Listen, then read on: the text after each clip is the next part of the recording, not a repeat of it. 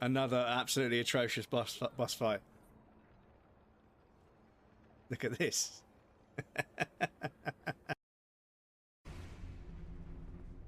Okay, so he aggroes.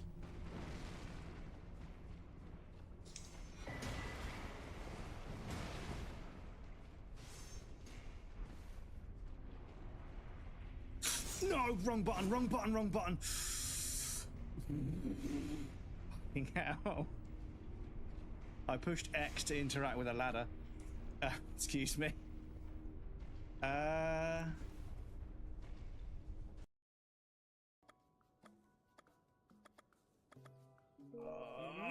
my god, everything is so tedious in this game.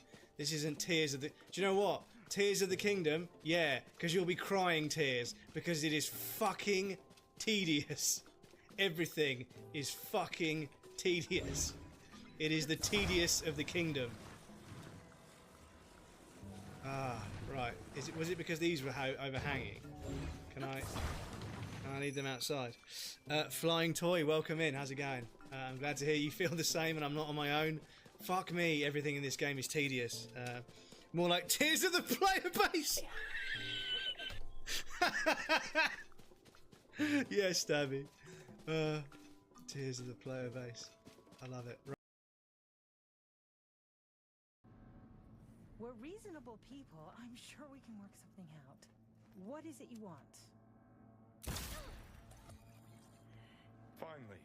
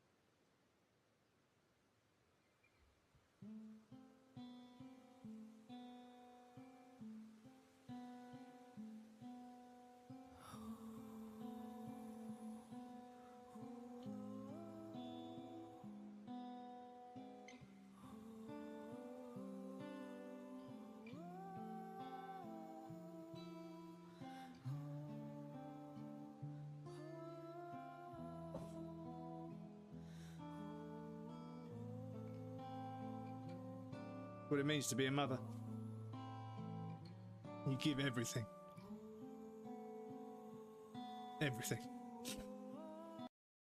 I agree. It is nice when you get a game that's, you know, firmly planted in some sense of reality, but then it completely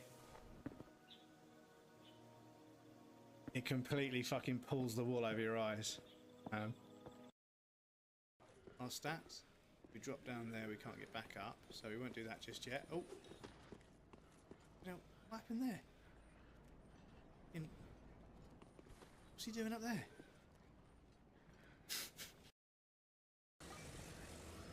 How far can we, please don't just fall off, I swear to God. You fucking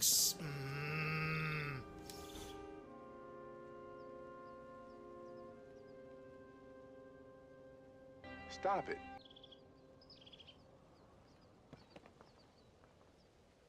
Fuck.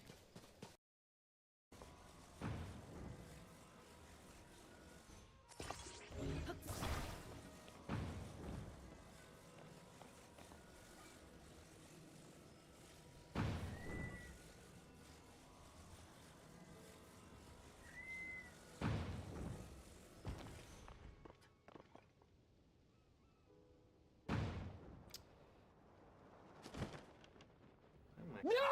God!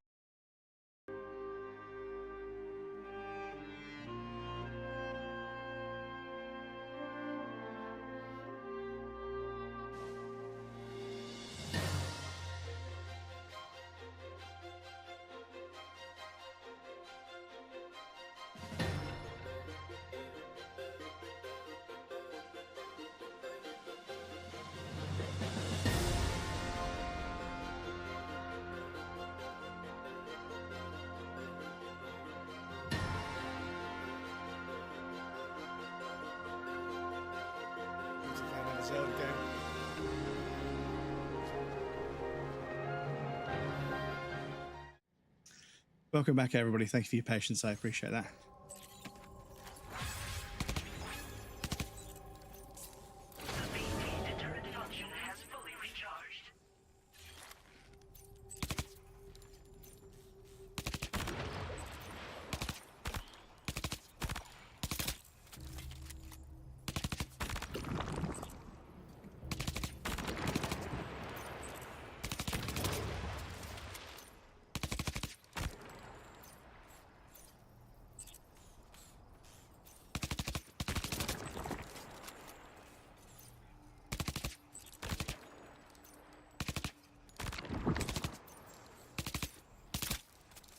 Excuse-moi, I forgot to start the YouTube stream, so YouTube, I apologise. There's a bit of stream where I made some monorails and some other stuff that'll be missing from the YouTube VOD, which I apologise for. Are you allowed to call it a YouTube VOD? What's good, broski? Captain Cook, welcome in. How's it going? Everything's good. Well, not everything, but you know, pretty good. I'm playing a wonderful game. Hanging out with some wonderful people. I've got a bottle of Iron Brew to satiate my thirst. It's been a bit of a muggy kind of day, but it's not been too hot. It's actually been kind of mild. It's kind of nice. My replacement vacuum cleaner was delivered today, so I get to play with that tomorrow, which I know sounds very boring, but you know.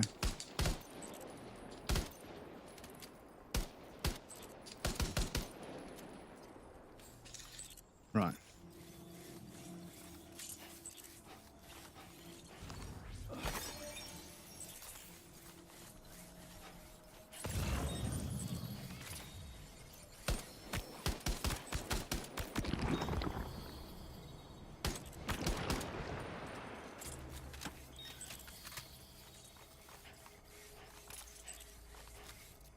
One down there. You sneaky motherfucker, what are you doing down there? Sneaky motherfucker. Right, let's take the truck because there's cargo to pick up. But yes, how are you doing? How was your Monday? Well, I hope everybody had a good weekend. I hope everybody's nice and cozy. Apologies to the YouTube folks for not starting this stream. Problem is this, I have to do so many different things when I start a stream these days. Because I can't trust Twitch for discoverability at all. With almost every game, I get either buried in the category by there's so many people, or Twitch just doesn't tell people that I'm live. My go live notifications on Twitch are probably just not being seen by anybody, and it's just unfortunate. That's just the way it goes. So I have to post a bunch of stuff on social media to make up for that, and it doesn't even work sometimes. But I also need to make sure the audio with the game is synchronized, because that's a problem I have with my capture card, and yeah, there's quite a lot to do, and unfortunately I keep forgetting one or two things. I had inner ear surgery this morning, and everything went well. I can finally walk without fear of falling on the ground. Still in hospital though, but the nurses are nice and the food isn't too bad. Well, I hope you have a speedy recovery, my dude, because I know that obviously your equilibrium is affected by all sorts of stuff in your ears. Obviously being a bit funny can throw your balance off because you've got fluids in your ear that help you balance and stuff. But yes, I wish you a speedy recovery, dude, and enjoy the not so nice hotel you're staying at the moment. What's the fucking deal with this one? Fucking hell, that one took like fucking 20 bullets to kill.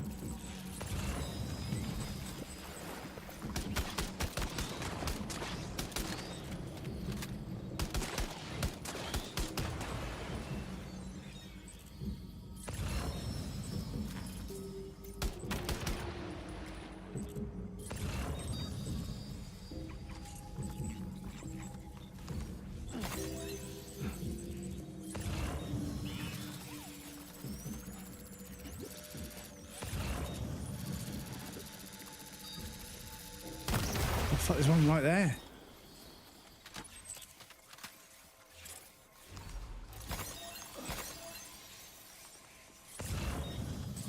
Okay, I think that was the last one.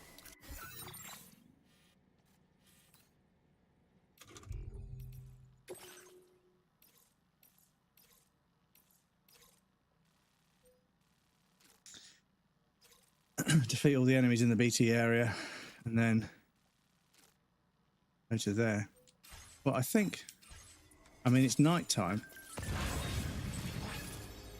Oh wait, my aura deck is still beeping at something. Okay, well we can get on the truck because we can shoot from the truck. Streaming on PS5 can be rough.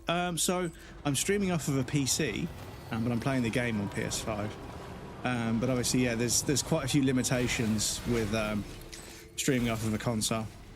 However, if you're going to get into streaming, I would suggest streaming from a console first, because it's the least amount of time and money you can invest to get into streaming, which I know sounds silly, but it's not for everybody. Says, oh, pardon me, I was absorbed in thought. I follow the breadcrumbs and I came out here.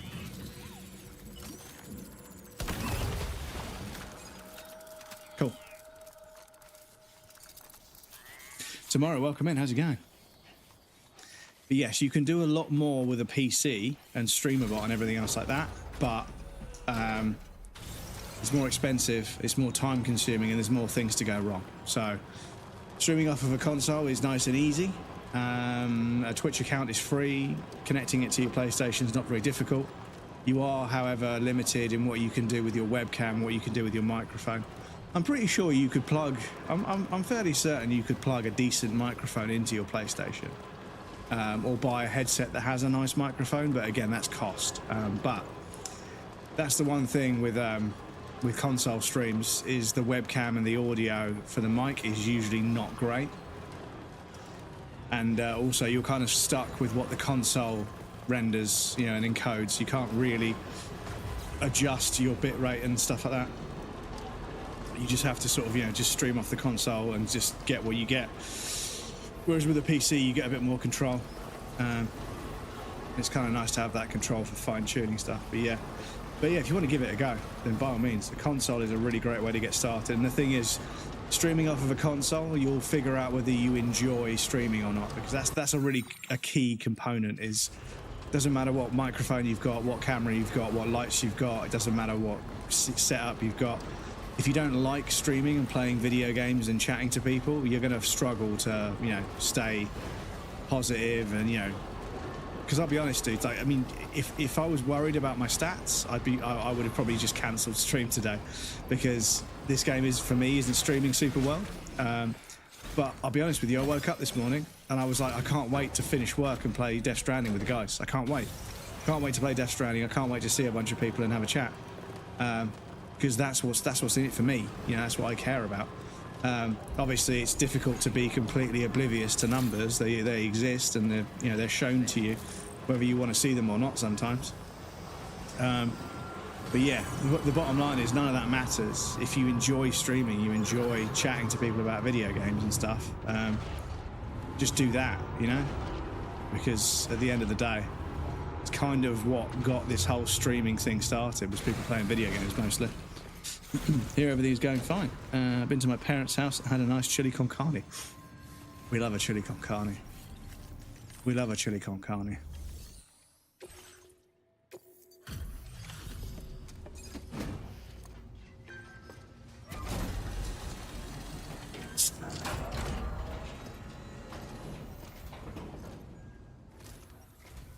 Still out working hard after dark, I see. Appreciate the dedication. One moment. These are wise words, my friend. Yeah, this is it. Is that, you know, I do talk about numbers sometimes, and some people say it's cringe and you shouldn't do it, but, you know, lots of people think about them, but, you know, and I don't like making a big deal out of it. You know, the bottom line is, you know, clearly what I do is not that popular, but that doesn't stop me enjoying video games and enjoying chatting to people, so I'll continue to do it. Because I'm not in it for the money, because there isn't any money. I'm not in it for the numbers, because there aren't any numbers. I'm here because I love playing games and chatting to you guys. And yeah, I'm loving this game. And being able to play a single-player game like this, but still be social and chat with you guys, is fucking dream come true for me, you know? I don't have to be on some online competitive game server full of toxic people. I just have a Twitch chat full of toxic people. No, I'm just kidding. No, I have a Twitch chat full of lovely people to chat to. And yeah, great game. I've got something to keep me hydrated. My cat's been fed. He's happy. So yeah, this is my happy place. Order completed. Well done. So, oh, have you got? It was resins we needed, wasn't it? No special alloys.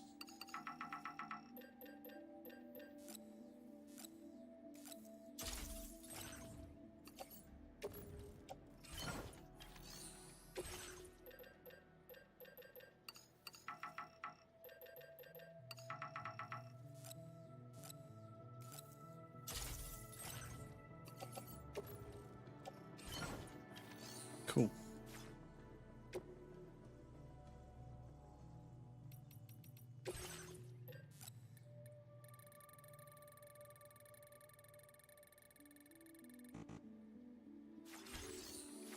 We've already got 4,000. That's fine.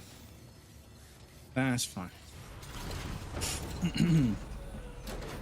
But yes, if I started streaming off of my laptop, so I bought a camera. I bought a webcam that was 150-ish quid.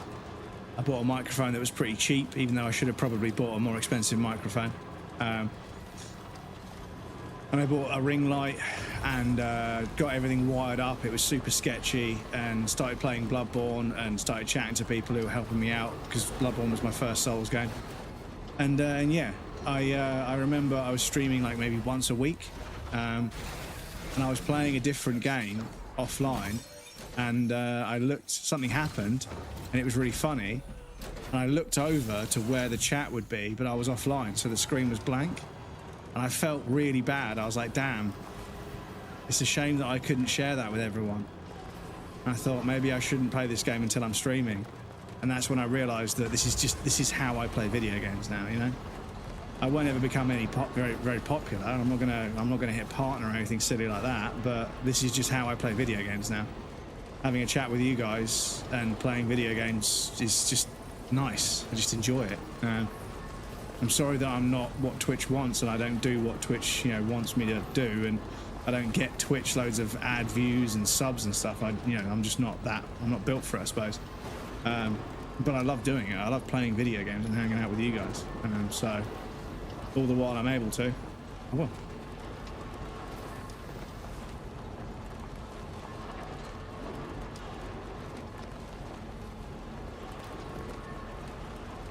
Gosh. No shouting.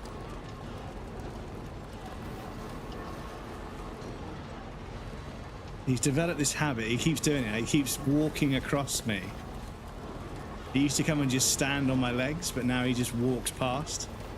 He jumps up on the sofa and then walks past me. I'm like, what are you doing? He's a silly boy.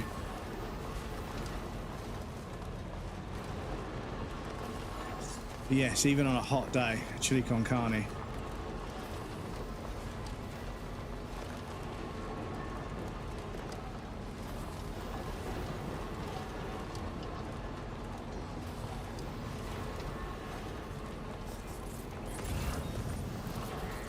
Yeah, I'm happy we managed to get a couple of bits of road built, and also, oh, my neck, sorry. Please excuse me.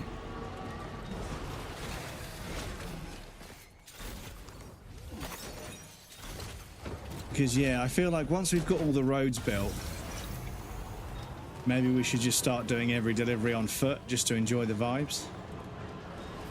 But once the roads are built, I can start taking on like 7 different orders at once, and we can just zip from one end to the other. Ooh. Also, I can see that chiral crystal thing over there. Must be pretty big. I can see it from all the way over here. We'll go and snag this one. But yes, chat, do it because you love it. Okay.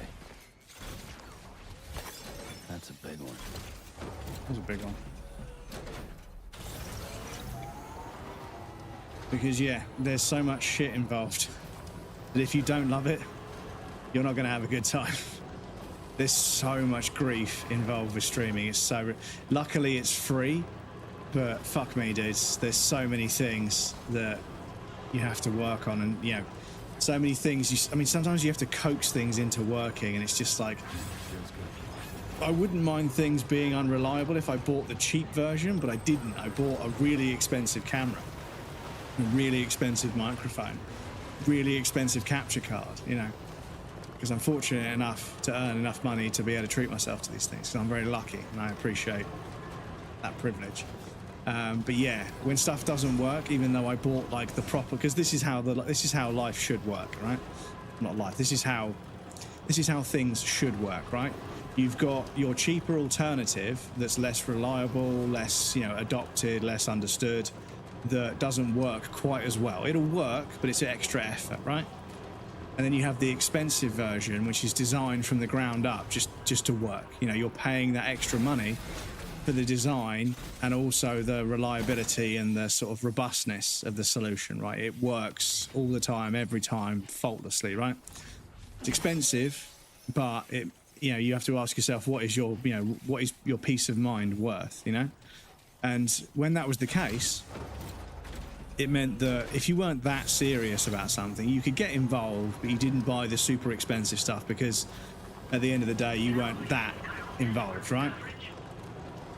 But now, everything is the cheap version, even if it costs a lot of money. It's such a scam, because you'll get something from a reputable brand, you know, reputable. You'll get something from like a well-known, you know, brand you should be able to trust, and it'll be just a rebadge of some cheap crap. They've just taken the internals of some cheap, crappy machine and put a new case on it, but the inside, all the components are exactly the fucking same. And yeah, so you end up out of pocket, and it's a piece of garbage. And it's just, yeah, it's just sort of like, that's not what capitalism is supposed to do. Capitalism is supposed to give me the option to buy the expensive one if I want. Like this vacuum cleaner I bought. I bought a new vacuum cleaner that's much more expensive than the one I've currently got, but it offers a lot more features, and I trust, and I've invested in that as a household item. It makes sense for me to have a good one, so I've bought a good one. Which is why I was really annoyed when it was broken when it arrived, but the company's been really good. It arrived Saturday, and it was faulty. I posted it back on Sunday, and it arrived on Friday, I think. But anyway, Friday or Saturday it arrived. No, it must have been Friday. So it arrived Friday, wasn't working, so I got in touch with support on Saturday, and yeah, it was Saturday. So I got in touch with support on Saturday, and hang on. Anyway, it's only been a few days, and they've already sent me out a replacement within a few days. They said it was going to take a week, but it's only taken. It's already here. Yeah, it's in the box in the bedroom. So, so yeah, it's already done. So you know, I've got a new one to test out. But yeah, like I bought this new one that was more expensive, and it was broken when it arrived, and I was like, oh, that doesn't fill me with confidence. But then, obviously, after the issue, the company, the person on the phone was super friendly, super nice, and was like, hang on, I keep forgetting this is a brand new item. I was like, yeah, I bought it a few days ago. They're like, have you got the Amazon order number? And I was like, yeah. And it's like, okay, I'll tell you what, don't worry about sending us a video to prove it's broken. You've just bought a brand new one. You wouldn't be scamming us because you've literally just bought a brand new one. So why would you wait for it? So because you've been nice, I'm just going to send one out to you now. So I'm going to send you a label. Just post that one back to us. I'll just send you a new one. And I was like, damn, that's really fucking nice of you. And he's like, well, you've been really nice and polite about it. I was like, well, yeah, you know, if you want good customer service, for a start, you need to be a good customer. People expect good customer service when they're swearing at somebody, like face to face. They're like screaming and shouting at somebody and saying, why can't you provide good customer service? It's like, mate, you're lucky they haven't punched you in the fucking jaw right now, let alone give you good customer service. You're taking the fucking piss. But me, I'm always just sort of, I'm fairly polite. I can put my foot down.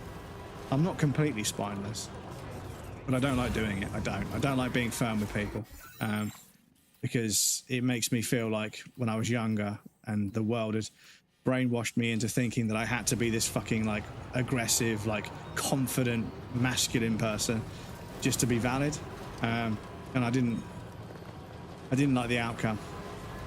It's not as much as it's not as great as it's cracked up to be. Being fucking verbally aggressive and physically aggressive as a fucking first go-to solution, it's not a good idea. Because as hard as you think you are, there's always someone harder. Trust me, no matter how hard you think you are, there's always someone harder than you. Always. There's always someone harder than you. It's just how the world is. So yeah, it's just not worth it. Some brands are straight evil looking at you, Razor. Well, this is the thing. Some brands are good at doing one thing, but they've got a new ownership or they've got a new executive that's all about expansion, because they think expanding a business is just correlated with growth. And obviously, if this new executive happens to own a shit ton of stock, and then they do a mass expansion and they start making multiple different devices that aren't really in their wheelhouse, excuse me, and the expansion of the company makes the stock price go up, and then they sell all of their stock, then you know what's going on. We know how that works. Slow down, Bubba.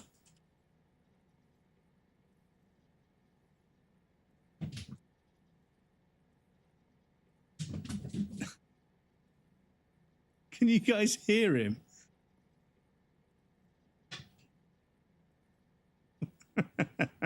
Bubba, what are you doing? Shush. Shush. Shush. There's a bird outside, right? Birds are allowed to be outside, okay? Fuck's sake. Excuse me. Calm down. Spooder Boobles. Artorius has the zoomies. Yeah, he's gone fucking berserk. Bro, he's doing construction there. Welcome in, Spooder. It's good to see you. How are you, dude? I hope you're well. So we now need to go to here so we can use the mine. The monorail, because we've got deliveries to make along the way. So we'll do the same trick where we jump off at the inventor. Yeah, cool. And we just follow the monorail. Bit under the weather, cold. I'm sorry to hear about that, dude. It's the weather's been up and down, so it's caught a few people out, unfortunately. I hope you feel better soon, dude. I know your pain, dude. I've been unwell for like 2 years now. This is fucking crazy. Like when I go to the doctor on the 10th, I'm going to be like, listen, like I've had this sort of groggy, fatigued, unwell feeling for 2 years. I am at the end of my rope. We need to start, doing a bit more to try and figure out how I get healthy again, because I'm fucking sick and tired of being bloated, confused, irritable, blocked nose, can't breathe properly, just fucking lethargic, sluggish, clumsy. It's just I'm just falling apart in every regard. But yeah, I need some answers, basically. Riding a scooter in the rain, and this one's on me. Oh, okay, I see. Yeah, and the thing is, right, when you're looking at like a water cooler on a PC, like there's no way a tiny little like pipe pushing water over the square inch of heat material, heat spreader. There's no way that could drain that much heat from a CPU, and then you ride a motorcycle or ride a scooter or something in the rain, and you're fucking frozen to the bone because the water has just evaporated or just sucked all of the temperature and all the heat out of your body. It's fucking brutal. Cybernetic implants. Yeah, well, this is it. When I go to the doctor, I'm like, I know you can't legally, and I have made this joke before, so I apologize for repeating myself, but for everyone that wasn't here when I was playing Ghost of Tsushima. But yeah, if I went to the hospital, I know they can't legally turn me into Wolverine, but how close can we get on the NHS? Can I get some, indestructible bones? Can I get some regenerating limbs? Oh shit, we are not doing well on battery. Keep forgetting, without the roads, when I'm carrying all this shit, the truck will actually run out of battery.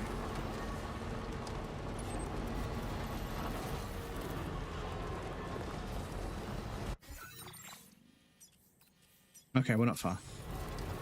We're not far.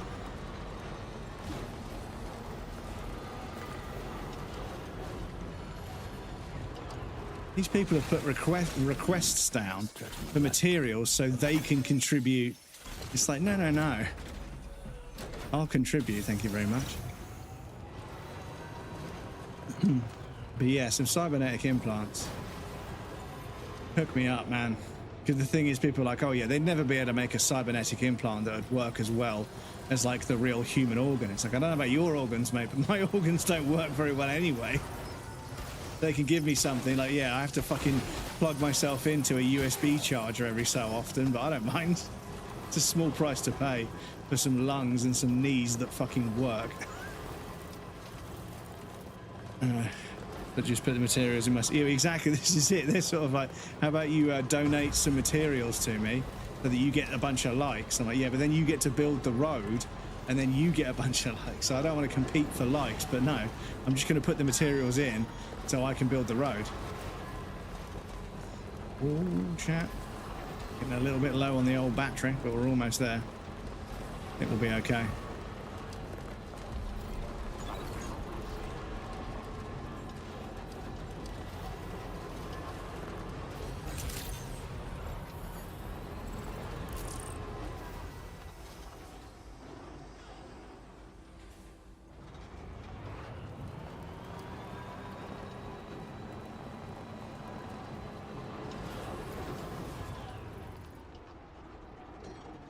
Mate, are you kidding me? How much does it need to upgrade to reach the road? Is that no, level 3 is much bigger than that. Okay. USB type C, yeah. Just plug a USB-C cable into my Jap side to charge myself up. Sure.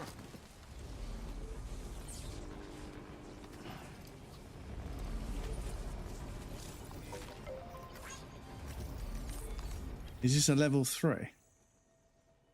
That's level 2, okay. Oh no. It is level 3. Why would you put level 3 and put it so it doesn't reach the road? Like, damn.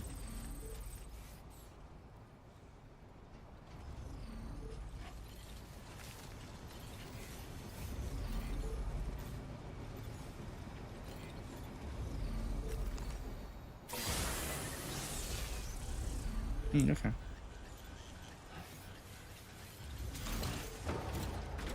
Clipping that. Yeah, just charge myself up.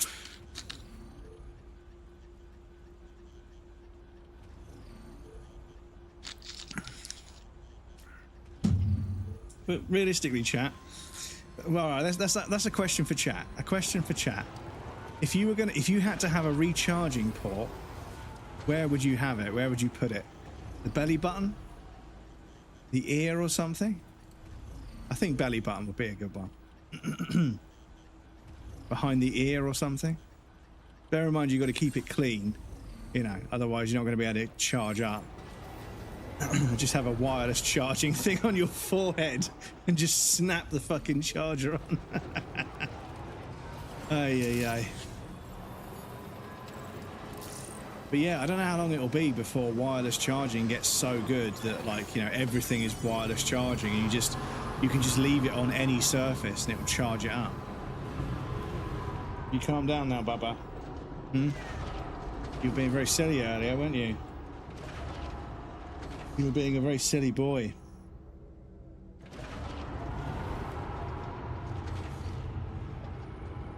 Fucking cat hair everywhere, mate.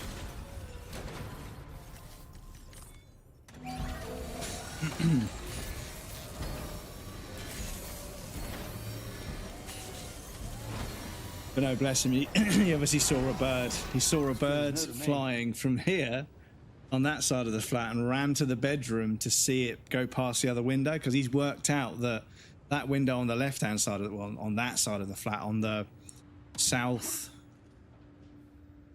southwestern side of the flat, that window, obviously the bedroom window, they're connected. I think he's worked that out because he is an indoor cat, so he obviously wouldn't know specifically the layout of the building.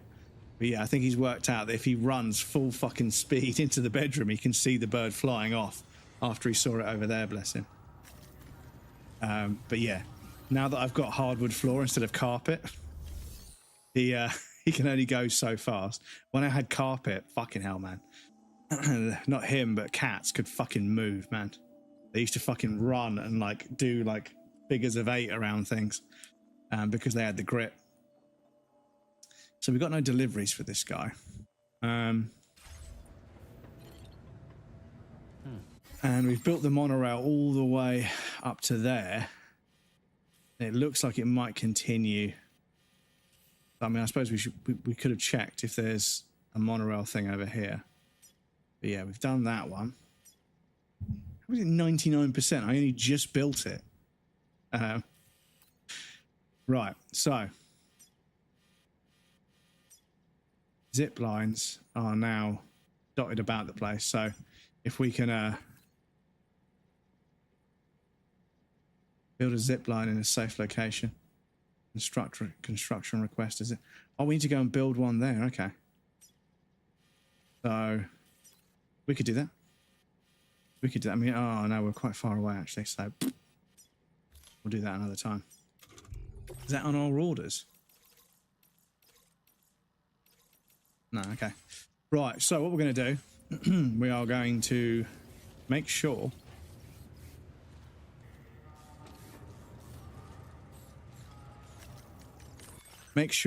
that everything that needs to go, so everything for the inventor,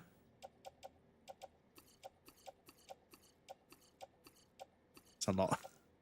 It's a lot of stuff. That's going to go on our backpack. Everything else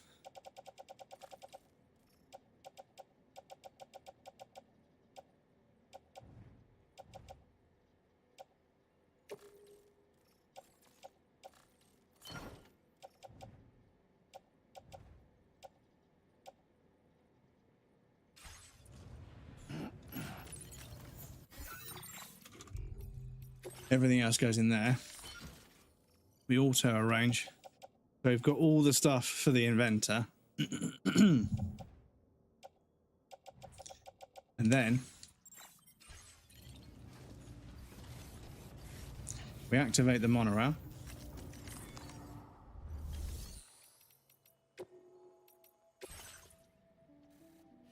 And we go all the way to here. We load our vehicle because it's got all of the stuff. We get on the monorail and then we dispatch. Then we time a jump down to the inventor.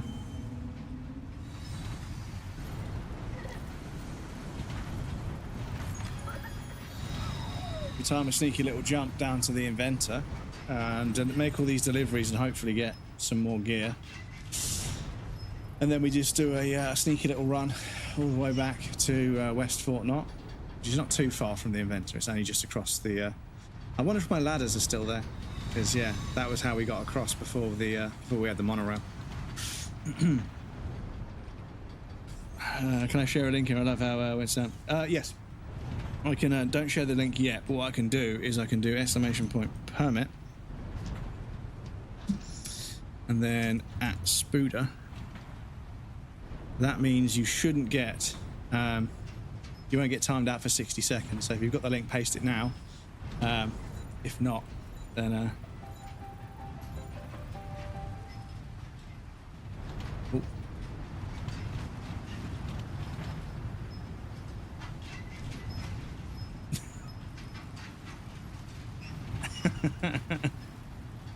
Oh dear, another cursed clip. Another cursed clip for the collection. Because we've got cursed quote redeem. Maybe we should have a cursed... Maybe we should have a cursed... maybe we should have a cursed clip redeem. Oh shit, I need to jump off, don't I? I've yet to play this game. I hope you have a chance to play it at some point.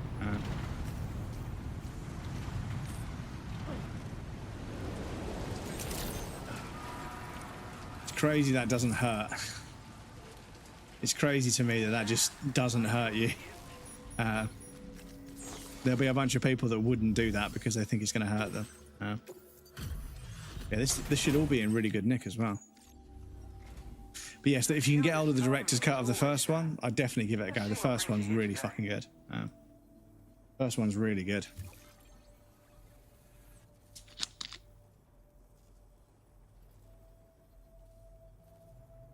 Well, where on earth did you find this? I've given up on ever seeing it.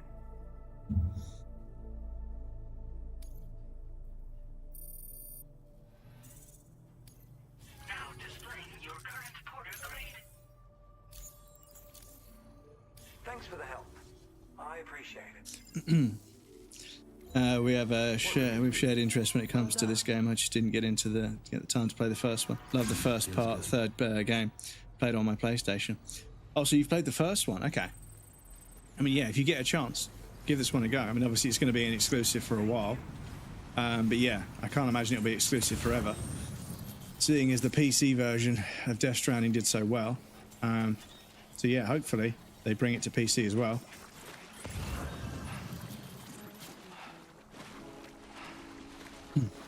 Ah, zipline, zipline, zipline, zipline. Oh no, the PCCs will be on the fucking truck. Oh chat, that would have been the strat. That would have been the strat, wouldn't it? Because there's a zipline over there. That's the strat, chat. Hang on, that's the strat. So it usually gives us a save. So that would be after we just delivered that. That would be just before we left, because that was a couple of minutes prior. So yes, let me make sure I've got a PCC on my body, on my persons. Make sure I've got one of the PCCs that's in here.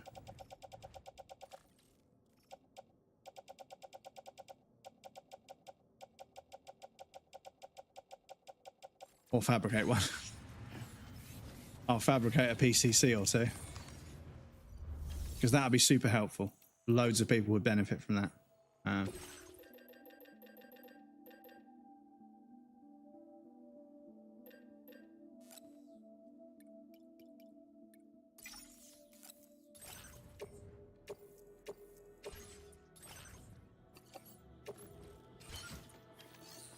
There we go. Right, so facility features. So we've taken on the order. There aren't any, so that's fine. So use monorail. We're going to West Fort Knott. Load vehicle. Fort Knott. Get on monorail, dispatch.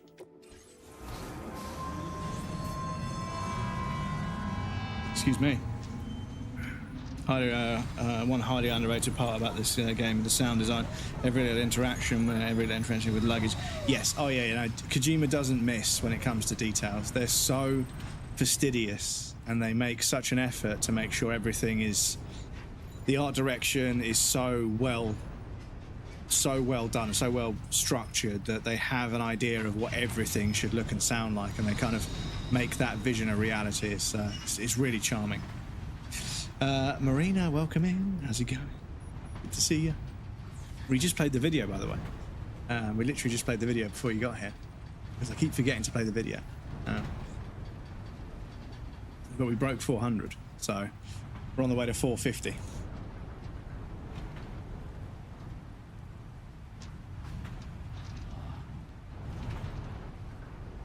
But yes, Kojima, they don't miss on the details. Every little detail is thought about and considered. It's very well designed. Thank you so much. Oh, thank you for starting the charity. Thank you for running the charity. I appreciate it. It's nice to have a charity that is a cause that you know, all of us here that play video games. It makes complete sense. You know, it's a shame that kids end up stuck in hospital for long periods of time. But obviously, if they can play video games, they get to enjoy that bit of childhood just like we did, you know? So it's kind of like, it's one way to restore some normality to their lives, which is, you know, a huge, huge plus. So I can't thank you guys enough for the work you do. So yeah, try and raise a bit of money. Unfortunately, like I mentioned in the emails, I don't have much of a reach at the moment. I don't think I'm being being pushed very much at the moment, but we'll see what we can do. Dip before my more spoilers. Catch you later. Spooder, thank you for stopping by, dude. I appreciate that. See you next time. Enjoy the rest of your day. Oh, that's a heavy one. That's a heavy one, so that would make us overweight, fortunately.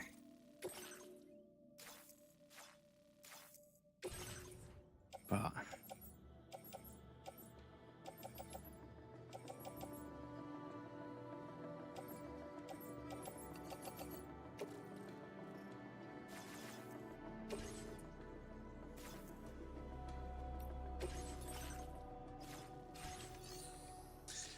okay, so let me just go and fabricate this zip line, because we definitely need that either way. Oh.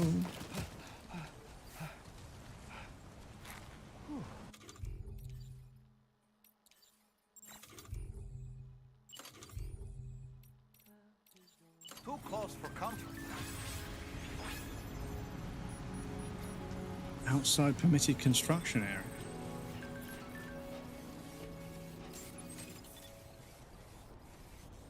Oh, look at this chat.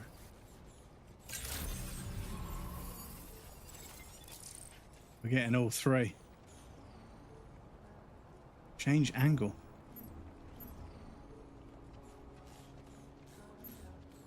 Okay.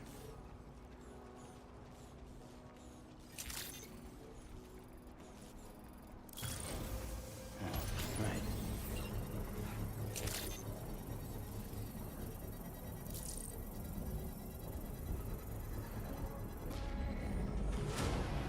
Construction process now complete.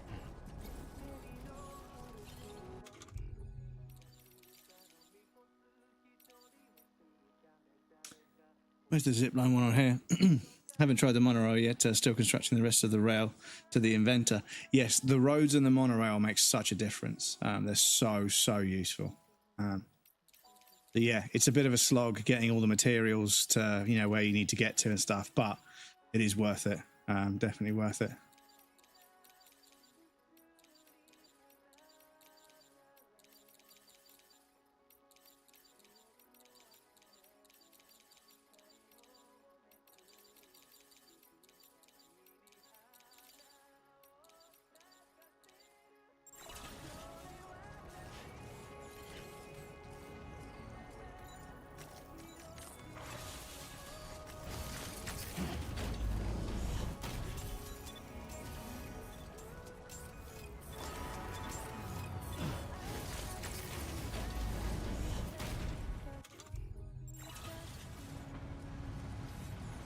Right, so let me see if I can grab that order and see how difficult it would be.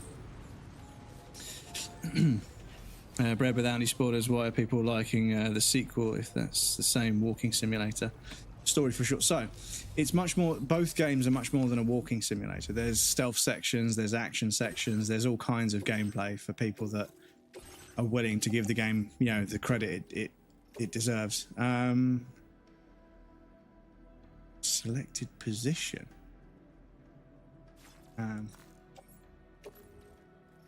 We can get some of them, but not all of them. What have I got on my back already?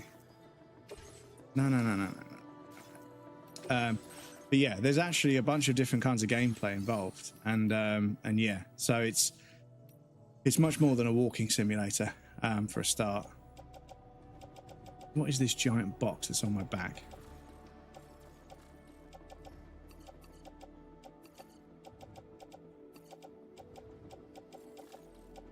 It's a bunch of special alloys.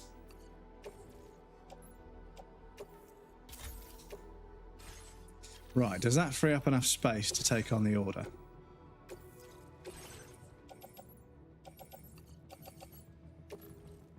Yes, cool.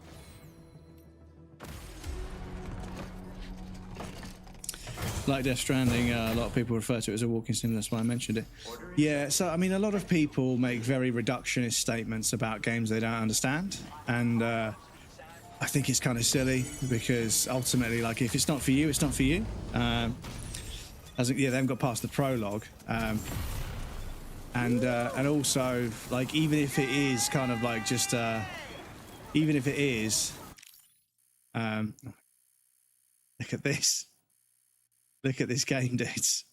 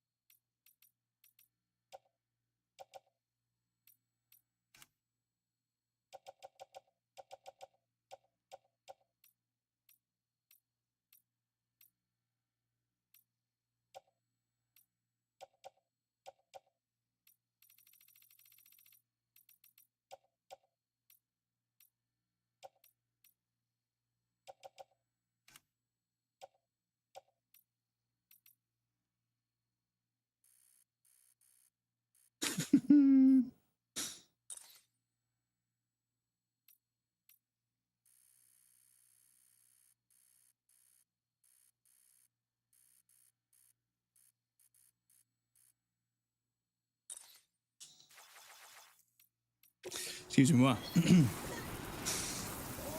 Absolute cinema. But yes. Is that too far away? Oh, you just need to change the angle, my dude. You just need to change the angle a little bit. Okay, whatever. But yes, people call it a walking simulator. It's a very reductionist way of...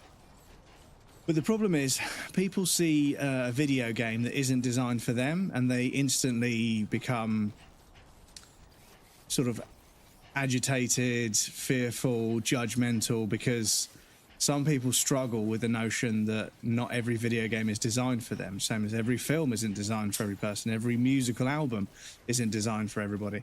It's different strokes for different folks. So the one thing I know, that when I play a Hideo Kojima game, I know I'm not going to play something which is going to be following someone else's script or following in the footsteps of something else. I know that I'm going to get a very unique, very interesting, and very kind of abstract look at a story. And I know the story is going to be full of very, very interesting characters, even if they do have very silly names. And I know that the writing and the depth of the story and the world building is going to be, you know, on par with some of the best in the industry. I know that the character designs and the design in general, Yoji Shinkawa is going to do an incredible job, because they almost always do. And I know that it's going to have a bunch of interesting mechanics that are designed to solve interesting problems that the game presents to you as a player. So for me, Hideo Kojima games, they're kind of the only creative stuff going on in the gaming industry right now. AAA has become so mind-numbingly formulaic and repetitive that Hideo Kojima games are such a breath of fresh air. They're so fucking weird and out there, but it's so nice to do something else that isn't predictable. You know, it's something that's, you know, unique and interesting in its own right.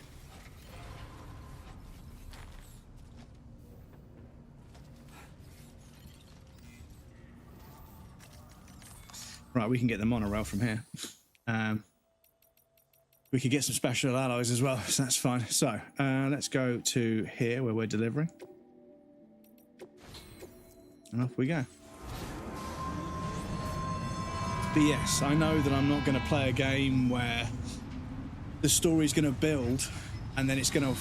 I don't know if anyone else experiences this when you're watching like a mainstream film or playing a mainstream sort of, you know, game that's sort of focused on mass appeal, but the story is building and building and building, but it doesn't really do anything that different or that interesting. It just kind of, it almost just builds intensity for the sake of trying to make it relevant. It doesn't really build to, like, you know, a 2 or a 3 act structure where something happens at the end of Act 1 that makes you question what's going to happen in Act 2, and then what's going to happen in Act 2 becomes apparent, and then something happens at the end of Act 2 that redirects the story in a different direction, or Act 3 is just, you know, the ending where it closes off Act 2. So, you know, there's different ways of doing it, but yeah, I don't know. I play video games and the twists always feel really manufactured and kind of hollow.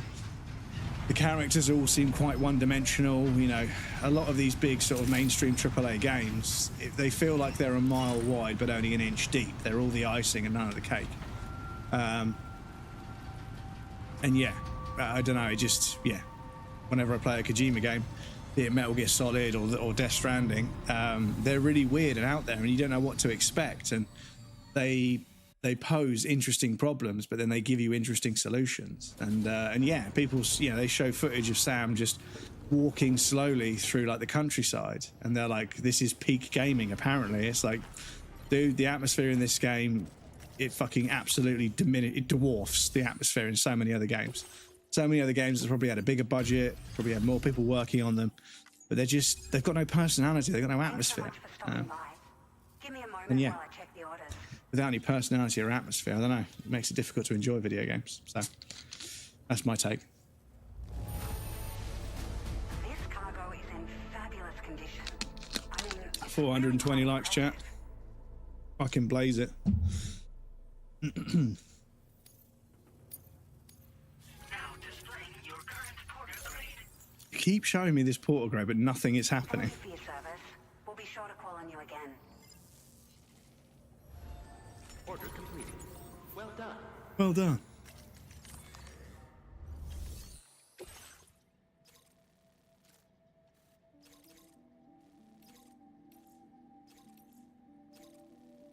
Oh, we actually need to do that, don't we? We actually do need to do that because we need to get 5 stars for that guy. We've got 5 stars for everyone else, I think. And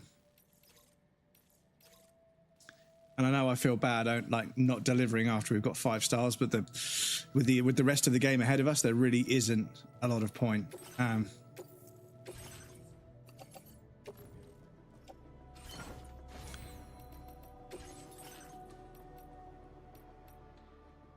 Is it green? Okay.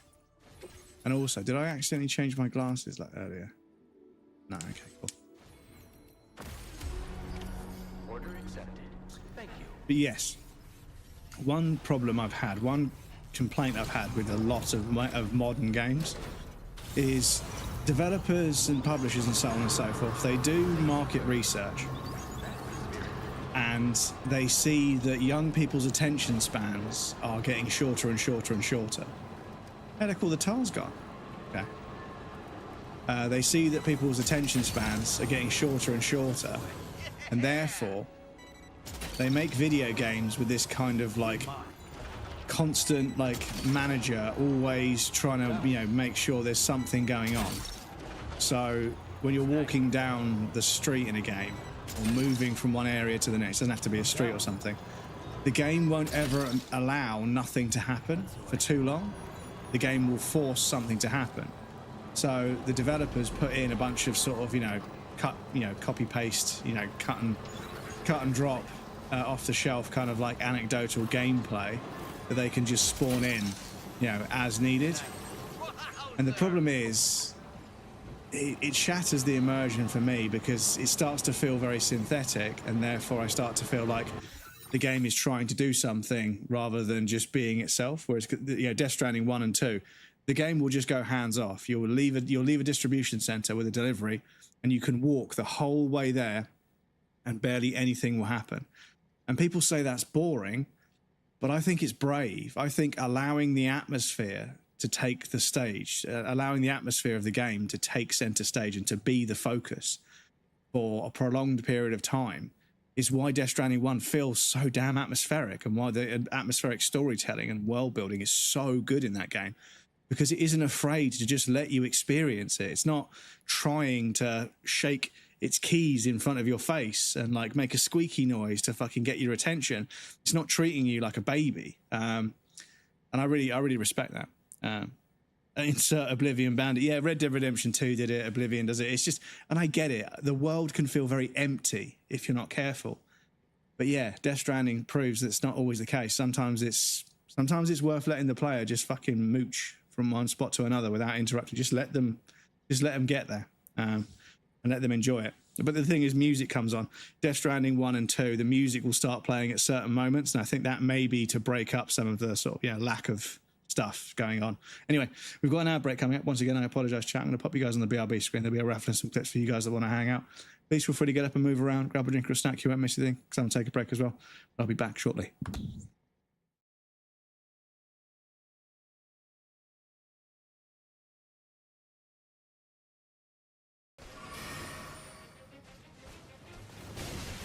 No.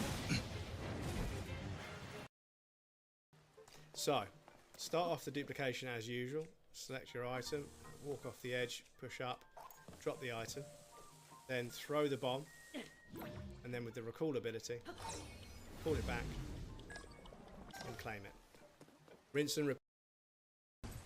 Yeah, I thought of a terrible French joke the other day. I thought of a really terrible French joke. Hey Siri. What's 70 in French? 70. How about you 70 nuts? I'm going to go to hell for that one. Right.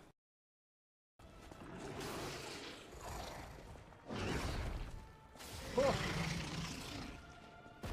Finished him up by stabbing him in the anus. We'll take it. We'll take it. You got to take what you can get, even if it is in the anus.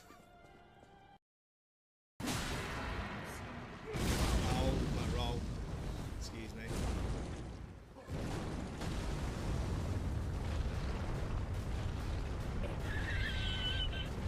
Stop it.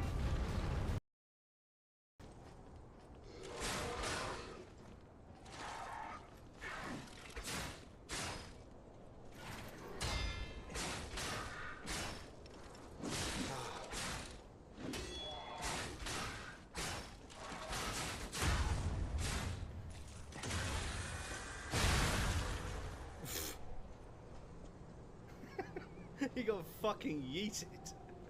Fucking hell.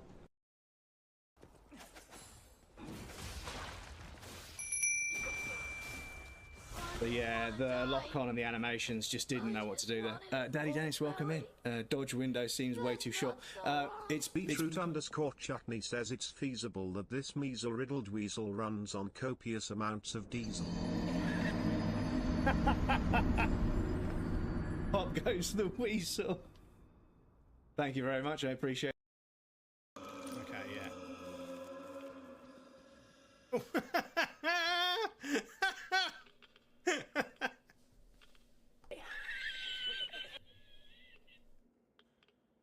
Do you think that's why he's so angry? They fucking they did not fucking model that. Jesus. Oh my lord. No wonder he's so fucking angry. Excuse me.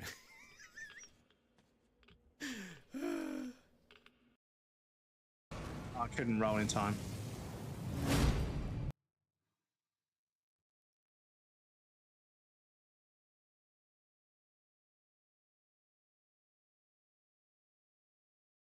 Yep, okay.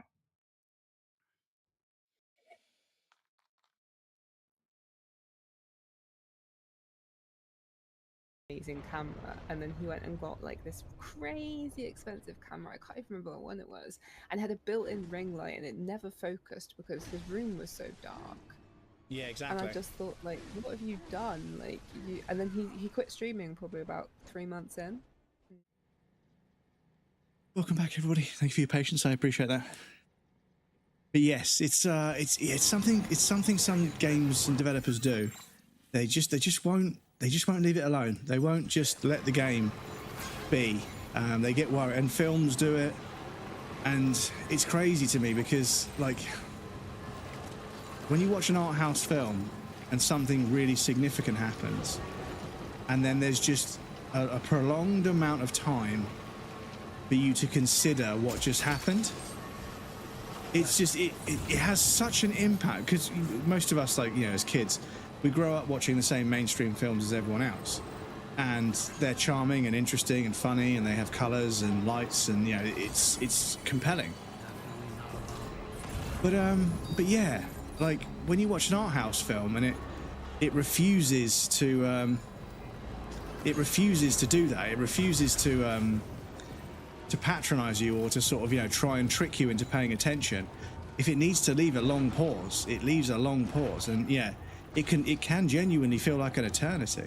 But the impact it has, how much it sort of makes you stop and think about what just happened, it's remarkable. And it's such a simple thing, but yeah, I feel as if, you know, the more mainstream you get and the more appeal you want to have with your piece of work, the more it can suffer, to be honest.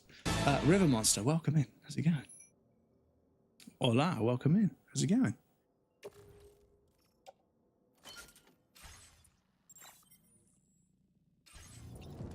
¿Habla español? ¿Molas español terrible?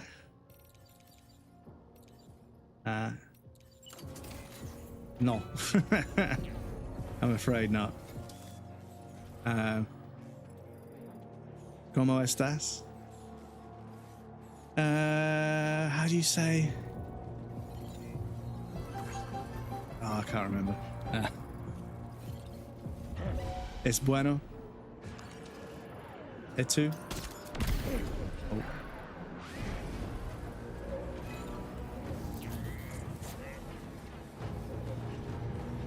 Oh my god.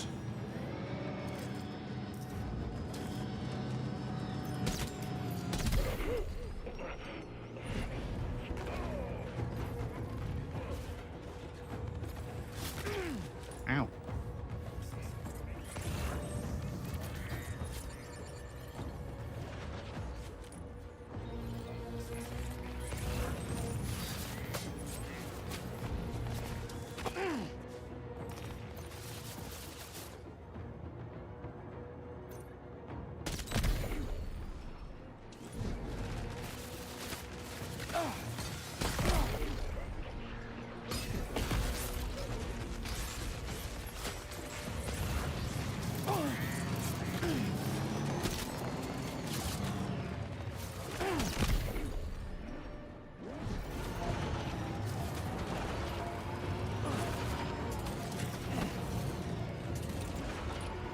Oh yeah, I've got my silly fucking gloves on, haven't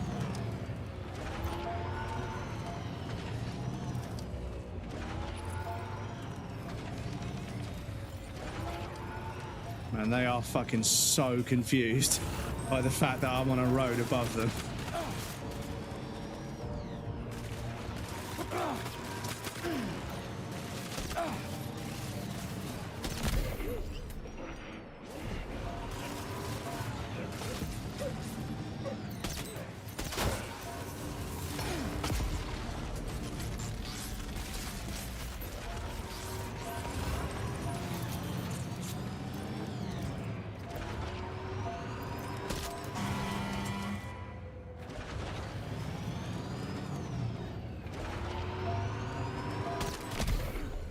Oh, got him. They're like 4 dudes, but there's so many dudes right underneath. If I get onto that ladder, I'm going to get absolutely fucking perforated. So I need to... That guy's so I need to go this way. Oh, I think they've worked it out, chat. I think they've worked it out.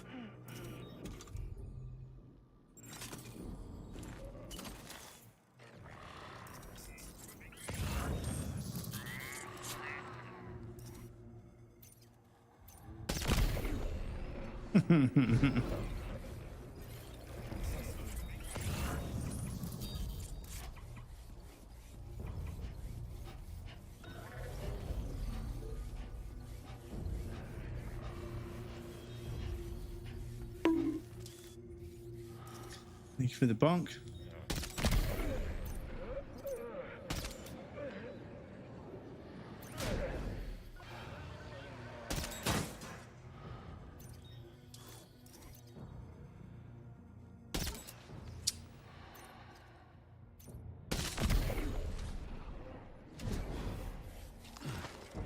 Nat, welcome in. How's it going?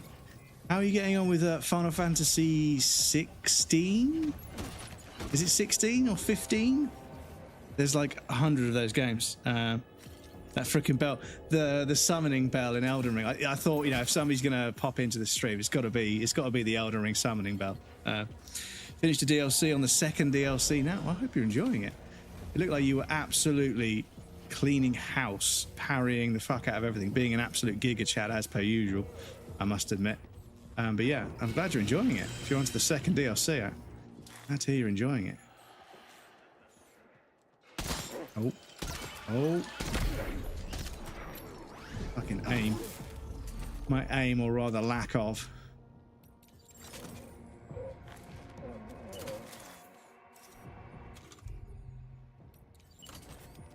Cool. Right. Excuse me, moi. But yes, have you got anything planned after the DLCs? Because there's like a bunch of those games, but each one is quite different from what I can work out. I know that someone told me that each one is self-contained, so you can kind of jump in as and when. But I remember someone lent me Final Fantasy VII on the PlayStation 1, and I never got around to finishing it, so I might try and do the remake. They're all individual, so yeah, I mean, they all look like they've got, you know, your sort of, you know, your anime protagonist sort of cast. But, oh wow, the fucking...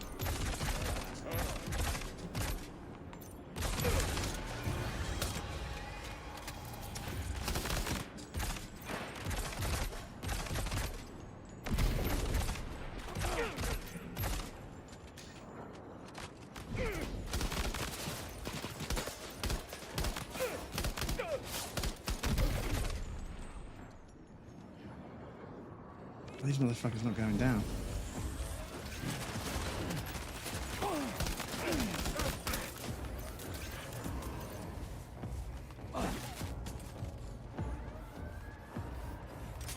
Oh, I see.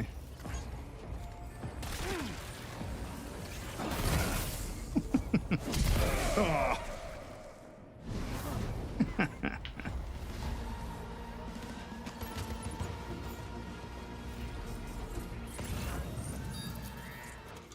Right, have I got any more blood bags? Ooh, I don't, okay. Need to be careful then, excuse me. But yes, they're all individual stories, so you can jump in as and when, but it's a big series, right? Because, yeah, you play one, and then everyone's going to tell you to play the next one, everyone's going to tell you to play this one. Somebody even offered to buy, bless them, somebody offered to buy me Final Fantasy X or something. I was like, damn, that's really kind of you. But I have like a million games. But yeah, this is the thing, because there's so many of them, you start to ask, like, how many of them do I need to play and which one should I play, and then you get a different answer from different people, and it's difficult to sort of really, but I think 7 would be a good one to jump back into to finally play it all the way through. One a year or two. Oh, okay, so you sort of spread them out a little bit. It makes sense. Because yeah, there's so many good games out there. This is the thing. When someone's like, yeah, there's like 7 games in a series you should play, and I'm like, yes, but no. Yes, but I've already got 98 games on my backlog. I can't add another 7. You know, I shouldn't even add another 1, but I probably will end up doing so anyway. But yeah, 6 is the best. Fight me. Okay. But this is what I mean. You get so many different responses to the same question. Makes it difficult to figure out where the best place to start is. But, you know, I'm sure at some point we'll be feeling a drought. I'll probably end up missing Clair Obscur and wanting to jump back into something turn-based and jump back into 7. Based off their favourite, not what you or with your own gaming. Yeah, exactly. This is it. Is that because there's so many and there's so many varying. Because it's not just the stories that change. The mechanics can change from a few of them. Because I've seen one. One of them looks like an MMO, like a proper like gacha kind of like, you know, steal as much money from people as possible kind of MMO. But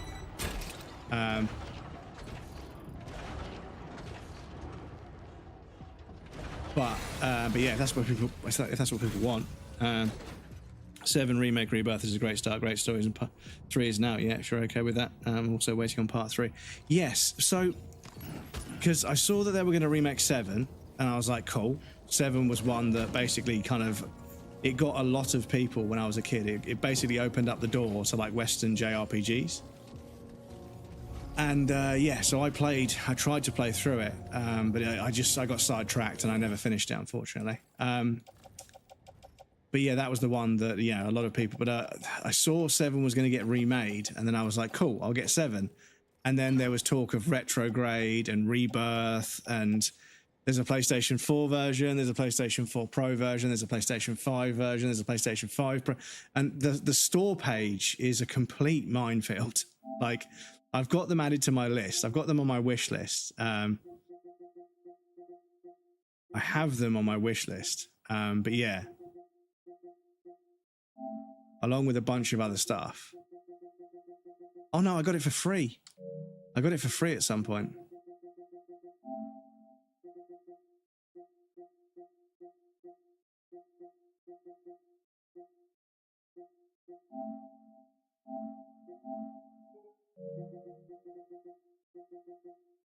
But there was so many different versions of Final Fantasy VII Remake. So I got Remake for free, and I got 15 for free. But yeah, there's the PS5 version, there's the PS4 version, and there's the Rebirth and also the Retrograde versions for both consoles as well. And it got fucking just completely insane. So I never actually downloaded it. But yeah, it's on there. It's on there. I can download it for PlayStation for free whenever I want. Oh, this truck is pretty full, isn't it? This truck is pretty full. So, ooh, that's not good news because we've just taken a bunch of people out. So, sugar. Okay. I need to get all the tar drops from. Is there somebody awake? Excuse me, sir. What are you doing?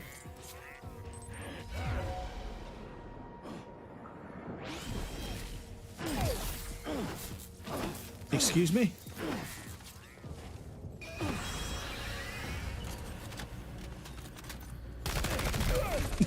What? What are you doing? So once again, our truck is just absolutely rammed. So I'm off again. Have a very good evening tomorrow. Thank you for stopping by today. I appreciate that. So freaking many. Store page is so confusing. I had to help pick it. Yeah, this is it. Is that I was like, so do I want just the basic kind of Rebirth? Do I want the basic remake? Do I want the remake Rebirth? Do I want the remake Rebirth Retrograde? And I was like, why are there like 5 versions of the same remake? Which in and of itself is, you know, another sort of, yeah, it's a remake of another game of the same. It's like another version of the game. So I was like, damn, it's a lot. And I was like, I might just download the original and just put the retro tag on. Because yeah, if I'm in the retro tag playing Resident Evil 7, that should get my name out there a little bit. Okay, so I think the truck is upset because we've got too much stuff. Oh, hang on. I think we're going to get away with this, chat. We can't empty any post boxes, unfortunately, but... Okay, so that's 2 of 8. Oh, mine, that's ceramics, mate. There's one more there. It doesn't like it. He won't pick it up. Right, so am I allowed to pick it up and put it on my back? Is that allowed? Oh, I think it is. He'd need to climb, you don't understand. As someone who's stepped into Final Fantasy in 2025, has no bias nostalgia for the series, I can assist you. I appreciate that. That's very kind of you to offer. I will at some point download one version of the remake and then probably get told by like 20 people over the course of like a month that I'm playing the wrong one and the other one's better or something. But yes, it's on the list. It's on the list because yeah, I played the first one on the PlayStation, got stuck somewhere, and then I got stuck somewhere again. And then I played from a little bit after that on my friend's save. They brought their memory card round, and we put their memory card in, loaded the game up, and put my memory card in and created a save to get me past that bit. But I then kind of got distracted and just ended up playing something else. And then the sun came out, so I went outside to ride BMX instead. Let's just shoot back to the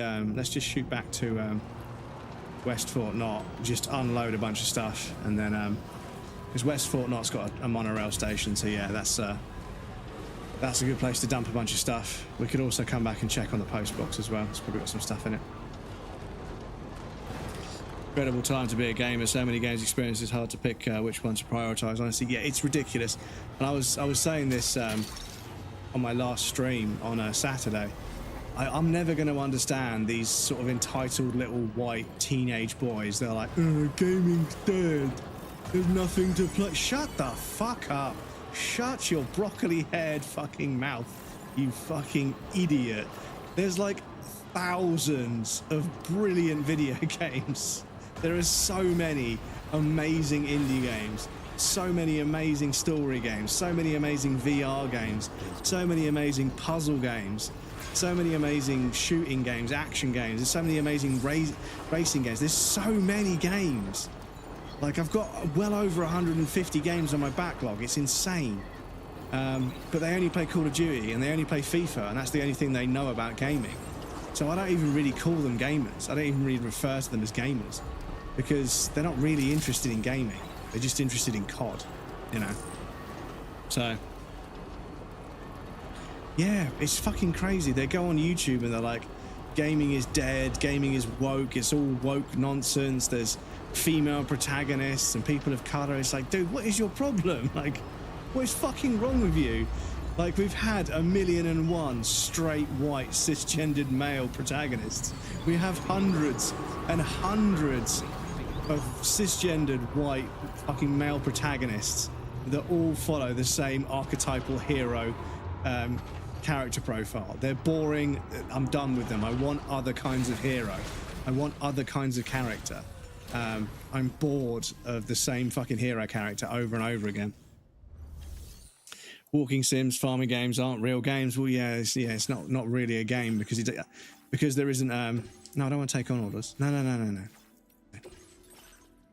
But yeah, it's fucking crazy to me how obtuse and naive younger gamers can be. It's just, you know, they play Fortnite, FIFA, and COD, and then they make statements about gaming as a whole. It's like, brother, stay in your lane, mate. Stay in your lane, right? If you don't like what you're playing at the moment, Krill, welcome in. Congratulations on 3rd. That's not gamers, exactly, Krill. They're not gamers. They're not gamers.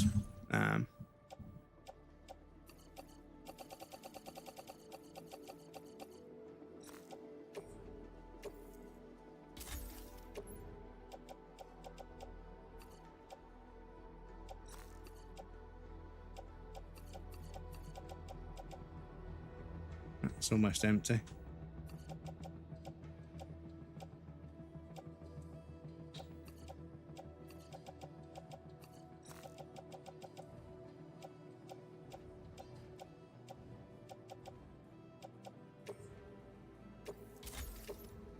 Cool. Right, so that clears our truck out a little bit.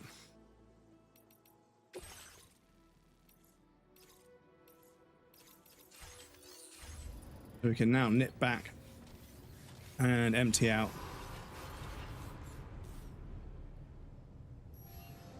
I don't know why they're flashing. Because we haven't got any deliveries to make to here. So, where are we headed? And it's spoiled shit kids usually too. How's it going? Yeah, pretty good, dude. Pretty good. But yeah, I'm definitely getting tired of seeing these fucking, you know, little teenagers in their bedrooms. They've started a YouTube channel. They're spending mummy and daddy's money on fucking promotion, so they get a bit of traffic. They get a bit of fucking traction. And yeah, they go on the internet and they say divisive things because it gets them attention. Because they're young and their fucking parents are obviously wealthy, so the parents are always busy spending money or earning it.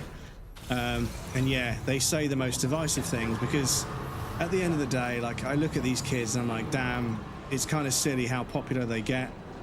And I can't even really blame them because the kind of money they earn from just being a clown on the internet, it's fucking crazy. Like, you wouldn't go and get a normal job if you could earn thousands and thousands of pounds a week. You know, over $1,000 per stream. You just act like a clown and say fucking clout farmy, divisive things. So I can't justify it but I can see how people get caught in that trap. You know, and then they take it too far, then they do an apology video and everyone feels sorry for them and gives them even more money. And it's like, oh my God, why is the internet like this? Azuki Kamari, welcome in. Thank you very much for stopping into the YouTube. I appreciate that. I'm just complaining about YouTubers, but not you, obviously. I'm just complaining about entitled kids that say that gaming is dead when it's not dead at all. They just have no taste. Welcome in. Thank you for stopping into the YouTube. I appreciate that. But yes, I'm pretty good, dude. Pretty good. I'm on auto drive. This is the best invention. When you've got a long drive, you can just go hands-free, let the car drive.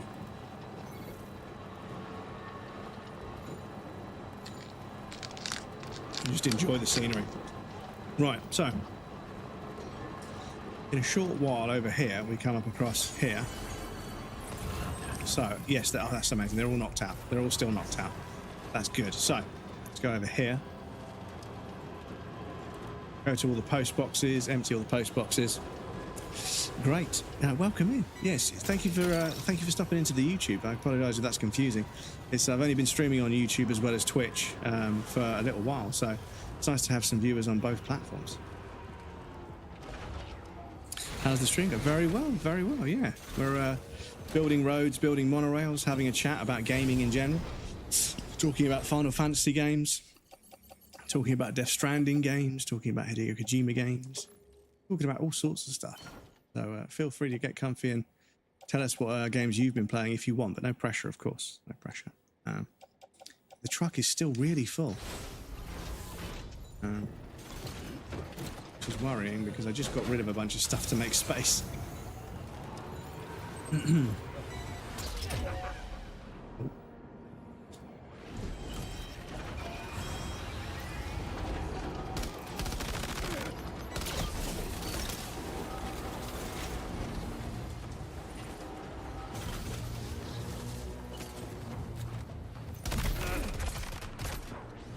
Okay, there was one more that we hadn't knocked out. My bad, chat.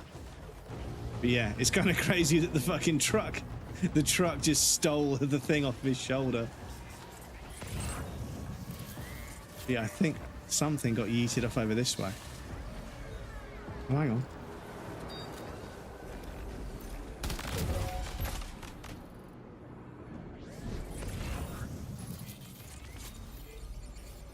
Okay, so it's not completely safe, chat.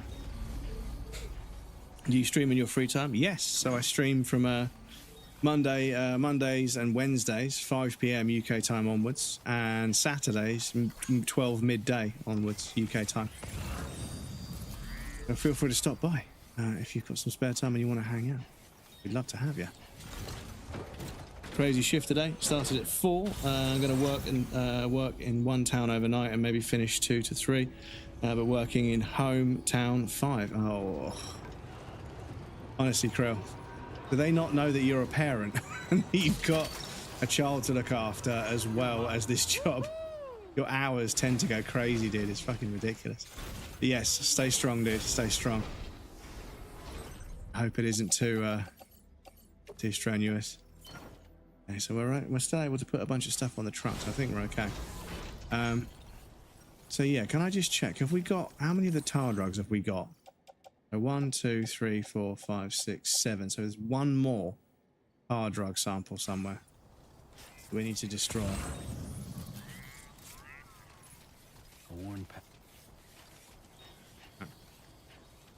He asked, do you want to? And I say, well, I want to pay my bills. Only working today this week, it seems like. Yeah, well, luckily there's lots of labour laws coming in where, like, if you work a certain amount of hours, you're not allowed to be back in the building at all.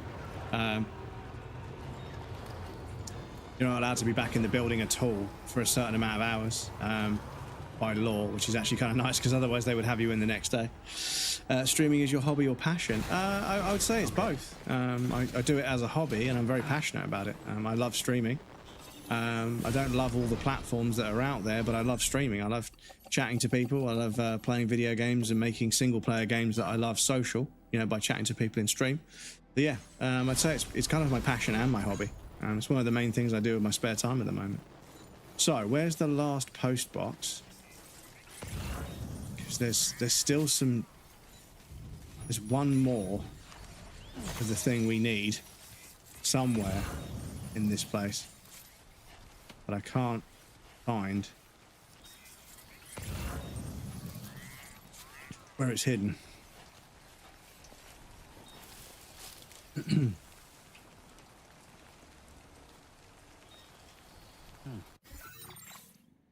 Well, we have those laws, but it's grey zone. We can postpone it for a certain type of hours. But yes, this kind of shit is a very grey zone. So, Grab, just a heads up about YouTube chat on stream. People have been getting banned for it. Even bigger streamers, they started to hammer down on TOS for it. So, because both the chats can't see each other apart from on the screen. So you're saying that the on-screen chat is a problem? The police outside, beeping their horn. Do you mean the combined chat on there? The one on the screen. Okay. Did I make a button for it? There we go. He's got a button. He's got a button. They allow multi-stream, but apparently the chat is the problem. Yes. So I heard. Obviously, I appreciate that you can't have YouTube chatters and Twitch chatters seeing each other in the chat because you can only moderate each one separately, right? So people could be saying things in a YouTube chat where it's okay, but it's not okay in a Twitch chat. If that came up in the same chat, that would be a problem. But showing it both on the same screen, I wasn't aware. But thank you for letting me know. I appreciate that. I don't know much about it, but there's been an Omega streamer that got a 24-hour ban for it, just 24 hours. But yeah, and obviously a big streamer that makes them a lot of money, they're only going to give them a 24-hour ban. But me, a little nobody that probably costs them money every time I stream, they probably ban me for like fucking a week, if not more. Where are the rest of these tar drugs, dude? I think we're still missing one. Yes, thank you for letting me know. I'll turn YouTube chat off on the screen for now until we know more about the TOS for it. They allow multi, if YouTube is higher quality equals a ban. If you're promoting YouTube equals a ban. If you're showing chat equals a ban. Yes, so the other day I said, by all means, guys, if you want to watch either one, whichever one works best for you. And I was like, oh, shit. Can't really say that, can I? But yeah, I was saying that YouTube is pre-installed on almost every TV that's been sold in the last 10 years. Which is factually true. I'm not promoting or lying or anything. It's just a fact. And obviously, if you wanted to watch the stream on a TV, you wouldn't have to download the Twitch app to do that.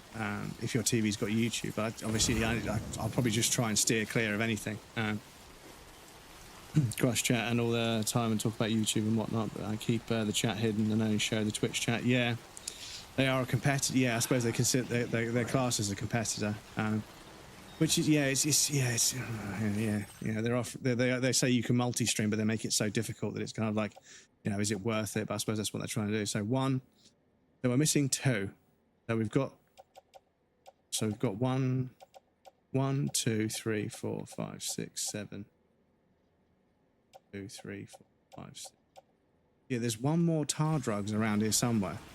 Who knows where? Have to tiptoe around the rules. Yeah, it's really silly. How's the weather in your hometown today? It's been okay. It was a bit grey and a bit cold, but it's been quite warm, so it being a bit colder is actually kind of nice, if that makes sense. But it was a little bit grey and a bit sort of windy this morning. It's still quite windy now, but the sun did come out, so it's not been over 20 degrees today, but that's actually kind of nice. It's been sort of high 20s for a while, so the fact that it's below 20 today is quite nice. How's the weather where you are? Obviously, you don't have to reveal where you are located if you want to keep that a secret, of course. But yeah, how's the weather where you are? Grey weather in England. How odd. Yeah, it's it's silly, isn't it? Oh, excuse me. My analytics page is completely broken. I'll just refresh this. Excuse me. Oh, I'm not getting any sort of readout on there. Oh, there we go. There we go. Cool. Right. Excuse me. Excuse me. Low 20s sounds so nice. Yeah, this is it. This is it. It's in England. It's like, oh my god, it's so cold and miserable all the time. Why is it so cold and miserable? And it gets to like 27 degrees. You're like, oh, it's too hot. It's too hot. Just can't win, can we? We're never going to be happy. But no, it's nice for it to be hot, but I also like the fact that in the UK where I live, it gets hot for like 3 or 4 days, and then there's a massive thunderstorm, and it cools down for a day or two. You just got to make sure you're not doing anything on that day with the thunderstorm. Okay. Going in and out, and I have to go out and work. And so yeah, if I ask something, they don't answer. Well, yeah, pop in and out, dude. If you've got stuff to do, if you're working, I completely understand it. Just don't work too hard. Remember, capitalism is the enemy. How long have you been playing this game? I have been playing Death Stranding for 56 hours, apparently. Sheldon. So about 56 hours, and we're 41% through, apparently. So we're almost at the halfway mark. Not that I'm in a hurry to get it finished. I'm actually sort of taking my sweet time with everything. Capitalism is life. But yeah,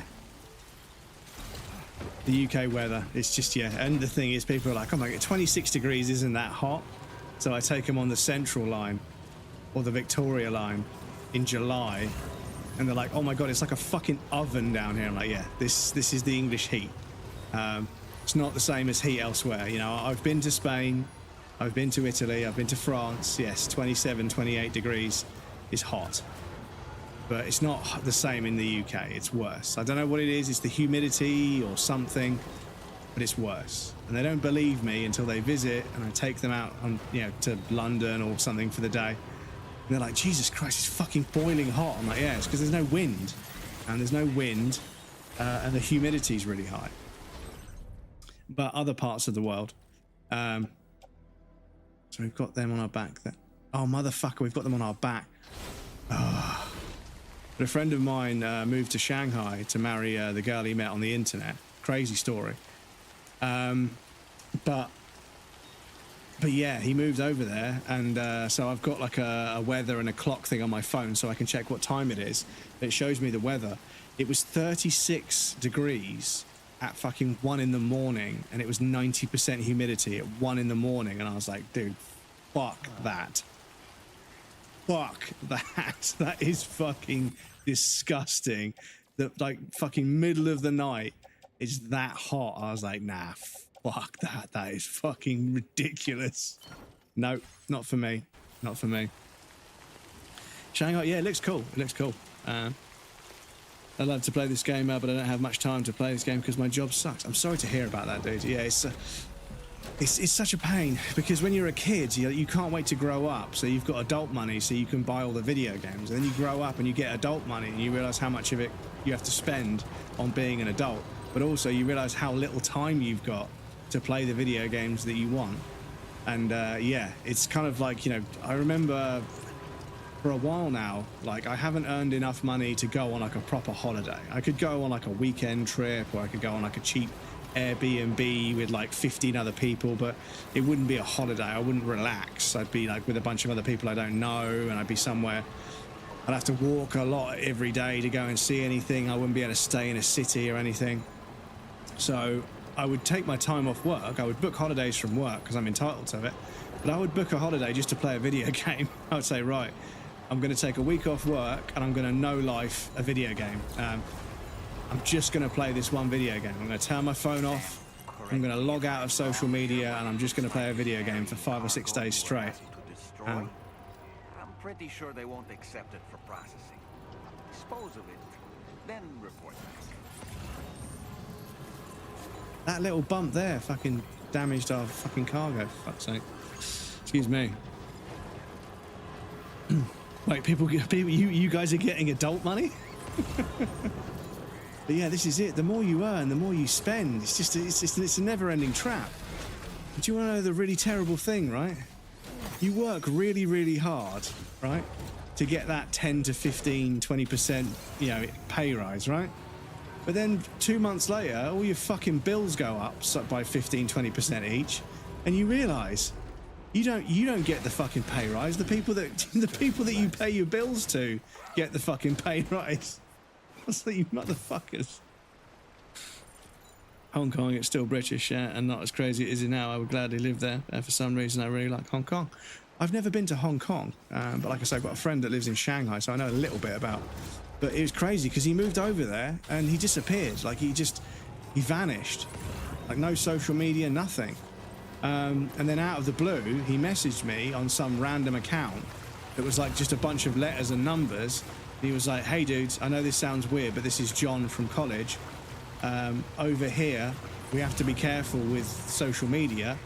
But this is the account I'm allowed to use on a jailbroken phone. And I was like, fucking hell, man. But yeah, he was like, how are you doing? I was like, yeah, I'm good, dude. It's good to hear from you. I hope you're well. He's like, yeah, married for a few years. And then eventually he ended up telling me he's got a kid now. And he came back over. He came back to the UK. And he came round to see me here in my new flat. And he had really long hair. And I was like, what's the matter? Have you not learned the Chinese for haircut yet? Because his hair was like down to here. And it was like really short when he left. Britain is fucked. Britain is kind of cooked. But like I was saying earlier,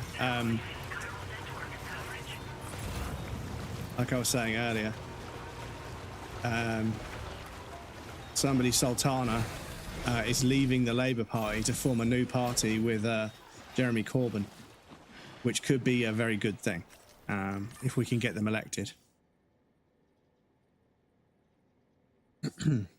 Childhood best friend invited me to his wedding in Hong Kong. Not seen him for 16 years, so I've been there one time. Oh, I hope you had a nice time, dude. Hope you had a nice time. So we need all of these. So we've got 1, 2, 3, 4, 5, 6, 7, 8. So offload those. And then on my backpack,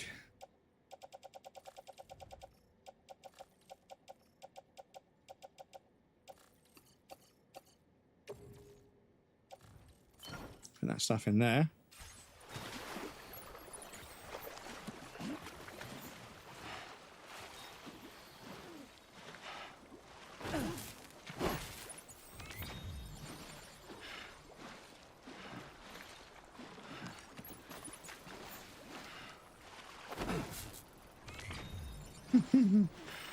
It's so silly that like the punch button, if you hold a piece of cargo and punch, you swing the cargo, but to throw things, you swing and then let go. It's like kind of like genius because it means you don't have to have another button. And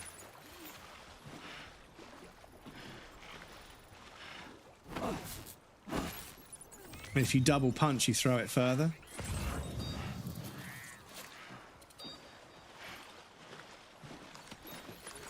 Right, got a little cargo.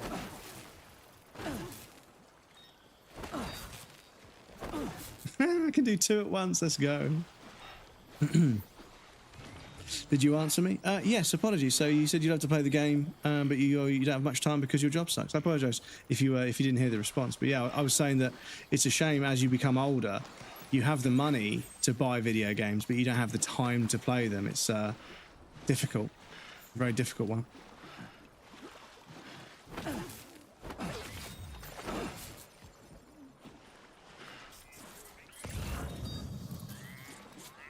Of course, that should be everything. Cool. Loved it. The people there are so nice. It was during the Chinese starting and introducing of October law, so many protests and riots. There were lots of protests and riots. Ooh. Sounds a bit fucking scary. But yes, I know that over there, they have their social control measures are kind of sketchy.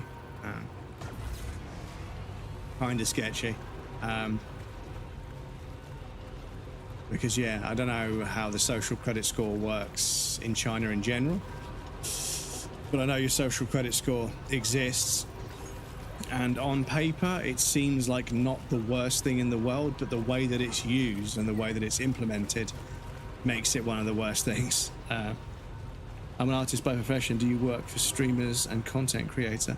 I wouldn't say I work for them. I wouldn't say I work as one. I mean, I create content.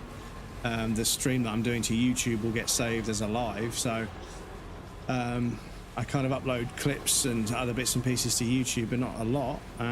But I also studied art and design at college, so I don't require any art services if that's what you're building to.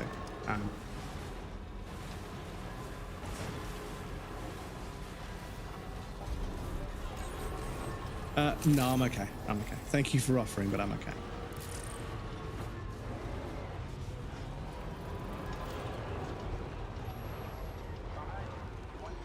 I hope you had fun doing the project, but I'm okay. I have to get stuff done in the video game. I've got to make progress because I keep getting sidetracked by missions and not doing stuff.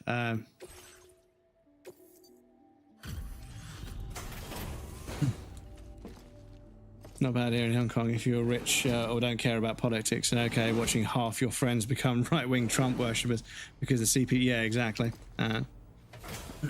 This is it. It's just sort of like, as long as you play by the rules, everything's fine. But the rules happen to be really, really fucking fascist. It's like, well, okay, sorry. We'd already written this off as lost. You've made everyone start bringing it in.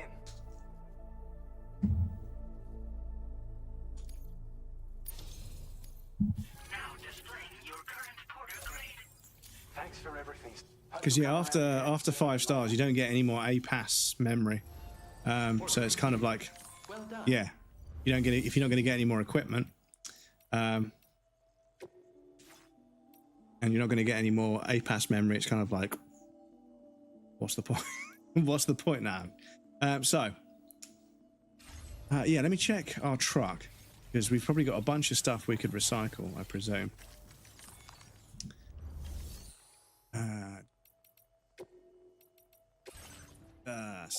We've got a bunch of materials. So we've got a bunch of materials that we could probably store here. Actually, no, I won't. What I'll do, I'll store the materials in a place where we have a monorail access, because that means moving them will be a lot easier. But we will recycle all of this junk that we found.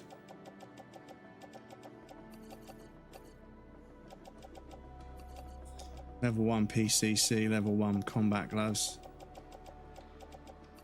Container repair sprays, blood bags.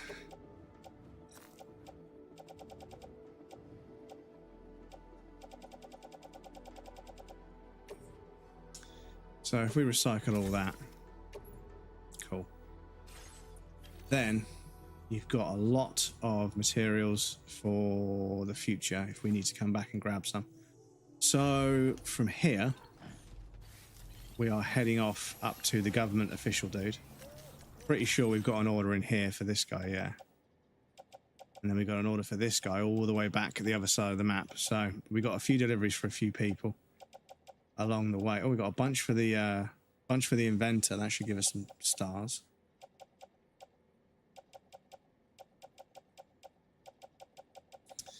And then yes, we'll keep these items in the truck for now. We'll dump them at West Fort Knott, because West Fort Knott has a monorail station. We can get back there nice and quick. So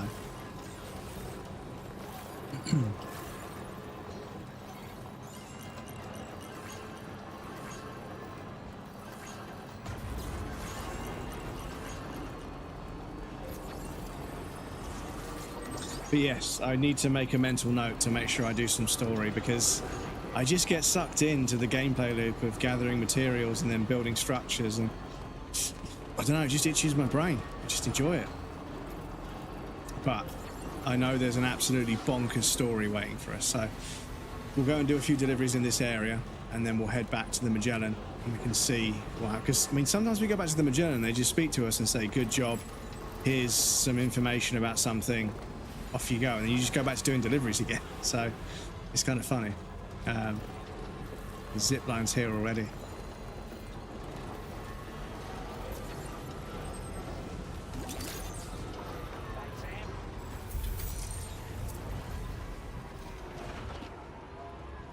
Yeah, I don't know, my ladder disappeared. I don't know why, but my ladder, I put a ladder over there and it disappeared. I mean, we probably got a ladder on us, to be honest, so we could put it back if we want.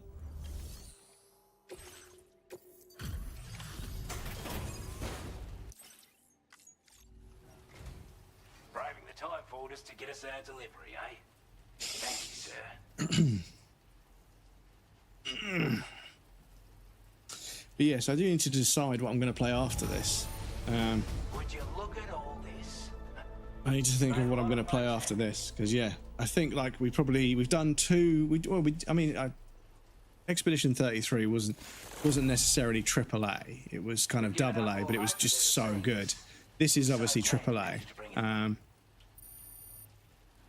There it is. Cool. Sam, you are the best of the best. And to show you how great Salty we cut. are, we want you to have this. Cool. Your Right. allocation of material.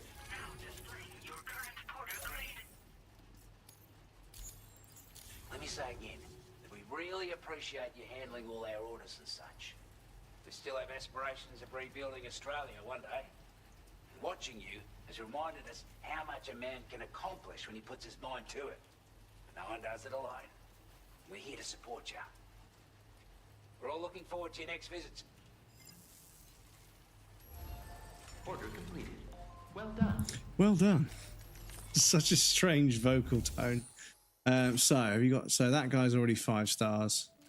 That guy's already 5 stars. Okay, so yeah, we 5-starred quite a lot of people in this area. So let me just quickly check my map. But yeah, I'm pretty sure. Because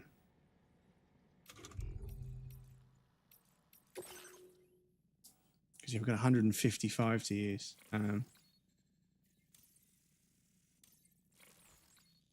Reduces vehicle's battery consumption by 8%. This enhancement, yeah, so we'll have that. What have we got over here?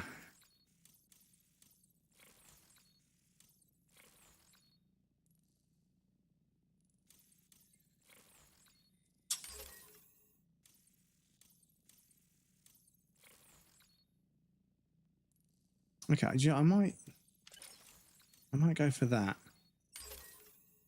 Because I want to see how far it actually goes. Yeah, this one to throw cargo containers filled with grenades, which will detonate simultaneously. Yes, so that's a mega grenade, which I don't really use the grenades to be honest. But yeah, that one might be useful because now I've got the gloves that electrocute people when I punch them. And then this one will be useful because it uses our battery to recharge the vehicle. If we get a little bit caught short. But yes, I'm pretty sure we've got an order for that, dude.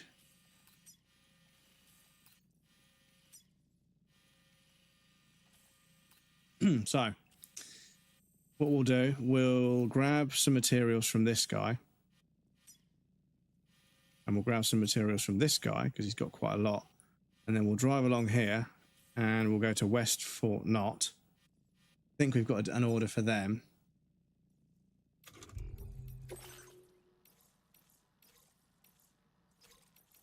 Got an order for them back in Mexico. An order for them. We've already got one. Okay. Oh, so we've already got an order for. Oh no, we got to go and collect stuff. So I might. Can I? No, the cancel order is going to be taken off.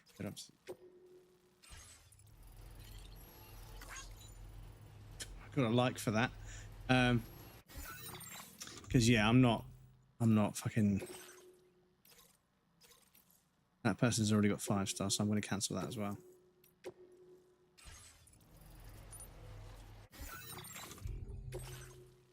So we've got that person to go and speak to, and we've got that person to go and deliver to.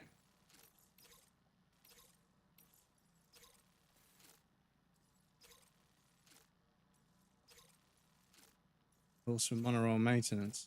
Okay. Right. Anyway, so we're going to take some materials from this guy. Because, actually, do you know what? Yeah, we'll leave those there for now. Because we've built a monorail quite far. We've built a monorail all the way to a distro centre that we can't even access yet. So both of these places, this place and also the other place, they're not far from the road. So we can get here pretty easily. So it's not difficult to get back here. So yeah, we'll... That's a bit of lost cargo there.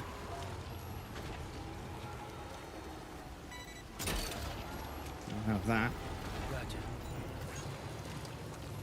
And then yes, we'll take this road back to West Fort Knott. Let's see if we can complete that order. One of the revel in the really late game still made me giggle a bit angry thinking about it. Reveal. Oh, okay. Yeah. Please mind the spoilers. I don't want to know anything about story or what happens because yeah, story is such a big part of Kojima games. But I made a joke the other day. It's the clip I shared most recently. Is that the crazy thing is that because the stories are so fucking complicated, people don't really understand it well enough to spoil it usually. So like, you don't get as many story spoilers on Kojima games because most people don't know what the fucking story is. Most people are so confused by the story they can't really spoil it. Very hard for Hong Kong to become independent too. Yes, it's yeah, it's crazy how some countries that are so big they're sort of completely off the grid. Like I know parts of Korea and stuff, it's scary how little they know about the rest of the world. And like there are people that have escaped, you know, North Korea, and they go to like other parts of the world. They're like, can't believe how good it is. Like everything is terrible where I came from in Korea, but they tell us that the world is terrible and this is just how it is. Everyone thinks the world is this fucked. But it's not. It's just that part of Korea. But they get shot. Like if they try and escape and run, they fucking shoot them down from like the border wall. They fucking shoot them. It's like Jesus, guys. Like let it go.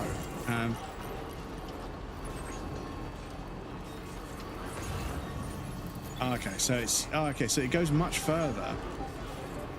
But it is quite a bit narrower. Okay. I wonder if we can turn that off at some point.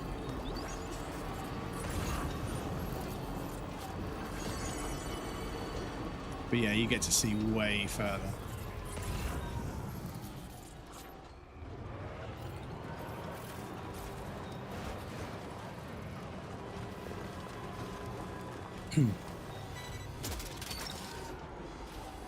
Spent 4 hours to watch the cutscenes first. But yeah, this is kind of the thing, is that even the promotional material that Kojima himself and Koji Pro Studios and everything, even the stuff they're sharing on their own social media, which obviously wouldn't be spoilers, I still don't want to see it. I still want to hide from it. Because yeah, I don't want to know anything about it. And unfortunately, the trouble is, if you're a live streamer on live streamer Instagram and live streamer TikTok, you get shown other clips, you know, by other live streamers because, you know, that's your niche, right? Problem is, people have absolutely no fucking tact or integrity when it comes to sharing clips that are spoilers. And yeah, numerous times I've opened up TikTok and flicked through a few, and then boom, there's like a fucking end game boss for something I haven't even played yet, and I'm like, thanks for that, you know? And like, the game came out like fucking a day and a half, 2 days ago, and obviously somebody's already completed it twice or something, you know, that's how it is. But yeah, it's kind of like I try and leave it like a few weeks after a game's release, like at least a week and a half, 2 weeks before I post anything. And then I try to leave it like a month or two before I post anything that might be considered spoilers, because I give everybody a month to sort of, you know, play through the story at least. But yeah, it's within 24 hours of a game release, there's like clips of like the mid game and the end game. And it's like, for fuck's sake, dudes, come on. Like, I haven't even, because like somebody was saying earlier, when you're at work all the time and you're on social media on your commute and you haven't even got, you like the game dropped and you haven't even got home from work that day to go and try it out, and you get spoiled on the bus home, you're like, for fuck's sake, dudes, come on. Anyway, we've got an ad break coming up. I do apologise, chat. I'll pop you guys on the BRB screen. There'll be a raffle and some clips for you guys that want to hang out, but please feel free to get up and move around, grab a drink or a snack. You won't miss anything. I'm going to take a break as well. And we've got anonymous follows on the BRB screen, so if you want to follow without any alerts, once we're over there, the bot will say, so there's no follow alerts over there. We don't call them out. We still appreciate them. We don't call them out. Yes, I'll be back shortly.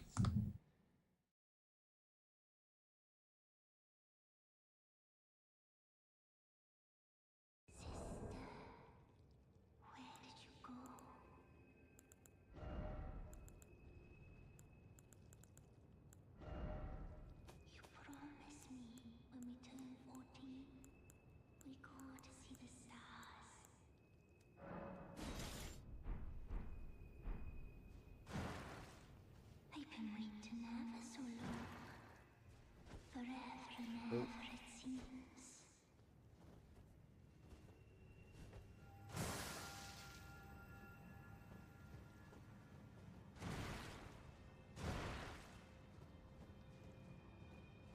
He doesn't seem too bothered by that.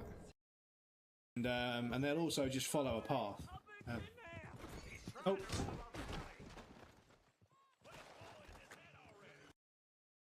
Can I link something that'll help you out?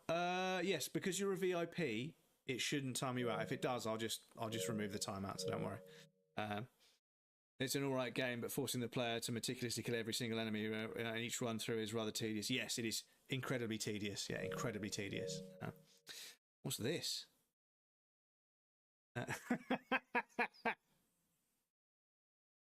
Stop it. Okay, do you know what? Yeah, okay. So hang on a second, because yeah, this boss feels like unbelievably obtuse and difficult to try and fight normally. So let me see what the parry's like.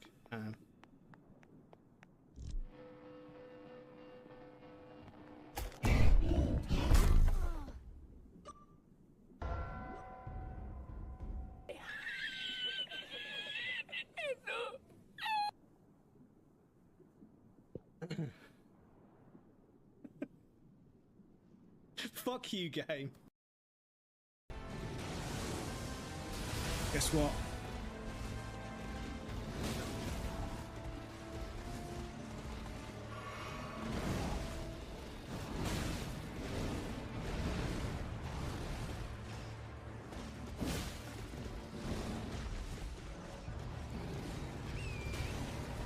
Oh my god, the iframes. The iframes, oh my god. Oh, I use a knife, excuse me.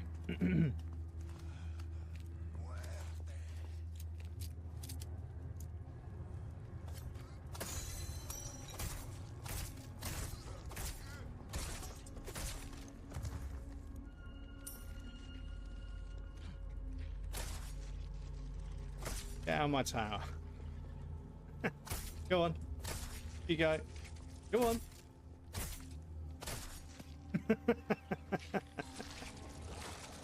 What?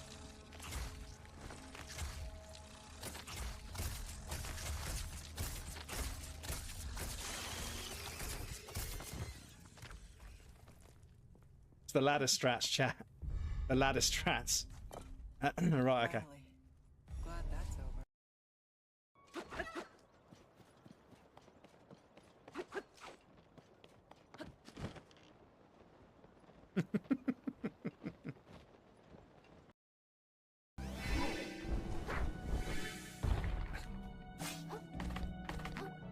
Oh, fucking hell.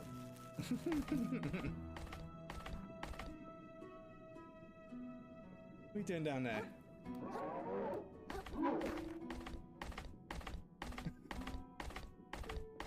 See you later, boys. I have a nice life.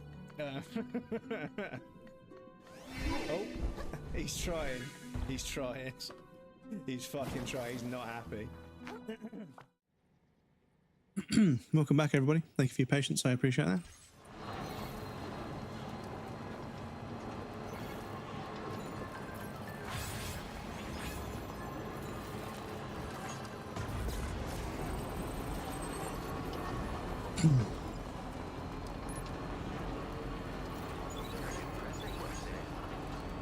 But yes, it is an ever-present problem. Spoilers and stuff. And I try to be careful, and I'm usually pretty good at avoiding anything. But one thing I have noticed is some people get upset with like absolutely every piece of information they haven't picked up on yet. And when they're sort of like, you know, why doesn't that work? And it's like, do you remember the person, you know, earlier in the game when they said that won't work because of this reason? It's like, and someone's like, no spoilers. I'm like, I'm referring to something that happened earlier in the game. It can't be a spoiler. Like, I suppose you could consider that backseating, but all I'm doing is reiterating something the game's already told you. But yeah, some people are fucking super sensitive over it. And fair enough, you know, it's their stream. They can be that way if they want. Some people are super fucking laid back, you know? Like, I'm in there, people are talking about the ending of the game and nobody's saying anything, and I'm like, what? Fair enough. Oh, excuse me.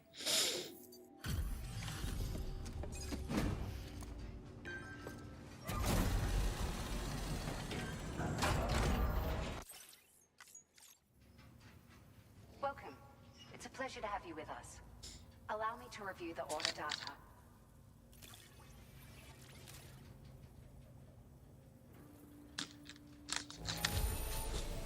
I can tell you gave it your all.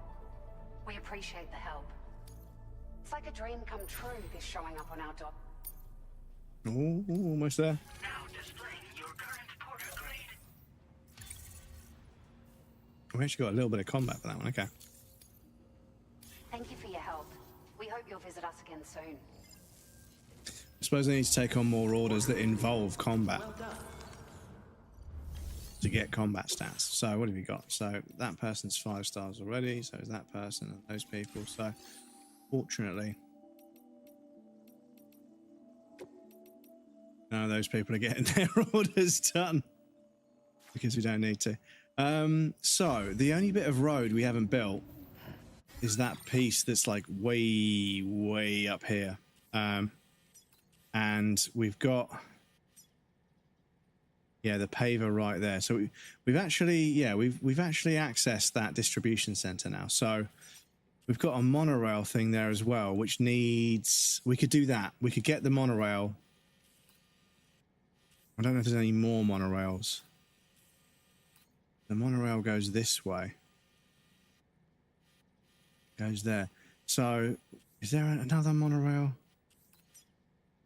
So track layer there.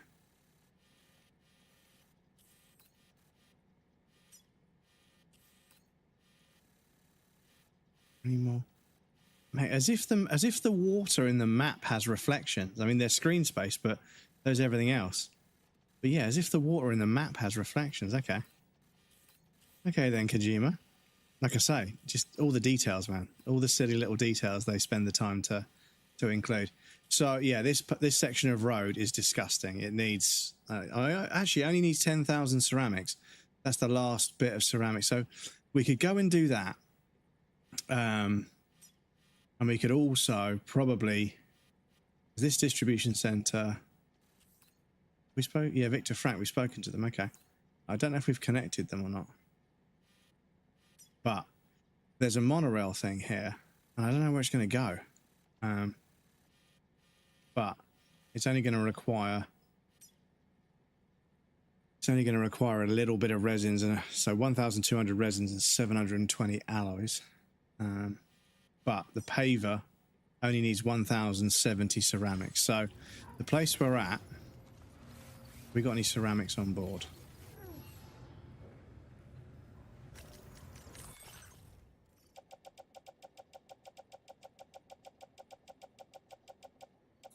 We do. We've got 320, 420, 480, 580,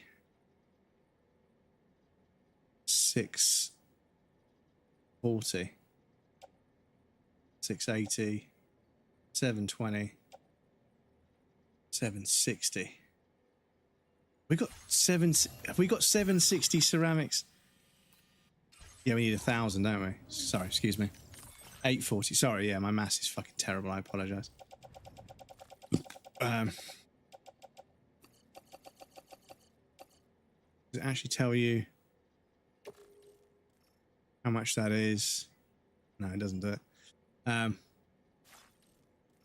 Okay, so we've got 840, so we only need another 300-ish, and we could finalize that last bit of road. And then from there, we don't have to carry any ceramics or anything else. So let me grab...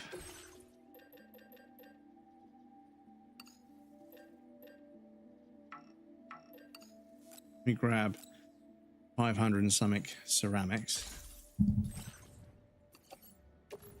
Put those on the truck. Right. Okay, cool. So that means we are making the journey up to here, which is out of here and to the right back the way we came, but we've got the materials in tow. And there's a mine. This is a mine here, and there'll be some... I mined some ceramics for us there. But when we get the monorail, if we get the monorail to If we get the monorail to mine north, there'll be 7,200 special alloys. And this is going to need 720 and some resins as well. So we've got what we need for... Okay, hang on. Let me plan this out, chat. I apologize. Sorry, this is not the most riveting gameplay. I apologize, but yeah. Mastered the ceramic math since the last game. Yeah, exactly. So yeah, we don't need any metals because that road only needed ceramic. So the metals we can store here. Resins we'll keep because they go on to the... Oh my goodness, okay. Right, so fabrication management, cycle and store materials. So in the old truck, we've got special alloys which keeps the chemicals can go back in there. Ceramics will keep. Resins will. So what we can do, one thing that allows us to take up less space in the truck, same weight.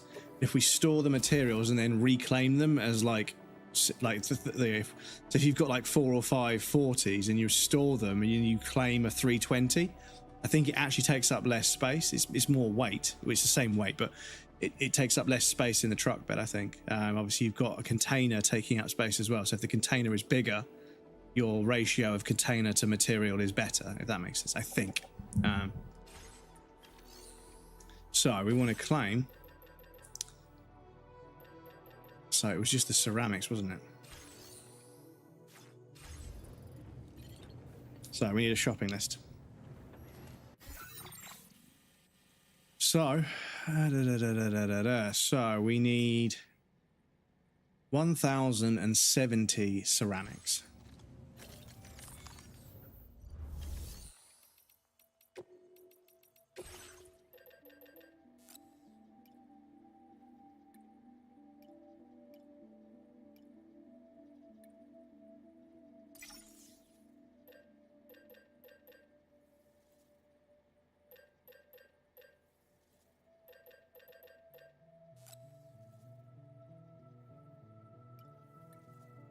So that's 1,120 ceramics in total, I believe.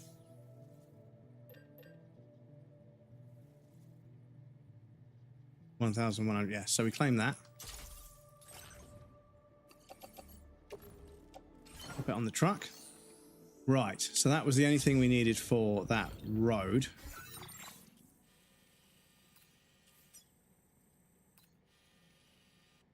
All we needed for that was 1,070 ceramics. That's cool. So we can build that road. To get this monorail going, we need 720 special alloys.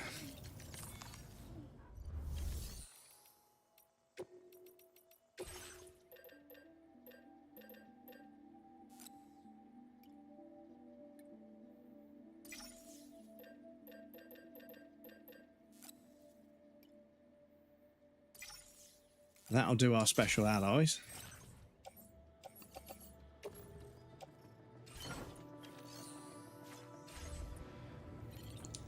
And I think it was 1,200 resins, wasn't it? Yeah, 1,200 resins. So, resins 1,200 is the only one I'm worried about.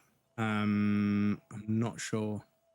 Actually, well, maybe. Let's have a look. Resins. 1280. There we go. Right, so we're all set, chat. So now we can make that trip. But it'll be worth it because we're going to build the road and the monorail for that person. And also, if they've got any orders for the people that are up there. So none of these people are on the way.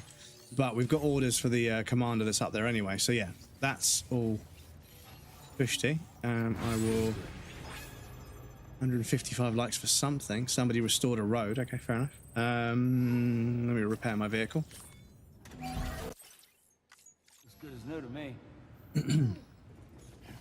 Cool, so now we can go out of here and go all the way up to that end. Oh, what was that? Resting delivery. Who's it for? The inventor. Okay. We go past there. We've got a zip line to get there, so that's fine. Excuse me.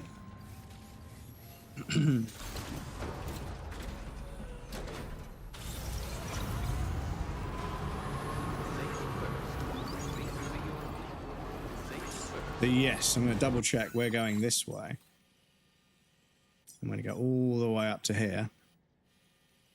Finish off that, figure out where the next one is.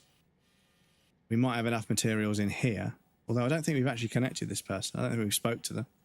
We haven't got any deliveries for them, unfortunately, but it's not too bad to go this way and end up where we have got some deliveries. So yeah, we go, yeah, up this way. Cool.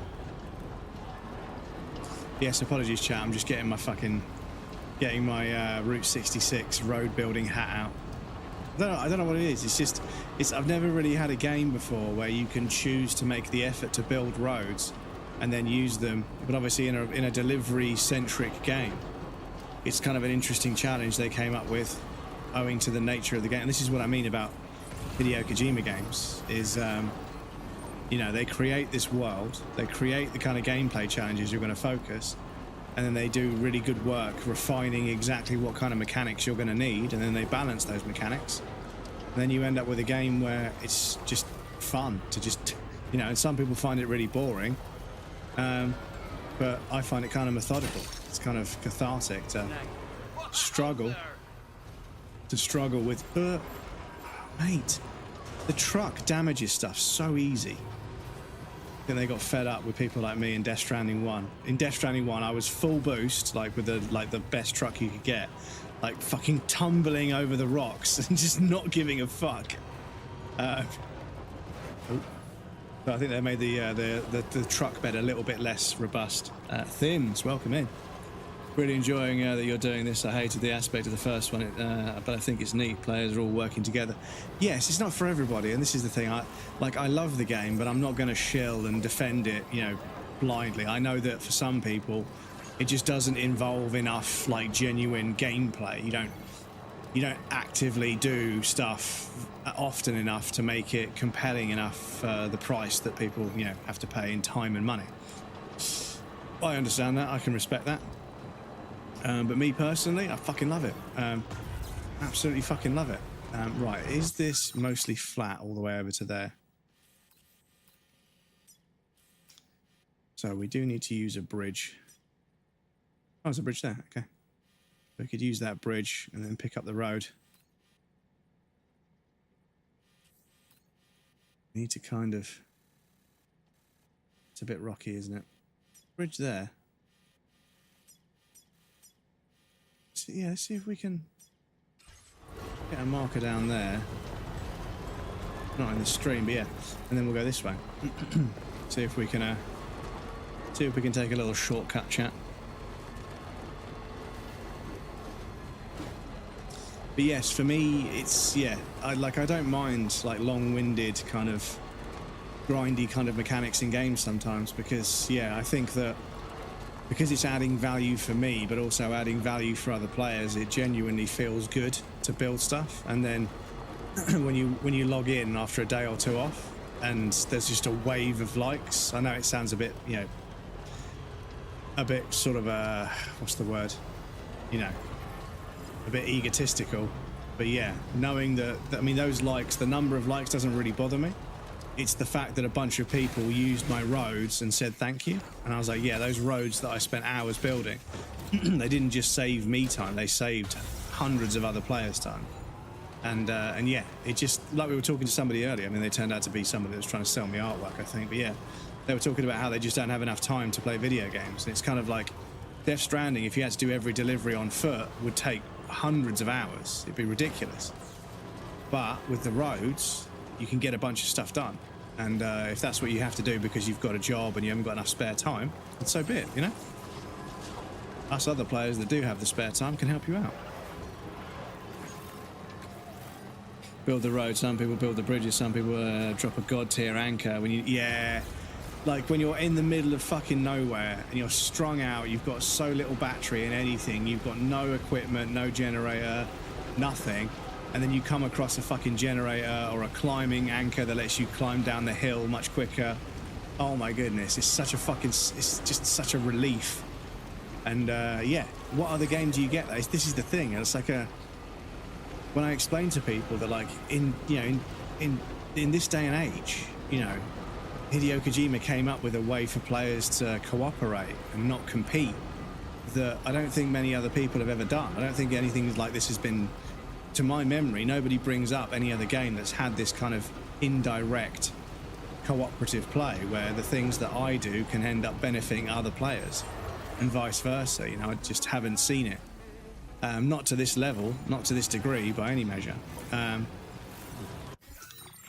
And even stuff like the path, the path system. So if you're walking down a path, like you can see these paths have sort of been etched in the map. These weren't pre-made.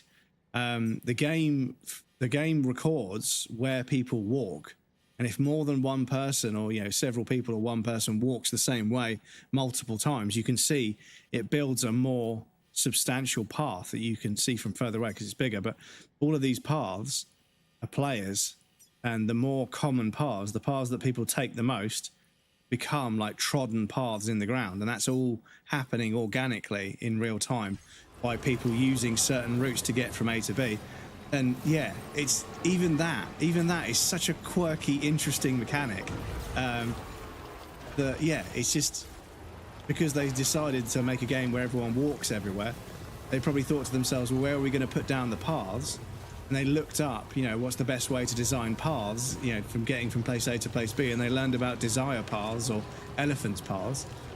And yeah, they just implemented that. And it's like, yeah, that's why I love Hideo Kojima games, because they come up with these really intriguing, sort of interesting, like clever ways to implement little details into the game that, you know, make it feel like it's got a bit more depth than the average game. And yeah, I love that shit. Absolutely love it. Wonder how many servers, how the servers decide whose roads show up for who. That's, yeah, it's a very interesting point. But one thing you can do, I don't know about how it works in this game, but in Death Stranding 1, you could create a strand contract. And a strand contract would mean that you could see each other's stuff. No, don't damage my fucking stuff. Strand contract would be like a friend request inside Death Stranding, and obviously if you strand contracted with somebody, you get to see all their structures and stuff. So you could choose specific people to see their buildings and stuff, which again is a fucking it's a nice little touch, you know, because otherwise if you've got a friend on the other side of the world, you're never going to be able to help each other out. But you can strand contract so that you definitely see their stuff. Which is again another little master stroke. And yeah, lots of people just sort of like, yeah, well, obviously they're solving the problems they're creating. It's not that impressive. I kind of see what they're saying, but at the same time, I think it's so fucking cool. I think it's so fucking cool. Wonder if you had heard of the MSU sidewalk story. The MSU was the first under construction, was limited access to the paving materials, so the pathways were left until the last. See where people tread. Meantime, students created their own informal pathways. Yeah, it's like a star shape. It's like a crossed star shape across the grass field, showing the pathways that the students took. Yeah, and it's a really good example of organic engineering. And yeah, there's all sorts of, like, in the UK, there's all sorts of silly, like, pathways that stop and go, like, around a tree, and people just walk straight because it's, yeah, there's no point. And it's like, I'm sorry, you should have just put the path a little bit to the side, and then you could have just, you know, avoided the tree in the first place. But no, they build a path directly towards a tree, and then they do a semicircle, and then it carries on, and obviously everyone just carries on walking. Comment in a YouTube video, someone put out the player to walk on a mountain path so much the area became fully flat. But yeah, the pathways get trodden in. It's such a clever, and the thing is, the texture on the ground changes. That's the thing that's really cool, is you don't need to get the map. This is the thing, because other people have walked that way to get somewhere, you know there's a path you can follow, so you don't have to get the map out. So you're not constantly going in and out of the map, so your immersion is maintained because you don't have to leave the gameplay to check your map. You just follow that path. And again, it's a really interesting and quirky way of doing things that, I love it. I think it's so fucking clever.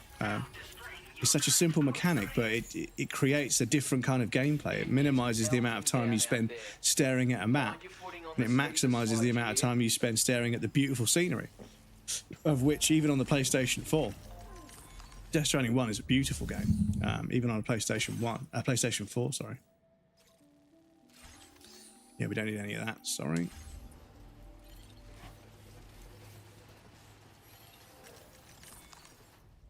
How many chiral crystals I can have? Stuff in storage here. Got some stuff in storage here, excuse me. But yeah, the fact that I knew certain paths went to certain places, so I just walked along that path without having to get the map out. And I could just enjoy walking from A to B with the music coming in sometimes. It was an experience. And yeah, my Death Stranding 1 playthrough, I'm so gutted I couldn't do it on stream because I wasn't streaming back then. But yeah, like I get to play this one on stream, which is great.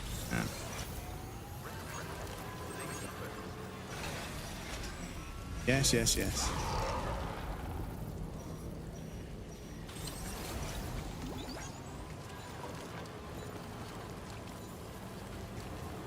But yes, it's very, very nice to play a game where the player experience is so well constructed and guided, and it's not scripted, but they've just made sure that you end up doing the right things to really appreciate the game. Jode, welcome in. I saw the stream title and came in to say no, never pre-order games. Well, it's because the game's punchline is "should we have connected?" So I thought, I'd do a cheeky little play on words as I tend to do. But welcome in, Jay. It's good to see you, dude. How are you? I hope you had a good weekend. Sorry I couldn't jump into Ghost Stream the other day. I heard there were some issues. I think she said there were some audio issues, but they solved themselves. But yeah, sorry I wasn't around. I've been somewhat busy organising all sorts of things. He's right, Yeah, and the thing is, like, I don't pre-order games, I don't pre-order them months in advance, but the payday before they drop, because if you drop a game on the 24th of the month, it's like, dude, come on. People don't get paid on the 24th of the month. They get paid on the 28th or the 30th or the 1st. Drop a game early in the month, right? So just after payday, people can jump on board, right? But no, this game released on the 26th, and I was like, oh man, it's a couple of days for my pay. So I had to pre-order it on the payday before, so I could play it on the 26th. So I'll pre-order by a week or two sometimes, but I don't pre-order months in advance. I don't give them money before the game's even finished. Because some pre-orders open up a year before the game comes out. It's like, come on, dude. It's like, that's a scam. That right there is a scam. Scabadoo, welcome in. How's it going? Played Outlast last day, and it'll be the last time I touch that game. Yeah. It's fucking, Outlast is actually pretty fucking terrifying. The atmosphere in that game is really, really good. They did a really good job. Unfortunately, it is just another one of those chasing kind of horror games where something is constantly stalking you. And it does get to some people, but I get kind of fed up of them. You get to some areas where you just can't get past them without getting grabbed. And they all do the same trick where when the enemy's near you, your vision and audio, it all goes fucking nuts. It makes it really fucking difficult to see where you're going, so...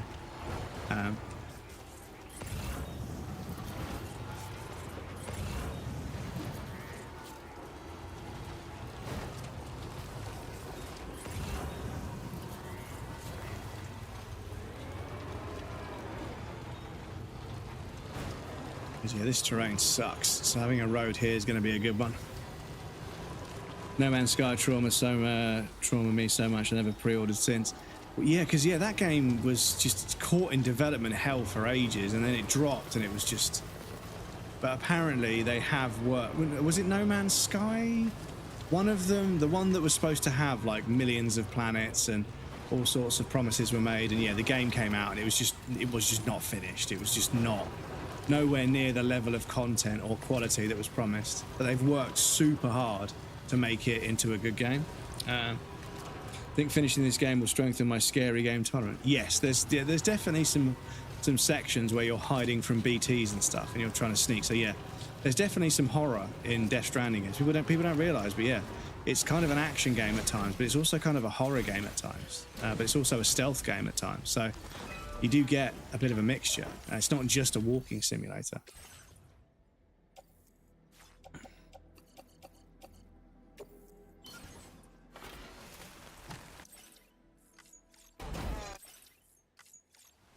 Right, cool. Now we've got a road that leads us all the way to this distribution center when we do eventually unlock it.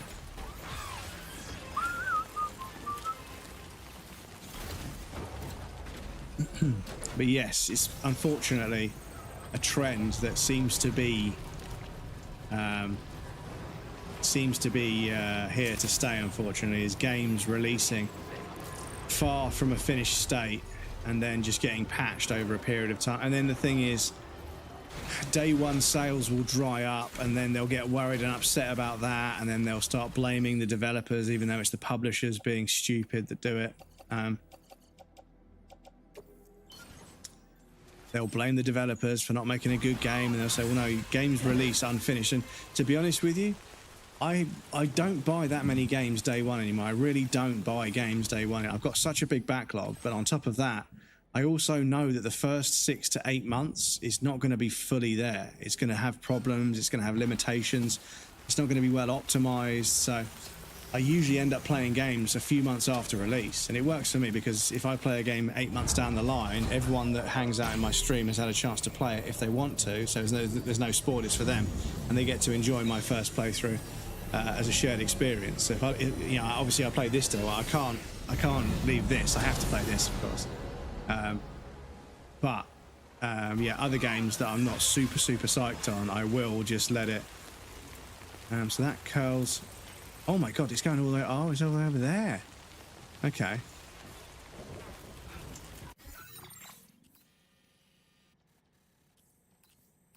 Oh, chat. Oh. Does it go all the way around and then meet up with this? Oh my god, could you imagine, chat? Right, so I suppose there might be some value in us finding out. So I won't take the truck. I'm going to leave the truck here. And we'll do something on foot for a change because I'm getting a bit lazy. I'm taking the fucking truck everywhere. Taking the truck everywhere. So I'm going to park this. Not in the way, but...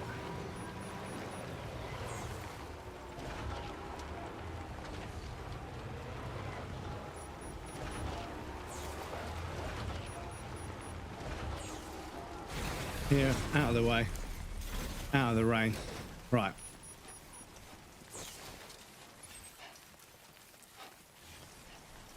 Let's see if we can get up there. Oh, I've been here before. Haven't continued Red Dead Redemption 2. I just think that 30 FPS and windowed isn't playable. Yeah, 30 FPS, and it's a shame that you can't get it to play full screen. Yeah, and obviously I know that you'll be feeling like you're missing out, but I think Red Dead Redemption 2 is something that you want to experience. I mean, on console it's mostly 30 FPS and it's playable. It's definitely playable. But I did buy it on PC as well because I wanna see what it looks like with the graphics cranked a little bit.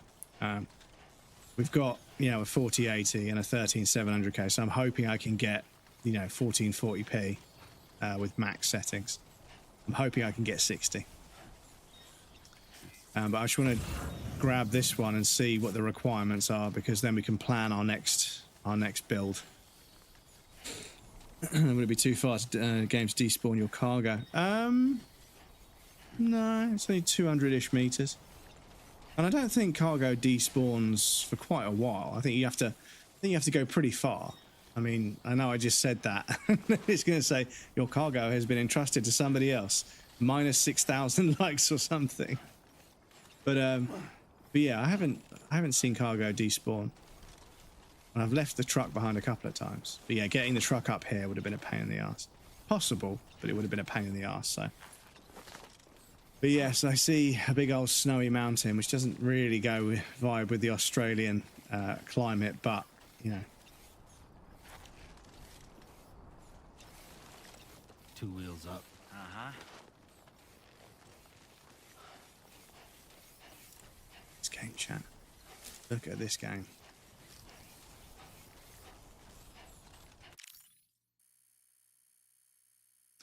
Oh, it's weird. It doesn't like when you're near the ground. It really doesn't like it.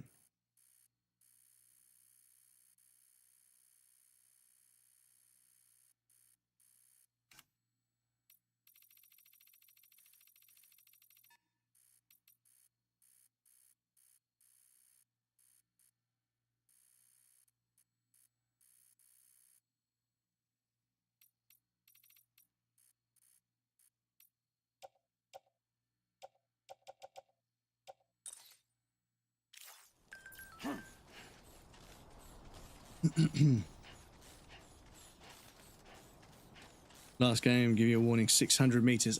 600 meters, okay. So currently we are 383, so yeah, we're nowhere near. But yeah, it'll give me a warning, won't it? So yeah. So, yeah, it's, may as well put them in there. And then I think, because we've made a contribution, it'll show up on the map now.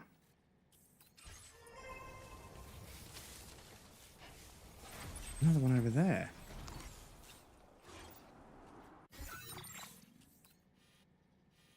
Yeah, okay. I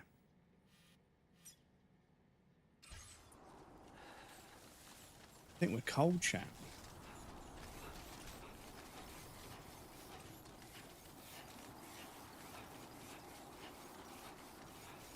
Because we have just climbed up a giant great big hill and there is snow and stuff, so yeah. So, it's a bit cold over here, so yeah. We need to get the monorail working. Scabadoo, thank you for the hydrate. I appreciate that. More than happy to oblige there.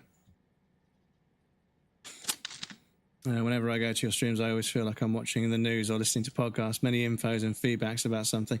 Well, I don't know. That's just, it's kind of my vibe. Hopefully that's a good thing. I'm not trying to imply that I know better than anyone else, but I'm not ashamed and not afraid to talk about, you know, what I think and feel. I think it's important to have transparency with your community for a start. And yeah, there's a lot to talk about. The world's a bit of a fucking mess right now, right? So there's a lot to talk about.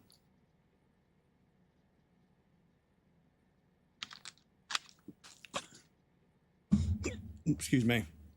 There's a lot going on. Excuse me. It's good. I'm glad to hear you enjoy it. That's what I'm here for. I'm here to try and create an enjoyable experience for the viewers, whilst having an enjoyable experience for myself. Very important. Oh, excuse me. That's quite fizzy. Excuse me. But no, a good balance of enjoyment for the streamer and enjoyment for the viewer is what I'm aiming for. I know I could say and do things that would be, you know, that would make more people want to hang out here, but this is the thing. As with many things in life, if you're a friend to everyone, you're an enemy to yourself. You know, you've got to be yourself in some regards. You've got to let your personality show, because although it might put some people off, it's what people are going to come back for. It's what people are going to come and hang out for, basically. So yeah, obviously being polite and friendly and approachable and chatty is good, but also I do have a personality. I do have things about me that might not sit well with everyone, but you know, I'm not trying to say that I'm a bad person or anything, but yeah, I'm just honest about the fact that you can't be everyone's cup of tea. It's not possible. You can pretend to be everyone's cup of tea, but it's fucking strenuous. You're much better off finding a way to be yourself, and if there's things about yourself that people don't like, maybe you need to change those things. Maybe rather than being yourself and expecting everyone to just like you as you are, maybe you should be open to the concept that as a person, part of your growth includes the changes that need to happen to make you a better person. Not just in the eyes of other people, but for yourself, you know? There's definitely things about myself that I wish I could change, you know? I think we all have shortcomings in places and ways. But easier said than done. Right, the lights are all on here. But I don't think I've actually interacted with this. bridge near Villa Libre is ruined. Are people not fucking repairing it? So yeah, I don't think this distro center gives a fuck right now. We can activate it. But yeah, all we can do is store things. Okay. So the bridge in Villa Libre is destroyed. That's the bridge over the dam. That's the bridge over the fucking river. The one that's really useful. Can I change to a different map?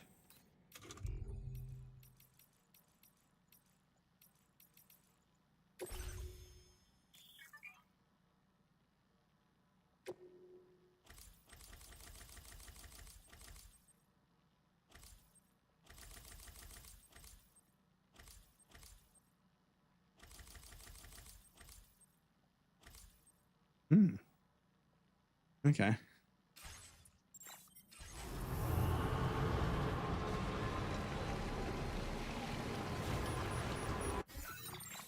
Right, so we have got deliveries to make over there, so I'm not taking the road all the way back. No. But yeah, so the monorail comes out of there and goes this way. But there's also, I saw one over here, I think. I presume we're going here at some point, but this looks pretty major, pretty substantial. So I imagine this is probably another big part of the story that we'll get to at some point. I'm gonna go sleep. Currently 3:47 a.m. here. I watched your stream because I was feeling a bit lonely, because I'm the only one awake here right now. Thank you, dude. Well, I hope you sleep well, dude. I'm sorry to hear you're feeling lonely, but yes, I hope you sleep well. And yes, I hope you have a good day tomorrow.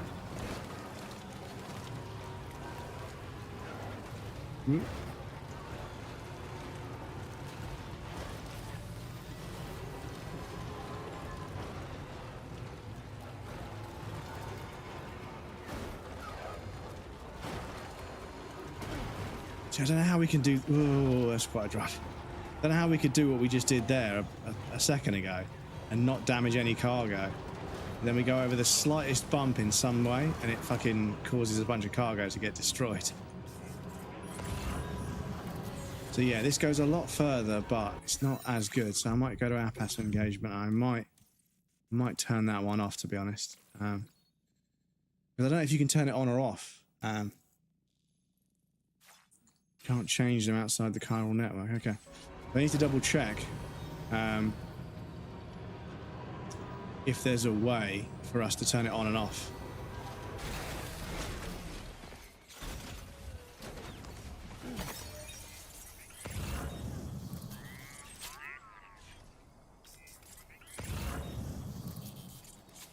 Because yeah, you don't always want to focus it. So yeah, I'm not sure if there's a way to do both, where we sort of... Somebody lend me a hand. Where we can do the circular one, to see all around, because being able to see all around you at the same time is really advantageous. So yeah, I'd like to be able to go back to that from time to time. There's another one there.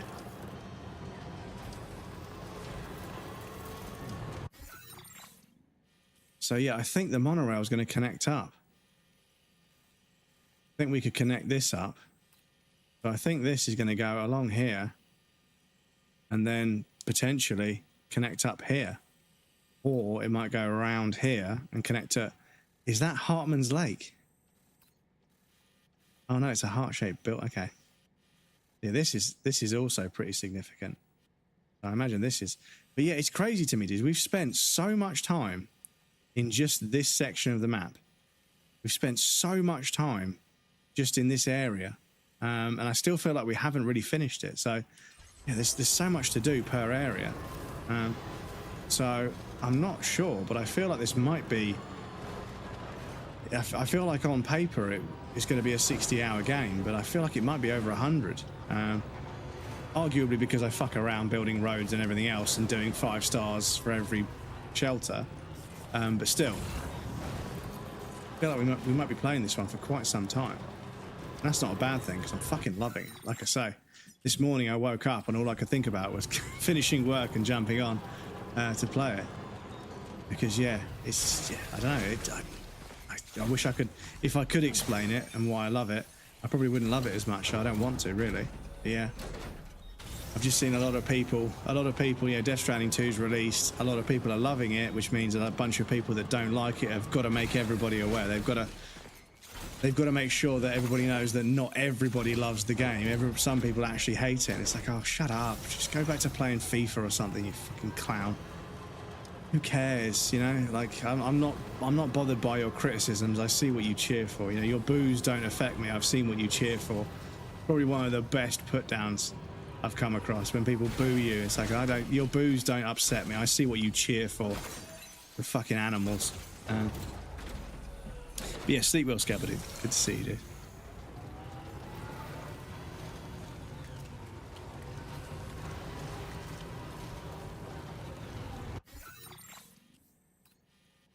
Oh, bit off course. Be up there.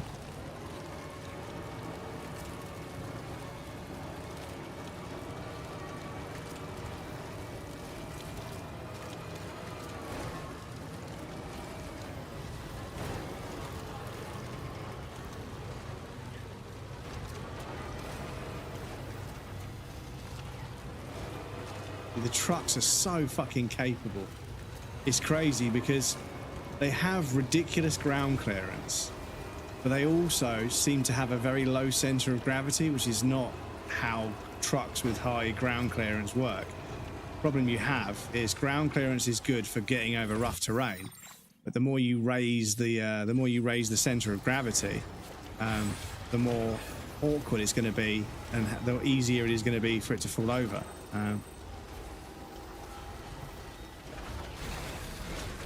But yeah, they've sort of made it kind of like the truck has a ridiculously low center of gravity, but also has really good ground clearance. But both of those things add up to make it really fun to use. Even though I could completely understand if they wanted to make it really awkward and horrible to use. Because using the truck it feels a little bit like a cheat code. But the roads and building the roads and everything is not easy. So it's kind of like, it's a delayed gratification mechanic, and I think that's one of the things I like about it. Is, you know, a lot of ball ache dragging all these materials to all these different places, but then when you're finished and you've got a road and it becomes super easy, it's kind of nice. And it's almost nicer than if the roads were already built. Like someone said to me, like, what if you started Death Stranding and all the roads were already built? I was like, I don't know, I wouldn't appreciate them as much, you know? I think the fact that I had to grind to build them is kind of one of the reasons why I kind of agree to use them, but also why I enjoy driving around.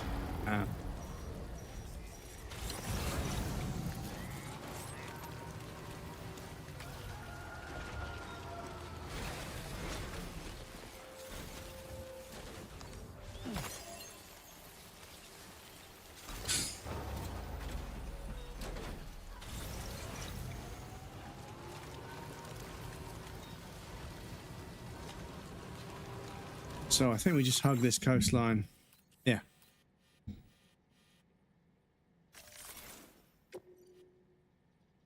Commencing route creation.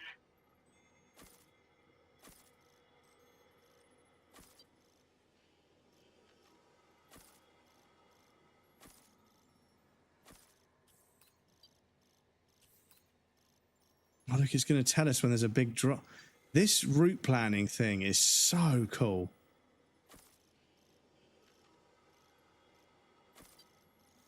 Such a cool addition.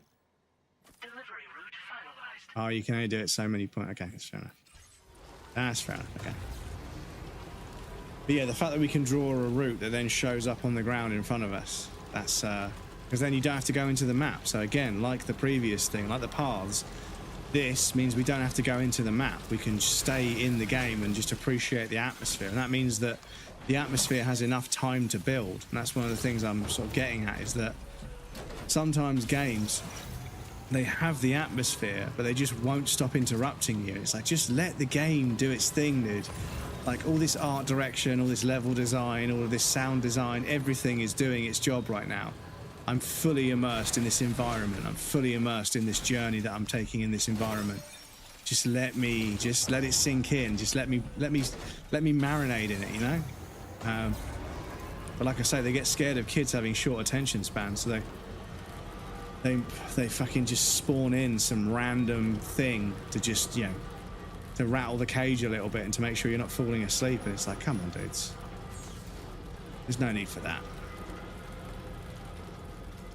This is what I was saying the other day, chat, is when you've got this going, you've got the momentum from the bottom of the hill.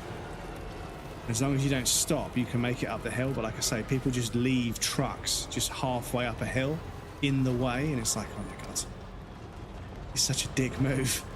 Like, I just dismantle them. I don't even fucking oh shit, it's a lot of creatures. I just dismantle them. I don't even let them fucking. I don't even fucking leave them behind.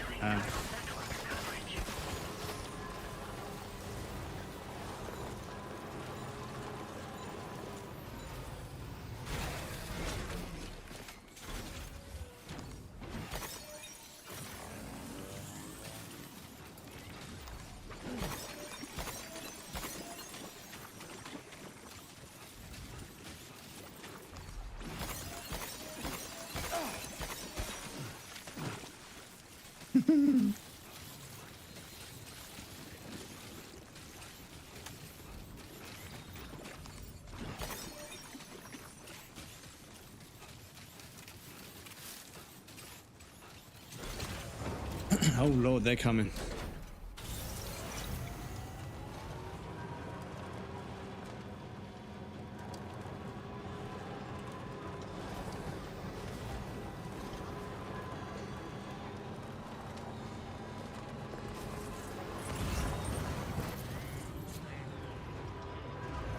Hey dudes. Hey, mine's heavier. Hook that one. Yo! Keep on keeping on.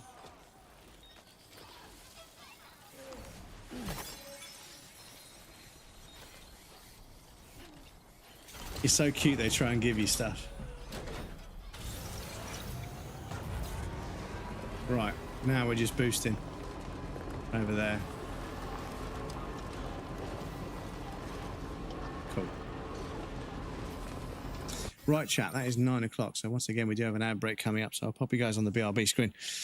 There'll be a raffle and some tips for you guys that want to hang out, but please feel free to take a break. You won't miss anything because I'm going to take a break as well. We've got anonymous follows on the BRB screen. So if you want to follow without the alerts going off, please feel free.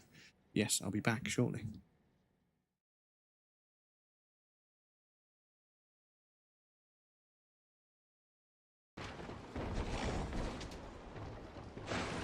But yeah, I understand the concept. They won't de-aggro. So the more I run, the more enemies I'm collecting. But you know what? I think if I get to a ladder, it won't be a problem anymore. Will I go this way? No, I didn't. Will they come this way? Yes, they will. Okay. Oh shit. But if it isn't the consequences of my actions.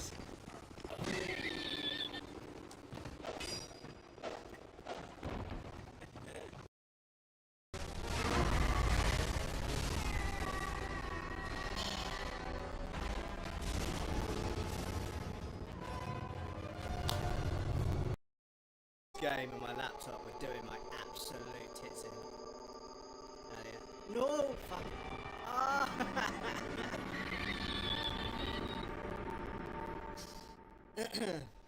He's really shaking that booty. What you doing out here with all this ass?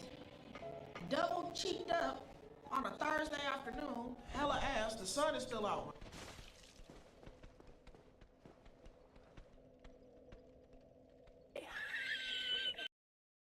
From spawning those who haven't played, are you going to do a different ending this playthrough? Yeah, I suppose, because I mean, I thought that if you gave them your heart, the very next day they'd throw.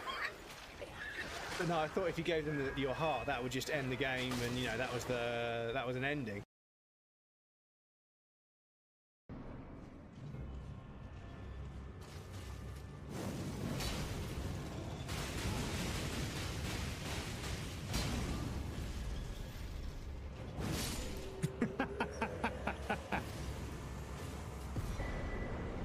That'll do. That'll do.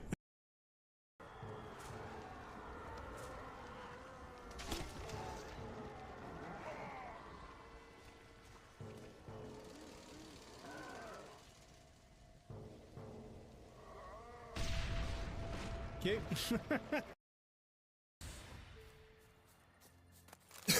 you. Yes, I do hope that... Are you done? Oh. Are you done? Are you done? Oh.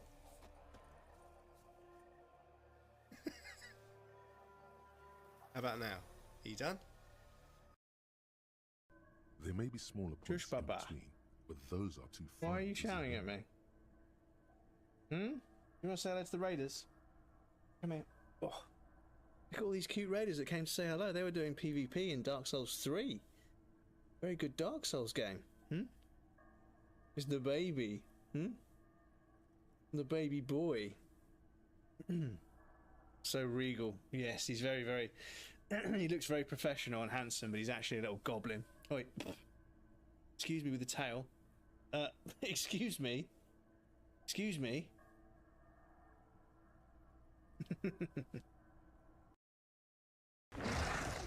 The world's vaguest wind-up animation, dudes.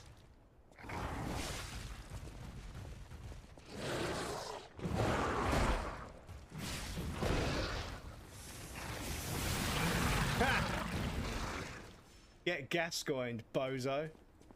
Oh, his arm came off.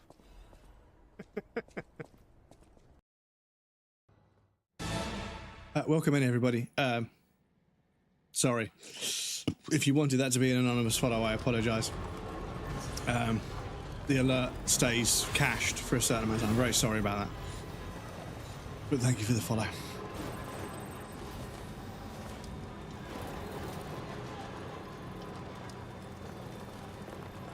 But yeah, leaving it for the players to put down paths. I keep seeing paths off in the distance. And I keep thinking, oh, I wonder why there's a path there. But it's because people have walked there. But yeah, it makes sense. But I think they're a little bit too easy to carve in this one. I think they need to turn it down a little bit. Because, yeah, there are a bunch of, like, random paths that just clearly don't probably need to exist. I think a path should have to be walked, you know, trodden a couple of times by at least 2 or 3 people. I'm not too sure what the ratio was in the old game, but yeah. The paths that formed in the old game were a lot less few and far between, but they still made sense. They're like, okay, this path definitely goes where I need to go. Always give some blood pack to the porters, RP reasons. RP reasons? RP? For real player?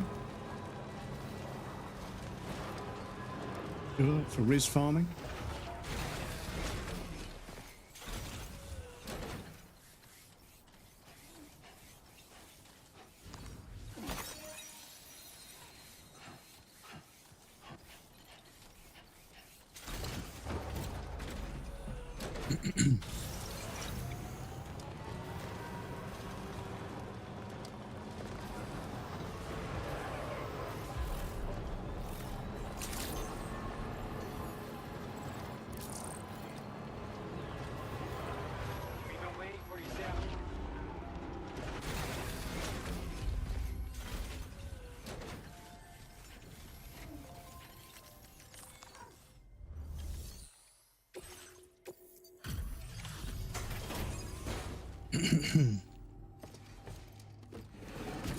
Back for a while. GG on the gambles. Hope they go well. I'm really sad that I can't have the YouTube chat and the Twitch chat on the screen at the same time. That's a real shame. Hello, good to see you again. I'm bringing up the order information now. I wonder if you can have an overlay for YouTube and an overlay for Twitch. I wonder if that's possible. Soulstraw, welcome in. How's it going? Good to see you. It's hard to believe what I'm seeing. I guess you're just that incredible. I was doing good, thanks. Good. I certainly wasn't expecting this. What Good. a pleasant surprise you've brought. Didn't went for the beach. I didn't go to the beach. No, not in this game yet. But I imagine there will be some beach at some point. Oh. Aurodeck auto defense allows the Aurodeck to shield Sam from enemy. Oh. Okay. Sounds interesting. Should be possible. Yeah, I mean, I can't see why I'm not allowed to have a YouTube chat and Twitch chat on the screen as separate overlays. Surely that's allowed.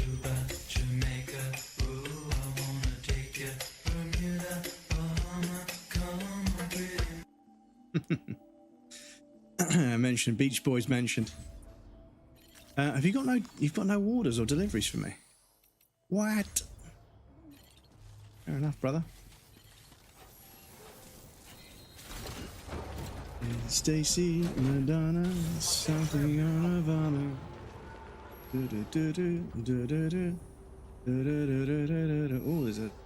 Oh, there's zip lines dotted about the place. So if I was to put a zip line outside, have I got a PCC?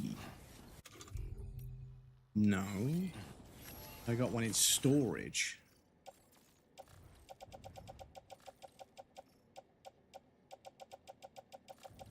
No, but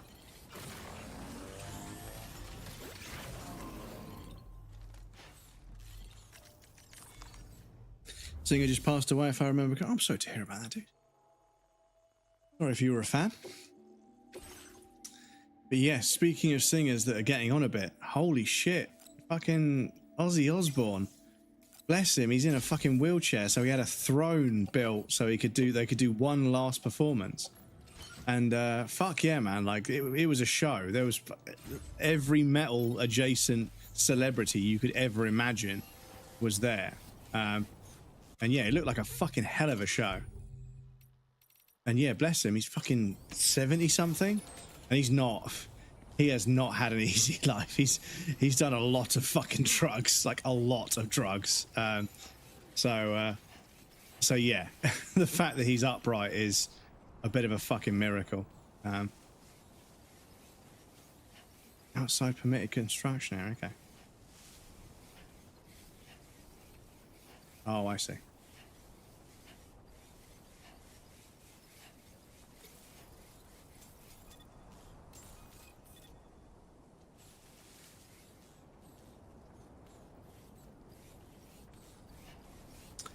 Oh, the Magellan's gonna come. Wants to get. Oh, hang on.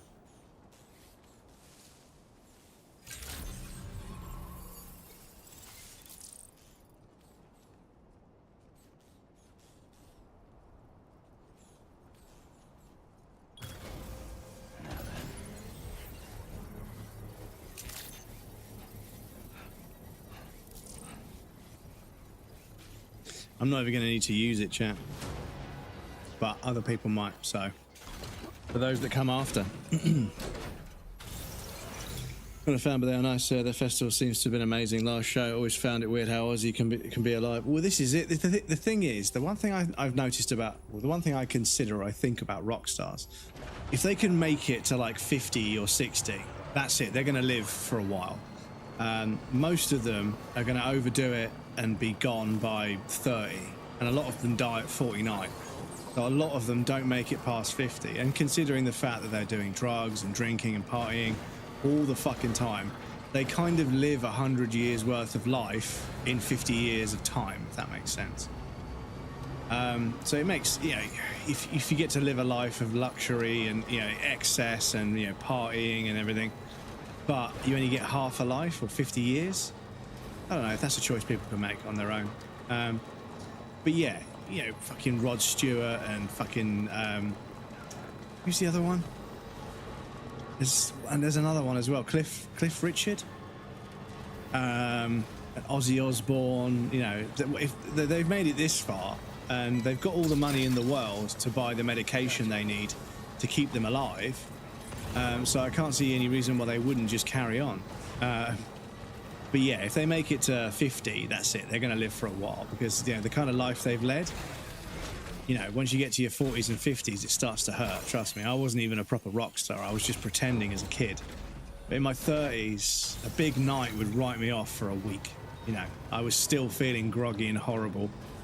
The next Friday, when everyone was getting ready to go out again, I'd still be fucking fucked. So yeah, how they would go on tour and do it every weekend for like 4 or 5 months in a row, then get on an aeroplane and do it for 4 or 5 months in a row in another country, I'll never know, dudes. I'll never understand. But yeah. Great men plant trees whose shadow they... Yes, a society grows great when men plant trees, the shade of which they'll never sit in. It's very true. For those that come after. I think we're going this way. Pretty sure the thing's over there. Yeah, there it is. 27 club is... Yep, 21 club, 27 club. Not making it past 30. Tim Avicii shouldn't pass away at such a young age. Tim also owned total rights to his music, as I understood it, and the boy was smart, so he knew he'd set it up, so it was his advantage as well. Avicii 300 shows in 1 year, was it? Well, yeah, and obviously DJing is still strenuous, but it's not quite as strenuous as being in a band, you know, singing or playing guitar or something, you know. It's still strenuous, I agree, but it's not on the same level as being in a performing band, you know, so... But yeah, credit to the dude. 355 shows in 1 year is fucking bonkers. I mean, how many venues are there around the world? You know, big venues that can host an artist that big, you know? There can't be 355 big venues. They must have done some smaller venues in there, which is obviously great value for money for the fans, hopefully. Because, yeah, seeing a big act in a small room, different. And it's kind of special. I think that you get a chance to see a band that you love, go for it. But if you hear about a band playing a small arena, like a small place, try and get tickets. Because, yeah, the big arena atmosphere is definitely a thing. 100% it's a thing. When the music starts playing and you're with a bunch of people that obviously like the same music and therefore are quite likely to like a lot of the same things and be the same mindset and worldview, you begin to realize that inside that room you've created your own little world and nobody else can come in. It's just you guys just vibing to the music that you love together, and you know, you're with your people, you know, it's like your tribe, your clan, because you all love that one artist. Big arenas are very good at that feeling, but small arenas, there's an intimacy with live music sometimes that you don't get in the big arenas. So yeah, if you get a chance to see a big band in a small room, take it. Don't think because it's a small room it's going to be bad. Take it. Has more shows than days of the year. See Avicii play in a bar was quite insane. Just in a bar somewhere, yeah. Because there's oh shit, what are they called? Oh my god, the name. As soon as I went to remember the name, it disappeared. Oh come on, they've done a bunch of music for BMX videos, and I saw them in a pub in Camden. Oh brain, how are you doing this to me? I know the name of the band. It's just it's in that weird memory state where when I try and remember it, it just won't work. Fuck's sake, come on. Like, you know when you think you've got it but then you don't. I'm going through that right now. Well done. Motherfucker, what the fuck were they called?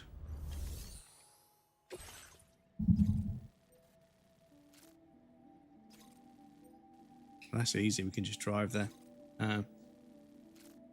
Oh, before he was famous, okay. Grandpa saw Jimi Hendrix in a bar in Stockholm too. Before he was famous, he said he was just a bum. Well, this is it, dude. You hear about the humble beginnings of some musicians, and you realise that they're actually a lot more like normal people than you'd realise. But their music, the album and the music, just speaks to like everyone. I'm gonna turn that off, and I might go for this one. Oh no, guess not. How about, no, can't do that one either. Okay, so I'm not gonna do anything. Fuck off. Stockholm of all places, yeah. But lots and lots of like famous sort of like rock star people have said that Hendrix was living somewhere and playing regularly in like a jam, like a open jam kind of bar. And loads of rock stars said that. I remember back in the 60s or 70s, wherever it was, we all went to this, we went to this bar, and yeah. Then this kid called Jimmy got up on stage and started playing, and we were like, we need to start investing our money more wisely. Our careers are about to change. Like, we're not going to be making as much money in the next 10 years. Over the next 5 to 10 years, that guy's going to fucking take over. They were all just fucking enamored with Jimmy. And yeah, like you say, he was playing in bars and stuff, you know. And yeah, people like Eric Clapton, I can't remember her, a bunch of in different interviews, because I like watching documentaries about big bands. So my dad loves them as well because he grew up with them. But yeah, 3 or 4 different documentaries about different bands, different people. They've said, yeah, it was 64 or something, and somebody told me about this Jimmy kid, so we went to this bar and we watched him play, and we were like, that's the future, that's it, you know, we're cooked, you know. We need to get a few albums out now because by the time the record label figures out that he's here, that's it, you know, he's going to take over, and obviously did. So we're going to go collect some, yeah, so what have I got? Why is my truck so fucking full? What have I got? A bunch of deliveries, haven't I? Okay, so I've got a bunch of stuff for the inventor. So we'll drive over to the inventor. I put a zip line down because we're clever. So we're going over here anyway to grab this, and then we carry on to the inventor, and we use... Why is there a straight line? Did somebody just put one of these and then just walk in a straight line through like the longest distance? They should have drowned because of the fucking... Damn, okay, right. So we're going this way. Well, we've got deliveries for this. Oh no, there's a story at the Magellan. We got any deliveries for this area? So check my orders. Got that one and that one. But we've got a bunch of other deliveries. Okay, whatever. Right, so we're going over to do that job. I'm going to repair my truck here.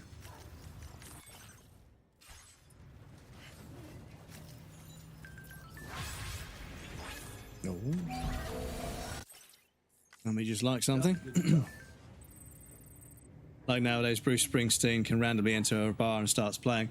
Well, this is the thing. You come across like people that they end up in a band, that band sells a bajillion records, multiple platinum records or whatever. They make millions and millions of dollars.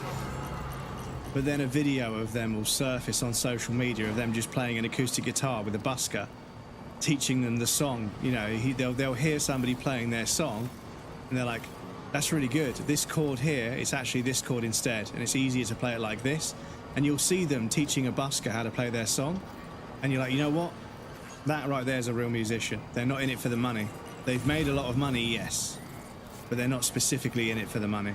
That person just fucking loves music. And a couple of times, like a celebrity's walking down the street and hears somebody singing their song. And they'll walk up and be like, it's all right if I ever go. And the busker's like, oh my God, I feel so bad. I'm clearly ripping off this fucking musician. And they've just showed up. And they've just showed up out of the blue. But yeah, artists are often kind of cool with it. Well, the cool artists are cool with it. That makes sense. Ooh, excuse me. My throat is very angry. But I know, I mean, the thing is, even, you know, people that aren't mega famous, like I've got a few friends that have been playing guitar since I was fucking 15, 16. Been playing guitar forever, as far as I'm concerned. And they'll play gigs and everybody's clapping and cheering because they're amazing. But then they'll just go busking. They won't have a gig for a couple of weeks and they'll be like, you know what, fuck it. And they'll just go out and start busking. And they're like, oh, I have to play. You know, it's not about waiting for a gig. If I want to stay sharp, if I want to stay good, I have to play. You know, and if nobody's going to pay me to play, then fuck it, I'll go play in the street. And I'm like, damn, that's a musician right there. That's a real musician right there. You know, they're not just doing it when there's a gig. They're not just doing it when they're getting paid. They do it, you know, period. End of story. They do it, you know. Every moment they've got, they'll do it. And surprise, surprise, they're fucking good at it. Because they spend a lot of time practicing and a lot of time honing their craft, but also their sort of, you know, performance. Because sometimes, you know, it's not just about being a good musician and playing an instrument. It's about being an entertainer, you know. And yeah, the entertainer section, the entertainer bit, doesn't come naturally to everybody. You know, being able to make a little bit of patter, a little bit of rapport with the crowd, and, you know, all that sort of stuff, it helps. But yeah, I've got so much respect for them because, you know, like, even though, you know, they could just chill, they've earned, you know, they've done 4 or 5 gigs, they've earned £400 or £500 a gig, you know, that's it for the week, you know, they're good, right? Rent's paid, you know, they're good, you know, they might even have a part-time job as well, so they, you know, they're good, they could chill, but they're out there, you know, in sometimes not very nice weather, still playing the guitar or still playing the drums or still playing the saxophone or whatever. You know, they're out there fucking being a musician. You know, they do it because they fucking love it. And it's one of the things that I've, you know, had to develop an understanding for with streaming, is that even though Twitch does my head in with the way it's run and the way it doesn't work most of the time, I do love streaming. You know, I love streaming. I just, you know, just this platform is just not the best. You know, it doesn't run very well. It doesn't really give a fuck about small creators. And yeah, unfortunately, that means a lot of creators burn out on this platform. But I love streaming itself. You know, it's fucking magic to me. So I do it because I love it.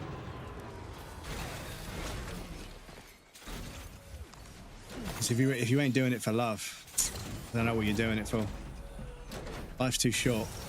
Do the things you love, as long as they don't hurt other people, of course. Let me just clarify that, because I know there'll be some clever dick in the comments. But I love doing blah blah blah. Shut the fuck.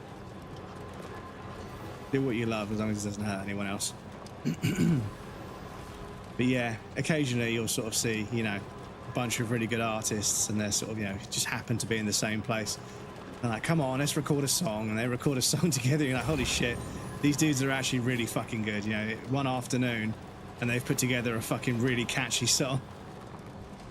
And it won't get released. The record label won't get the rights to it. It'll never see the light of day. You can only hear it on the video. And they're like, yeah, whatever.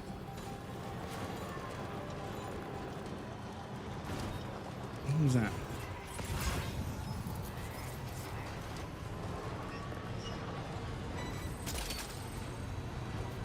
Snag.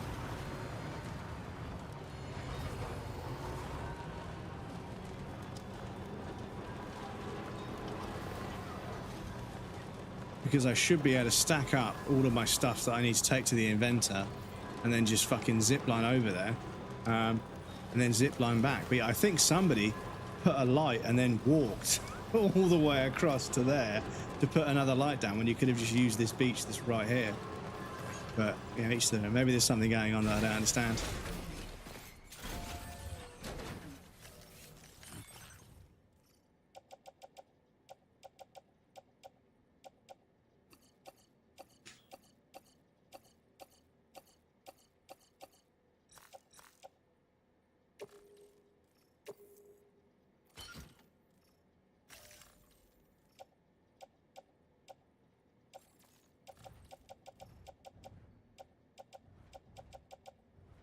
Oh, I think I'm over encumbered. I think I'm over encumbered, but we haven't got far to go, so it's fine. Got to show the tar who's boss.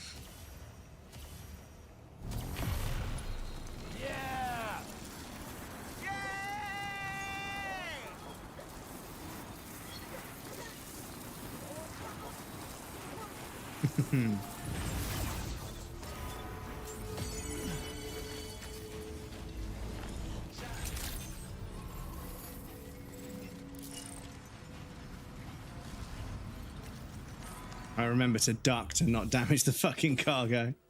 Right, so some of this is damaged, but there's so much of it, it should still be a pretty good haul. Should get quite a lot of timing as always. Let's see what. Fortuitous timing. Well, where on earth did you find this? Now displaying your current porter grade.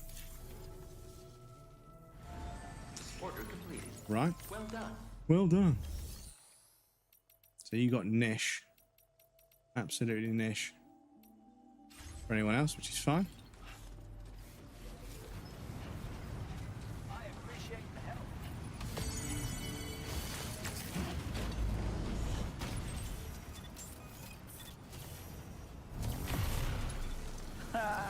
But yes, the zip lines are such a game changer.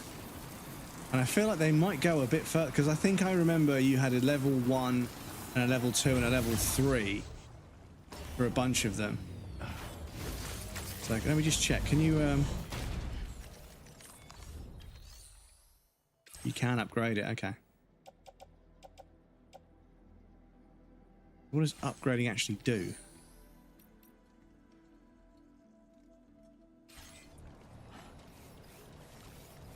Who knows? Right, well, there's a big one over there. Big old... There's a lot more chiral crystals everywhere. Must say. So we've got 6 bands in chiral crystals. Right, let's go make a few deliveries and then see what the Magellan has to say.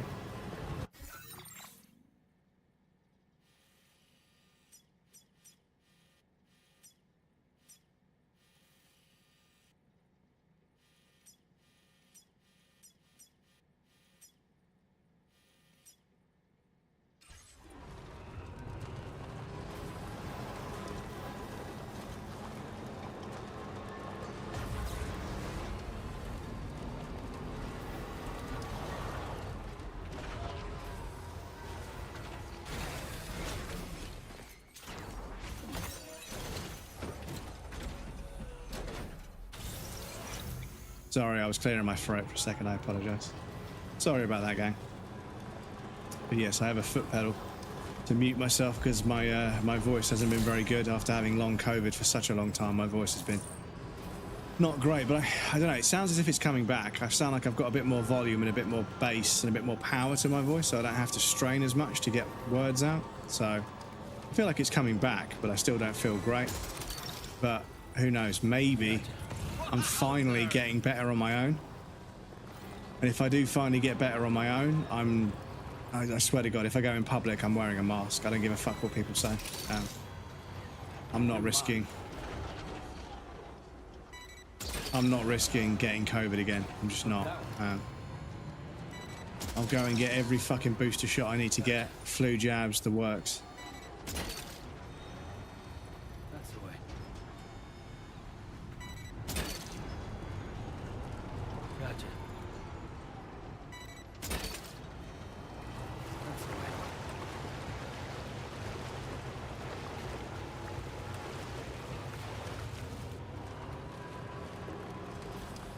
I mean, it's kind of, yeah, I feel like putting, but there's a bridge right there, so it's kind of pointless. This is the thing. You find these bridges that need materials, but they're pointless. It's like, there's no point building it. You're taking up chiral bandwidth. You should really delete that, to be honest, because it's not necessary. There's already a bridge here. So, yeah.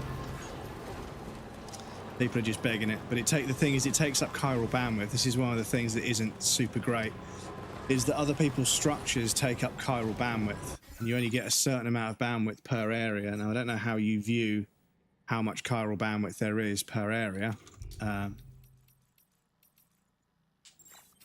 yes, I remember getting to a point where I couldn't build a structure that I wanted because there wasn't enough chiral bandwidth. So I had to figure out what I was going to delete so that I had enough chiral bandwidth to...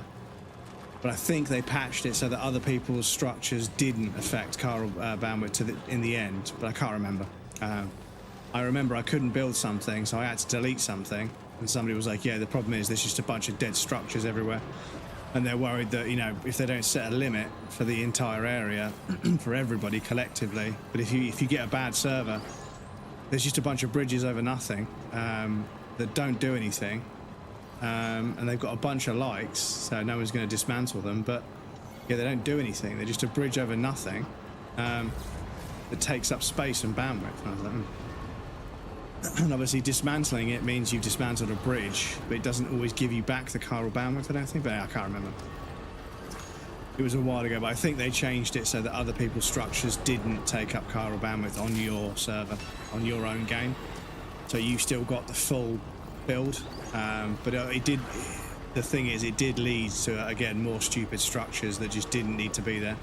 You know, you had post boxes next to other post boxes and generators next to other generators and stuff. It's just like, people are just trying to farm likes. It's like, why are you abusing a like system in a video game? It's not even real life. And even in real life, likes don't really say an awful lot. You know, you can pay for them, you know? And this is the thing, you know, everyone's like, oh, you know, you want to get more views, you want to get more likes and everything. I'm like, well, I want to get the views and likes that I'm entitled to. So I want my content to be shown to people, but I don't want any pretend engagement because, you know, if I know it's fake, it's not worth it for me, you know. I'll pay for real engagement, but, you know, you can't really do that. You know, real engagement is very hard to come by, and the social media platforms definitely want it that way, because if you go viral for free, they can't cash in. Thanks so much for stopping by. Give me a moment while I check the orders. Yes, apologies. Oh, my spine. Found some of our missing stuff. I need a bowling ball to put on the floor and then just roll around on it on the center of my back. That'd be so nice. Oh my god, what is it with this place? You need so many likes to 5-star this place. It's ridiculous. Right, have you got any orders for places I'm going anyway? So, no. Yes.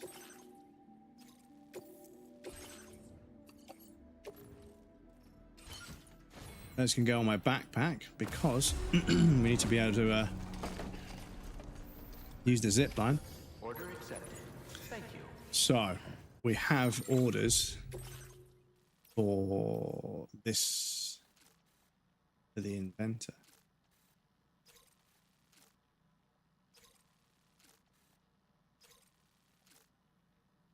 Don't.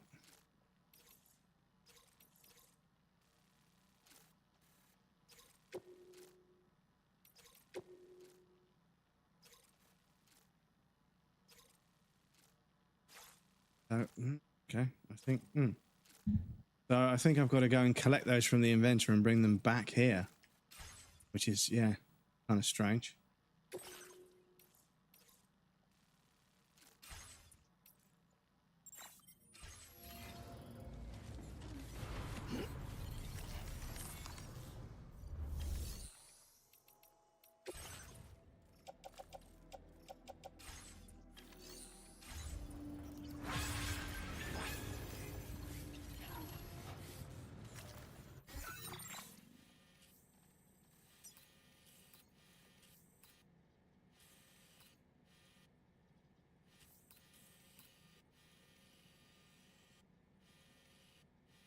Okay, so yeah, now we're making our way back. And we've got something to stop off there. And then we've got the Magellan there. Okay.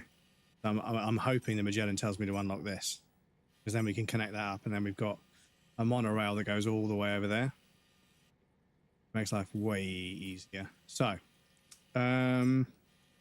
what we could do is we could send our truck to here, South Distribution, and then we could jump off the monorail, and then we can use the road, and we can then drive the coastline to get to where the Magellan is. We could send our truck there, and we could jump off and then run, catch up our truck, or we could just take our truck. This is too complicated. Too complicated. So what we'll do, we'll just drive there. Sorry. The truck is too easy. It is too easy. It is too easy. Oh, do you know what? Go on. Go on. We spent a bunch of time making the monorail. Let's use it.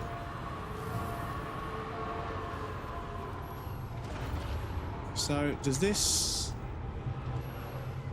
If you're in a vehicle, this won't... Will this still work? If I...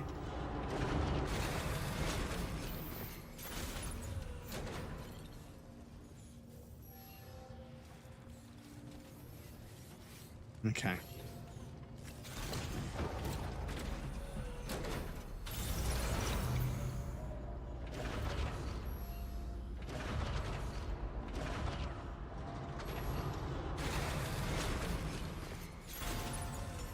Ah, that's how you... Oh, shit. Okay, so that's almost it.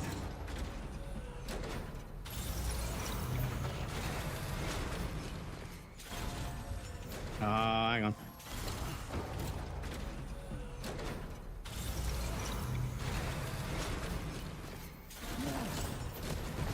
Okay. Okay, he doesn't like it, but yeah. So I figured out how to do that in the previous game. Getting off of a vehicle, and then I ended up on top of the... I ended up on top of the terminal, and I posted it on Reddit, and nobody could figure out how I did it. Vector's cut. But yeah, unfortunately, I've got a bunch of stuff on my PlayStation 4 that the hard drive fucking corrupted, so I lost a bunch of it. But then I did some extra stuff. I re-platinumed the game on PlayStation 5. So yeah, I think I may have lost. I may have lost my. I may have lost my clips, but yeah, I think I might be able to resurrect my PlayStation 4, but it's in that weird boot loop thing where I'm trying to force the firmware on there and it just isn't enjoying it. So, because I wanted to jailbreak it so I could, dump some games to play on the PlayStation 4 emulator to try them out. Seeing as I own a PlayStation 4 and I own the game, you know, I'm allowed to do that, technically speaking. Mailbox is better than it. Well, yeah, this is it. It's kind of like, you know, there's a limited amount of bandwidth and you're building these stupid structures that don't do anything, and then we were limited. We couldn't build bridges that we desperately needed. There was like a pathway to a river and then a pathway on the other side of the river, and I was like, why isn't there a bridge? Oh, the chiral bandwidth is full up. Okay. And then you couldn't build that bridge, which was really annoying, so you have to use a ladder instead if you could reach it, that is. Sometimes you couldn't even reach it. And then, yeah, you'd be driving along and you'd find like 3 post boxes right next to each other.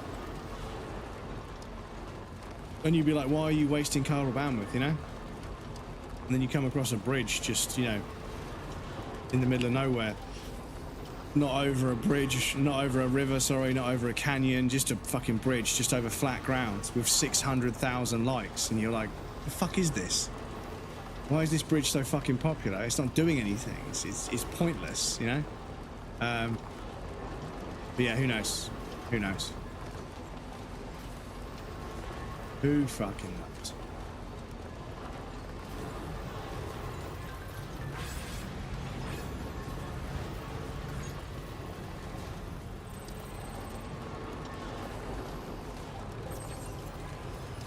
Misa, welcome in. How's it going, dude? Good to see you. Where's the... Oh yeah, this is the mine. Sorry.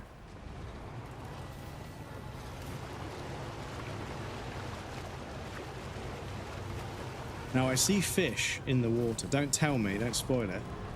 But I have a feeling there might be a fishing minigame, if not just fishing in general. I think we might have to catch some fish for somebody as like a mission or something. But we'll wait and see. Don't tell me. No spoilers, please.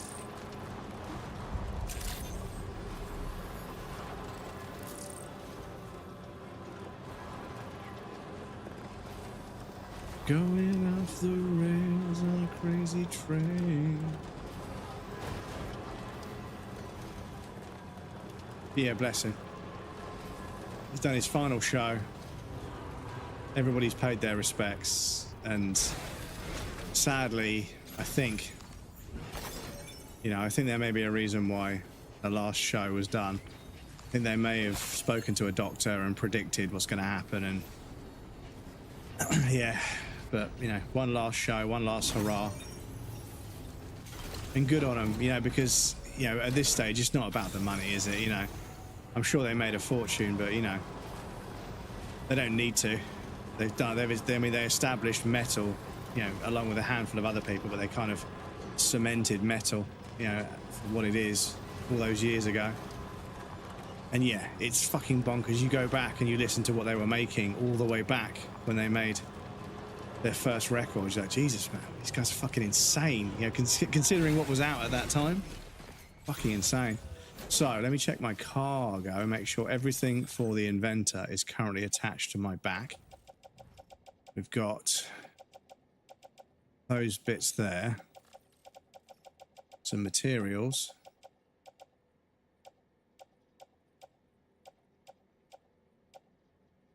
Ooh.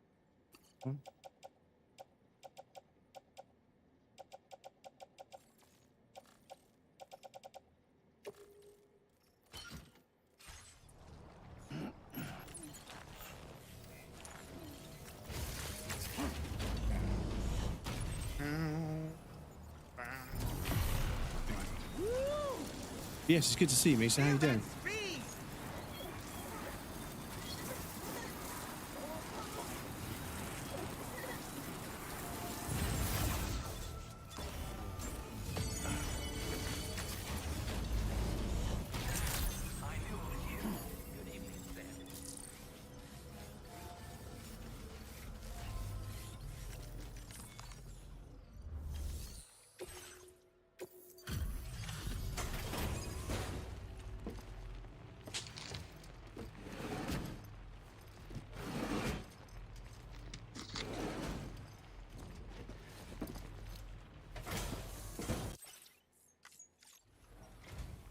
Terrible weather, isn't it? Thanks for coming regardless. Checking the orders now.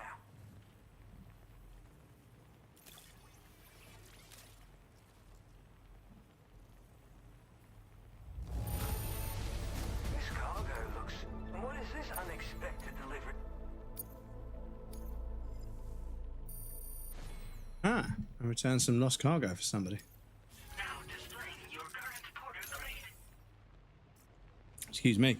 Yeah, doing all right. How's Death Stranding treating you? Really well, really well. Yeah, we've done a bunch of deliveries. We've built some roads. We've built some monorails. We've built some zip lines. We've had a really productive stream. We haven't done a lot of story. I'm going to try and do that now. But yeah, I just end up I just get into a loop. I just get into a picking up orders, making delivery. Yeah, we're going there anyway, so why not? Why not? Let's take that. Let's take that.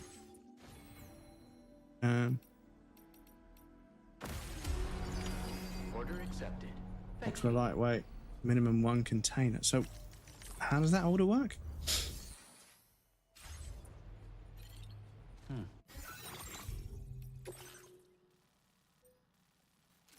We've got all those.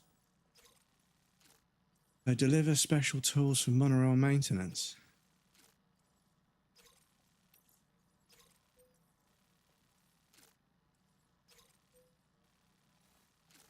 Cover. We've got to go there to get that.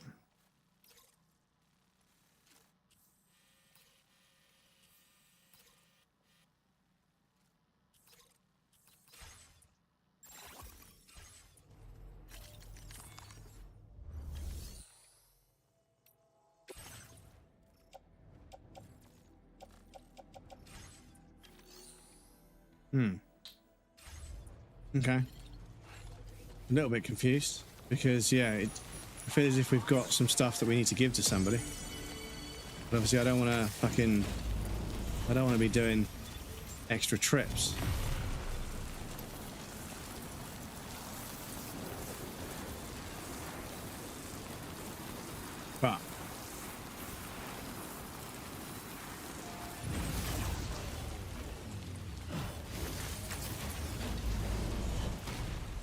But yes, the zipline empire has begun. We've got a few down. Because that would make it levels. Yeah, we could level that up or something. So we're going over here. Grab whatever that is. And then we're going over to the Golden Fist, wherever his name is. But yeah, we've had a pretty productive stream. Just okay, so we've got minimum.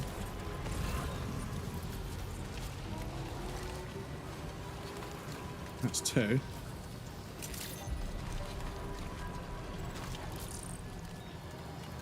Oh yeah.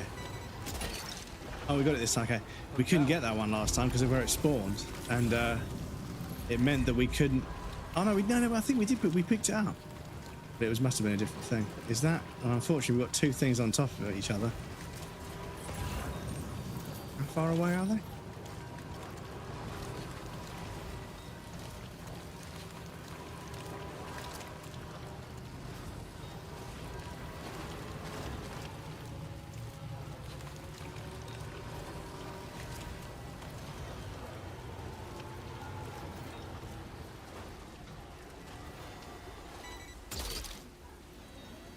That's the way. You're mine.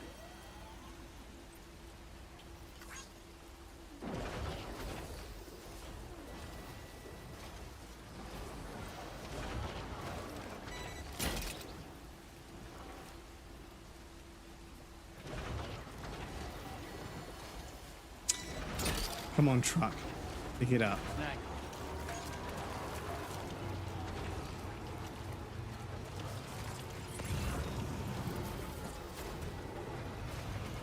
Oops, there's a bunch of rocks here.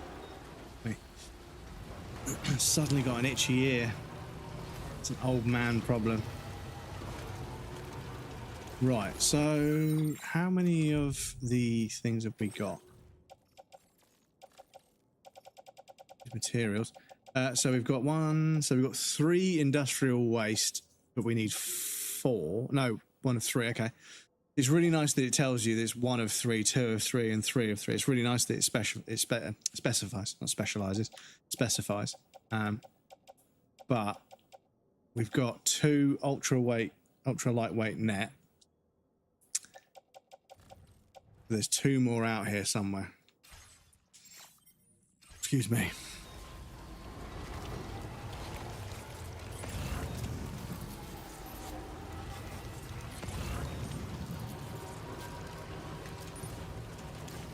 Stuff over here.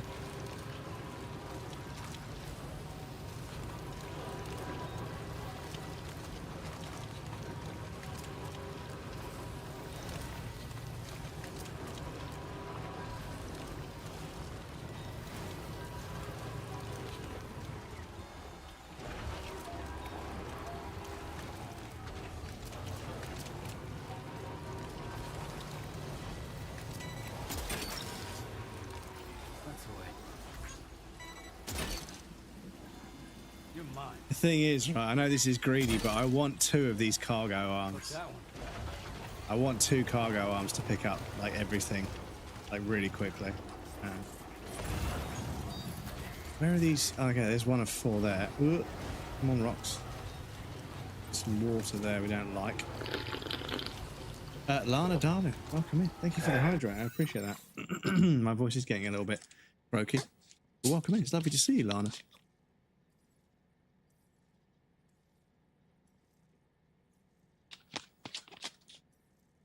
Thank you very much.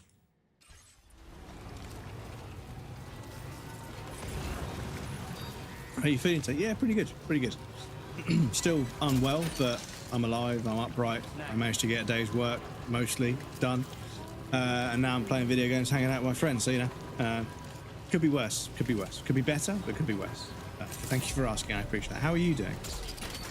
How was your weekend? You had a good one. Well done, So, Sam. That's the last of the cargo. Let's head to our destination and make the delivery. let's head to our destination. So, we're going all the way over here, and then after that we go all the way over here.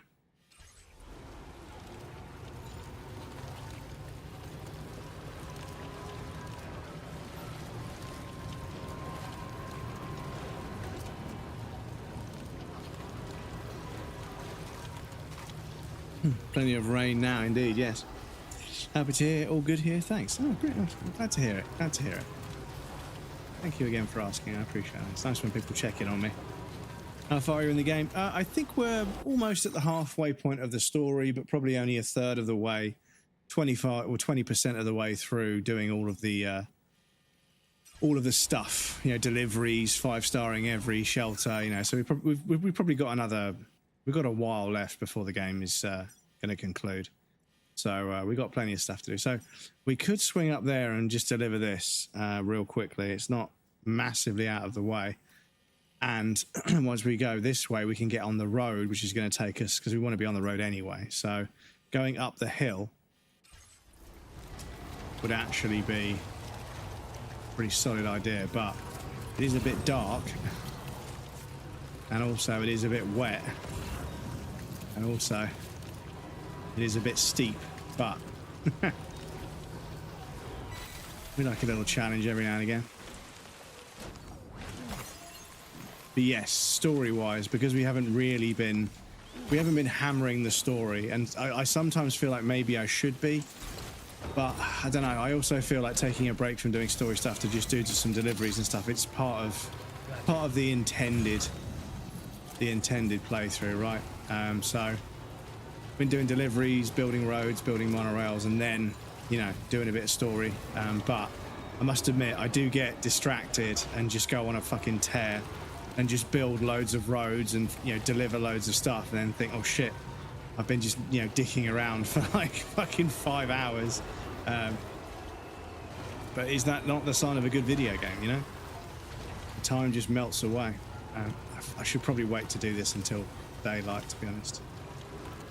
I should probably wait until daylight to do this, because, yeah, this terrain is not very nice.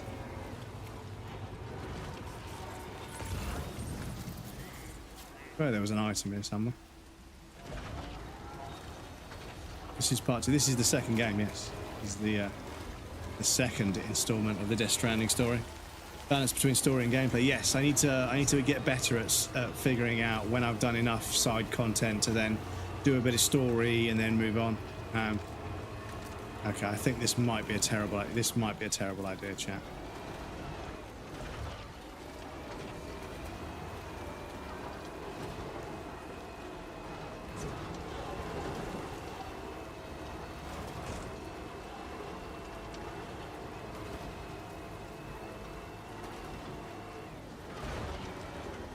This might be a terrible idea.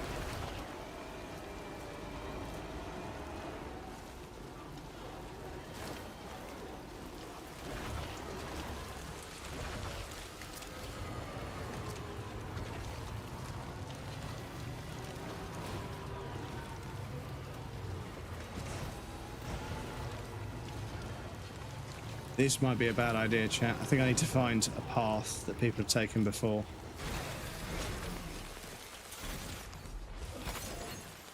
To get up there, to be honest. But yes, they do incorporate the deliveries that you need to do, as well as... So, oh, okay, yeah, so there's a pathway. So we go up here a bit, and then... Actually, we could cross the river here, because we need to cross the river anyway.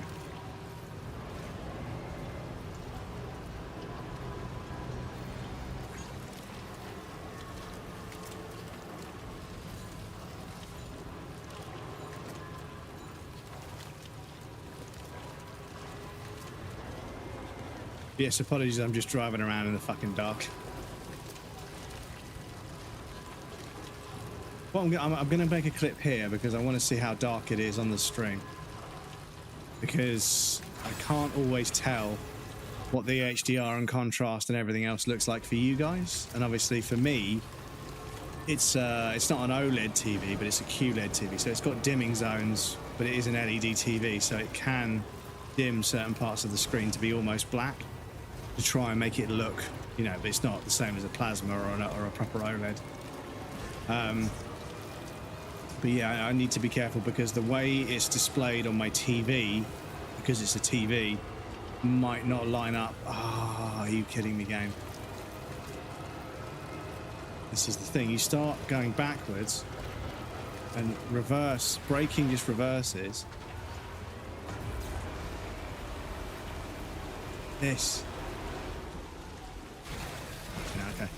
You got to go all the way down, and this is why leaving trucks on a hill and stuff is such a dick move. Because yeah, if you have to stop, you then can't stop the truck going all the way down the hill, and you've got to get back to level ground again, so you can boost. So you've got some momentum to carry you up the hill.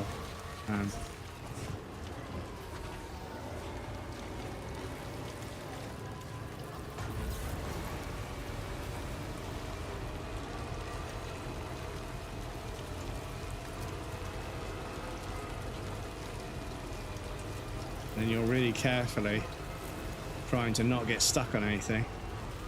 Oh, you just won't let me have it, will you? You're being a fucking dick. You won't let me have it.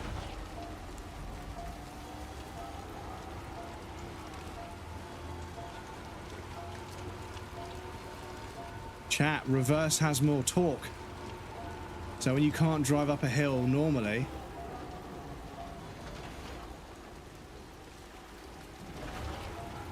just get a reverse going, and it might just do it.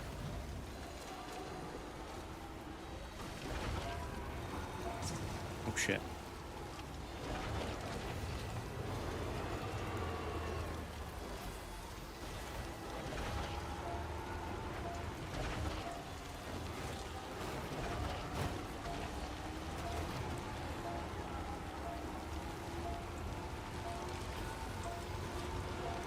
little bit of an angle.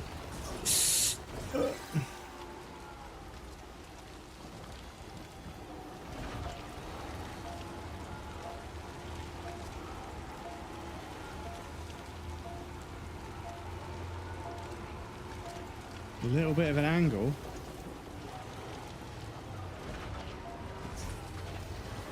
A little bit of an angle, and you can do it. Okay. So yeah, I don't know if that actually was just the game allowing me to go up the hill or not, but reversing seemed to help. And obviously when you're reversing and it stops, you turn the truck sideways to stop it going downhill, and then you drive forwards because you're on flat, and then you try and turn up a bit, and then stop and then reverse. You can kind of crab walk your way up the fucking hill. So yeah, I don't know if that will work again, but it doesn't need to, because we are up. But yes, as you can see, a bridge over nothing, seemingly for no reason. 159,000 likes. Or was that 15,000? Sorry, 15,000 likes. And I'm thinking to myself, why? You know, why has that got so many fucking likes? This one's for you. Thanks for It doesn't do anything. It doesn't actually fucking help anybody. If anything, it just gets in the fucking way. But it be what it be. See, look, this. So they're forcing us to go over their bridge. So I'm actually gonna go round and not take part.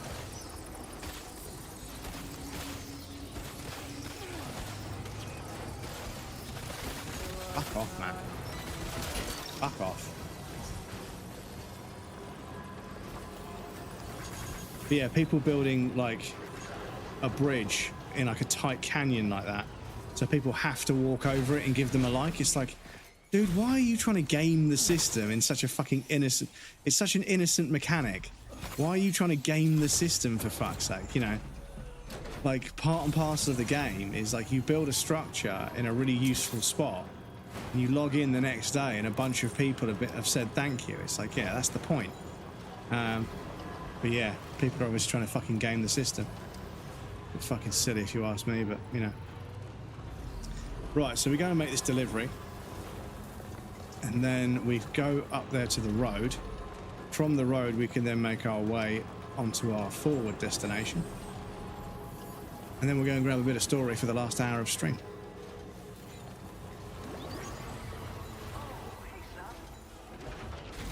Excuse me. But speaking of which, we do have an ad break coming up, so I'll pop you guys on the BRB screen. There'll be a raffle and some clips for you guys that want to hang out. Please feel free to get up and move around, grab a drink or a snack. You won't miss anything. I'm going to take a break as well, and then we'll come back shortly.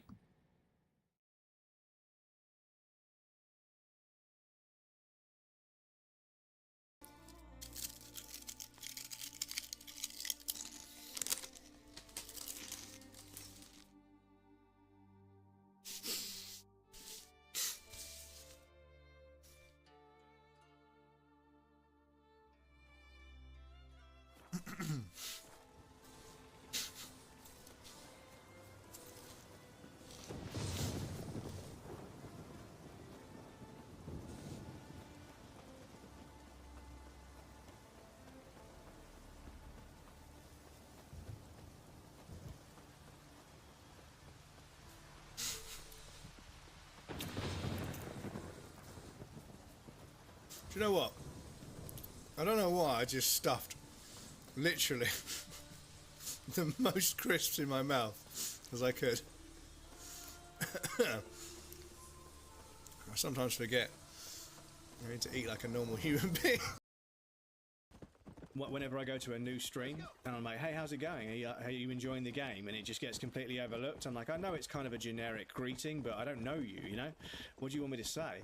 If I say anything too specific, it's going to be called out as backseating or spoiling. So I'm like, hey, how's it going? Are you enjoying the game? And if they say like, yeah, I'm really enjoying this, I'm really enjoying this, I can say, yeah, I really enjoyed the gunplay and the movement as well, or I really enjoyed the story as well. Goated Quest, welcome in. How's it going? How are you enjoying the game? We got one. We got... No, you fucking prick. How the fuck did we get away with that?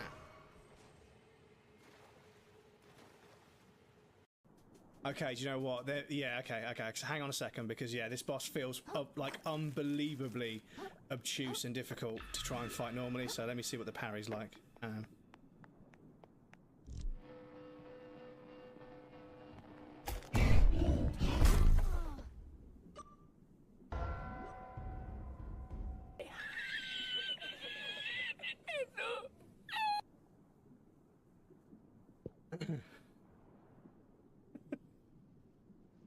Fuck you, game. Right, will this catch on fire?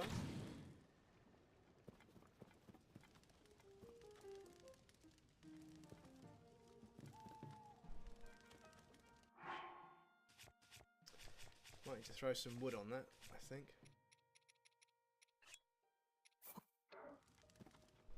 Oh, game. Come on. Fuck's sake.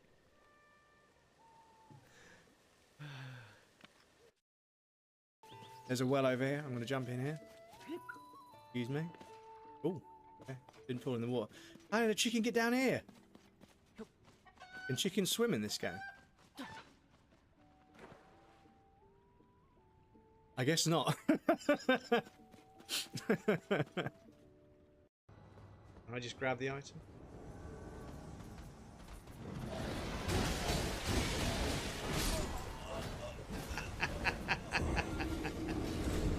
I got the old Lord's talisman though, so I got the talisman.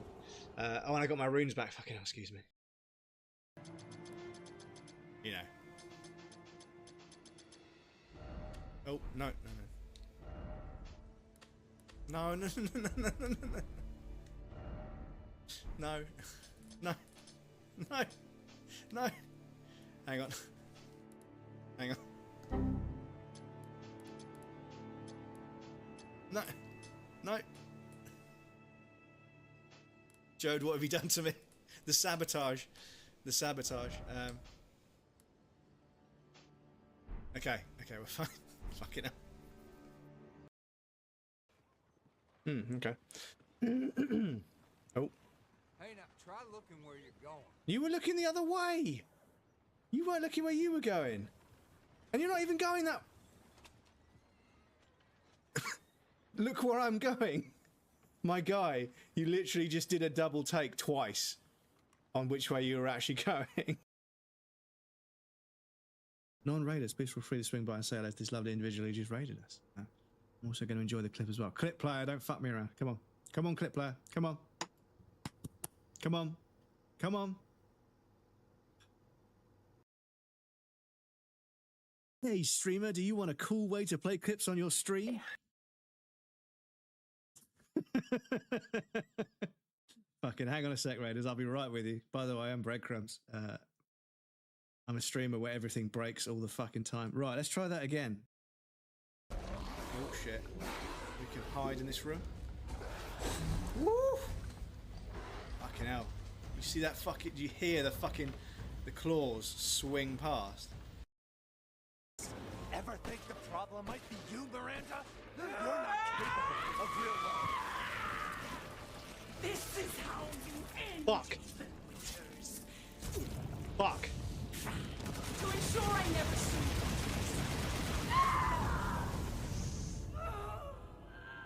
I think we fucking did it. Brad, welcome in. Good to see you, dude. Oh, no, no. Fucking hell.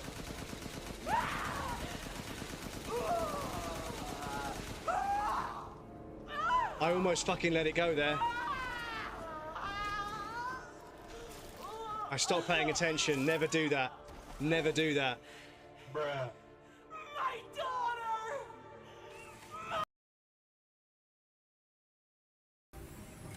It's so mean that it makes you fucking go back like this.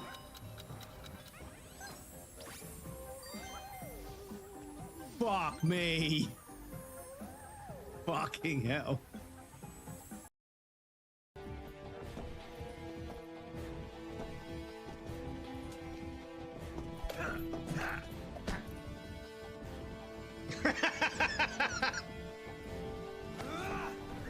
He punches him in the eye, it's not there.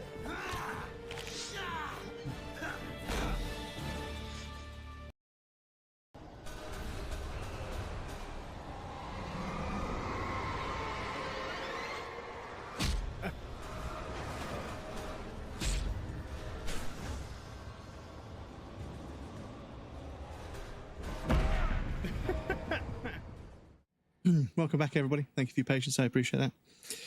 Back in my days, we just made a giant pea mushroom for likes. Yeah, this is it.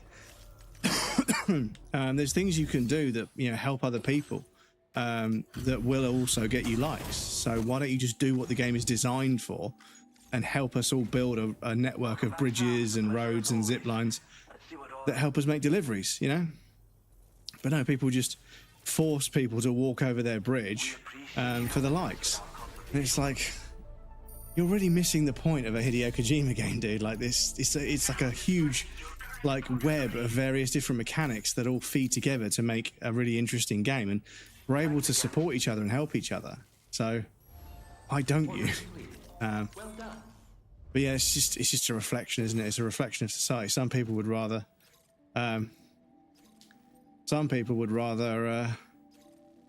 so I don't think I need to 5-star this person or this person. So yeah, I think we're actually okay. But yeah, some people would rather, it's because it's silly. Some people literally, they work harder to scam other people than they do just fucking being honest. It's fucking hilarious how the lengths people will go to get away with doing something that actually isn't that difficult. And they get themselves into a trap. They get themselves into a trap where they try and find a way out of everything all the time. And they completely gloss over the fact that they're making more effort to avoid things than just fucking confronting them and doing them, It's silly when you hear about the lengths people go to avoid just doing something actually fairly trivial once you get your head around it. But, and that this person's built a bridge over nothing. And it's got a bunch of animals on it, but it's got 175,000 likes. Why? You've built it right next to one of these pools of tar, so it's full of enemy creatures, Who knows, chat? Who knows?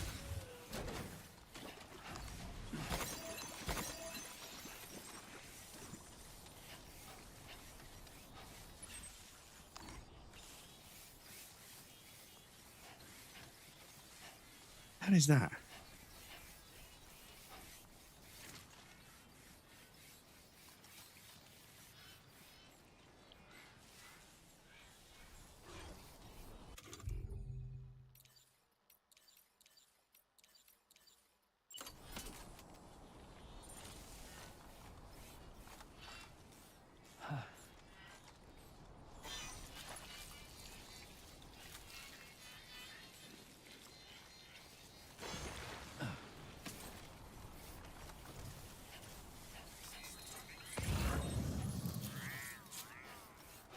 Shit. Maybe I should have just shot it.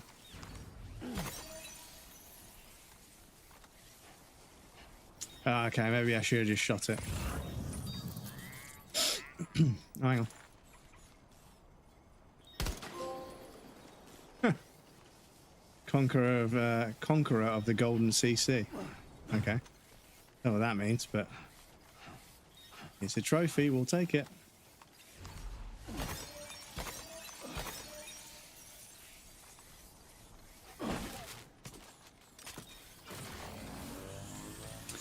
The bridge is an enrichment for the tar creature. It's an enrichment.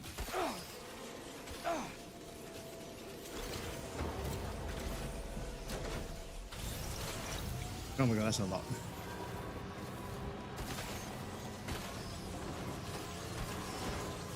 So it's some apparatus to stop the little creatures from getting bored, like a cat tree.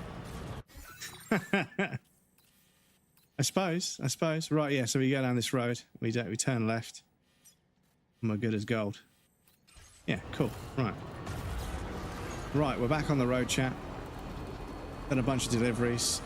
Do you know what? I also need to double check. Did we 5-star the inventor? No. Okay. So yeah, we're still gonna have to go back and 5-star them at some point. But for now, next port of call.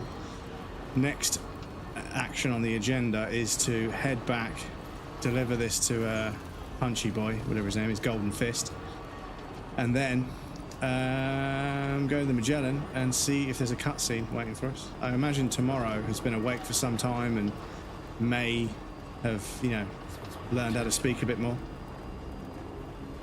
Raindrops keep falling on my head. Da, da, da, da, da, da, da, da, da, da. Was that something then? Look, that one. Yeast paste. Horror movie. Ooh. Ah, Kojima, how could you do that to me? How could you put a horror movie up there? Oh, Kojima. Does that go up all the way?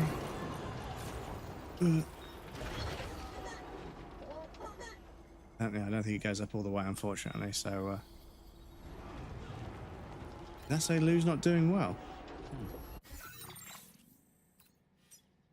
Yeah, you can see that anchor. Yeah, you can see the anchor doesn't actually go up to here, unfortunately. Okay, it is just randomly generated content. I'm sure we'll see that again at some point. Made a teaser trailer for the Edge Runner Season 2. Oh, Edge Runner Season 2. I still haven't fully finished Edge Runner Season 1. I've been slacking a little bit. I have been slacking. I was watching it on the bicycle at the gym. So I was watching one episode a week. I'm trying to ride for the whole episode. It's 20 minutes on the bike is not trivial for a man of my age. But yeah, I almost managed it. I did skip the intro and I did skip the credits, so I only sort of rode the bike for like 15-16 minutes, but I did it. And I was going to build towards doing the intro sequence, the intro, and the credits, but then I got COVID, and then I got bronchitis, and then I got COVID again. I've been fucked ever since. But yes, I'd like to get back to that. But yeah, I want to get back to that. But unfortunately, I don't want to watch a trailer for the second season because I haven't fully finished the first one yet. So apologies. Otherwise, I'd watch it on the screen, check it out. But technically, I could avoid spoilers there.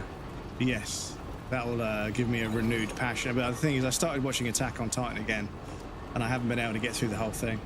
I think I'm at the end of season 3. But I know everyone's going to say, oh, but season 4, everything all culminates and it all comes to an end. You know, you've got to watch it.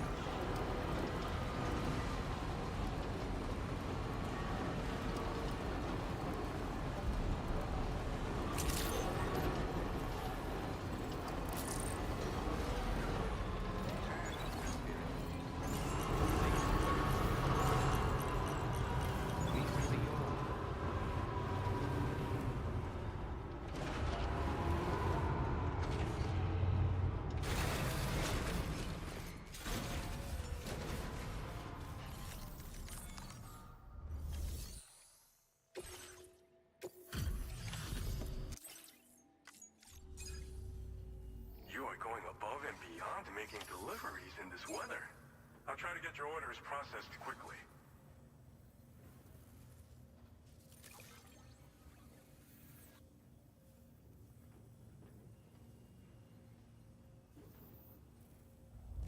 Cool. Seriously? Are you really? You've done a mountain of orders for us. We sure appreciate the hard work.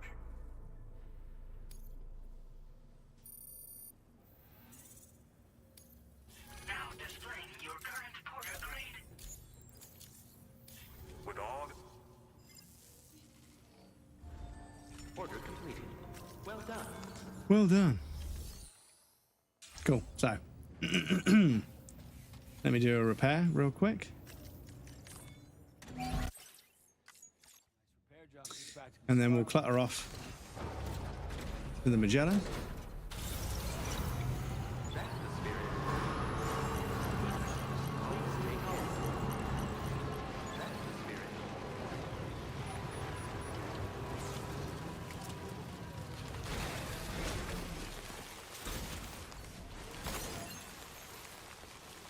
Fat alien baby. What a username.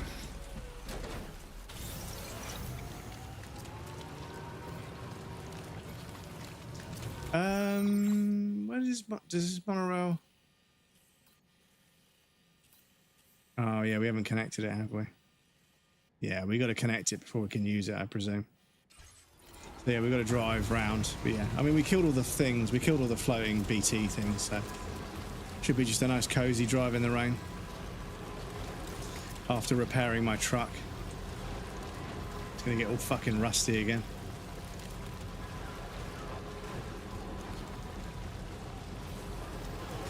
But yeah, I also feel like I want to go back to Mexico and go back to Villa Libre and repair that bridge. I'm really annoyed that it got fucking trashed.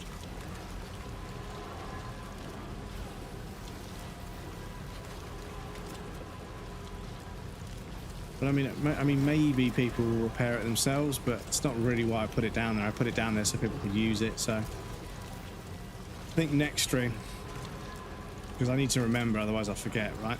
I know that sounds obvious, but yeah. However, we could, once we go to the Magellan, if it isn't story that takes us somewhere, we could also ask the Magellan to take us to Mexico. I don't know if we can get transported to Villa Libre. Excuse me. On the sand, we just can't boost enough to get away from them.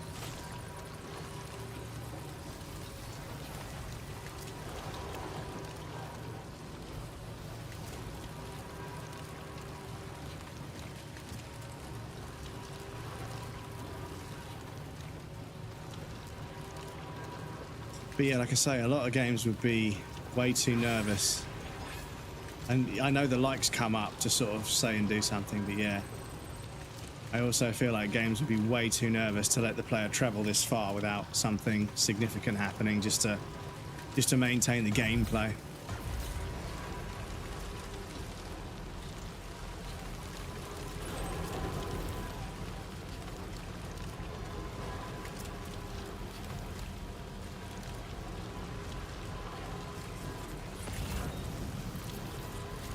That goes red straight away, doesn't it? They do not want you walking off into the ocean.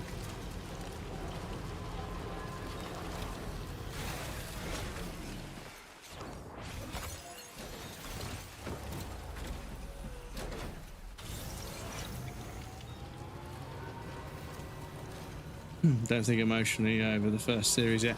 This is the thing. Loads of people have said it's such a fucking good story, and yeah, I kind of kick myself for fucking drifting away from it, but I've got so bad at watching TV shows because I barely ever do it anymore. I must admit, so many TV shows have let me down that I don't have a day of the week after work where I sit down and watch a couple of episodes or something anymore, because Netflix just got really, really popular and they just started creating season 1 of like everything. And they so rarely did season 2 unless it took off and got really, really popular. And it's kind of just, that's kind of just their business model, is they make season 1, but like for everything, every idea, they'll make season 1, but it's only the one show out of 100 that thousands of people tune into, or millions of people that tune into, that actually gets a season 2. And it just means that only the most mainstream sort of, mass appeal kind of slop ends up getting 2 or 3 seasons. And yeah, it puts the writers in a situation, because they don't want to drop everything in season 1, because then what do you do for season 2? But if you don't drop everything in season 1, it might not be exciting enough and get enough viewers to get a season 2, so you never get a chance to fucking do that bit of the story. So it's what is going on here?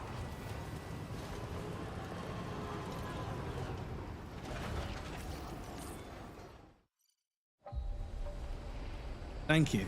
Okay, so you can just board it. Again, they've thought of that. You can just board it. So, Baba, what are you doing? Sam, please.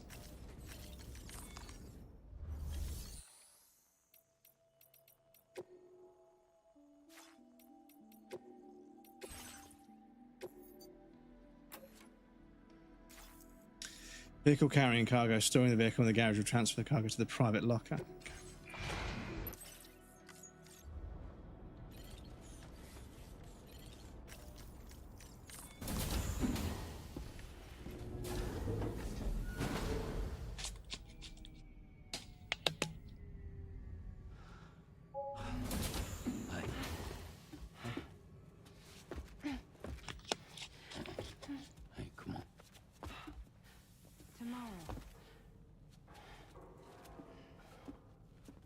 I'm sorry, but you have to stay on board. It's too dangerous to go out by yourself. And you'll have to put on your shoes.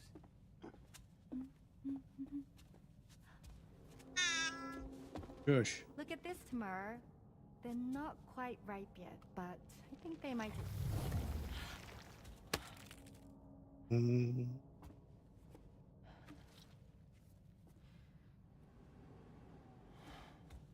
It's okay, Excuse me. Tamara, really.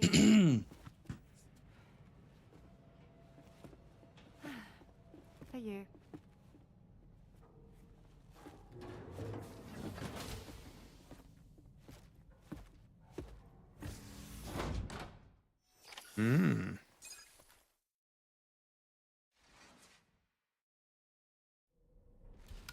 Ooh, little bubba. Oh, damn, look at Sam's sunburn. The sunglasses have blocked the sunburn. You can see his eyes aren't quite as burned as the rest of his face. Oh, okay. The thing is, they had that in Bloodborne. If you wear a mask and then get covered in blood and then take the mask off, where the mask was, there won't be blood. That, like, accurate.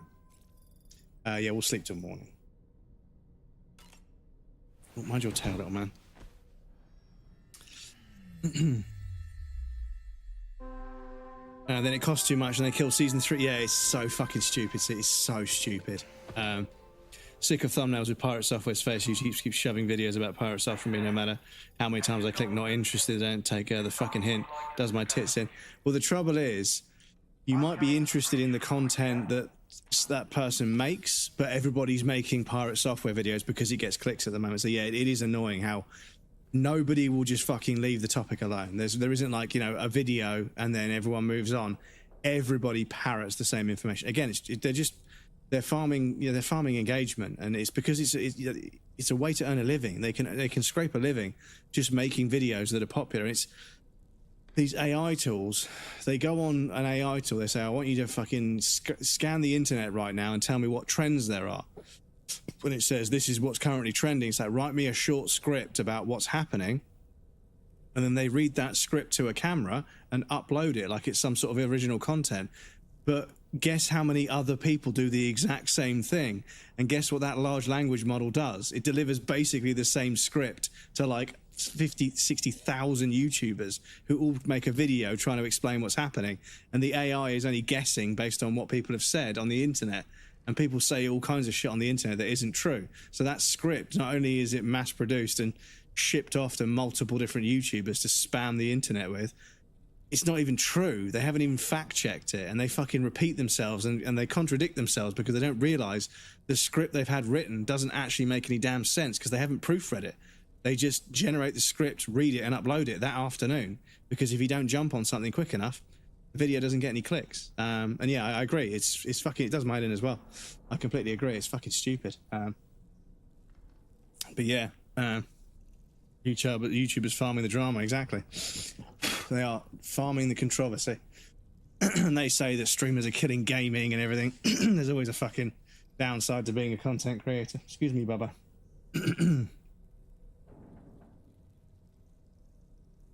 Milking it as much as they can. But this is the thing. It's just, they're the hot topic. Excuse me.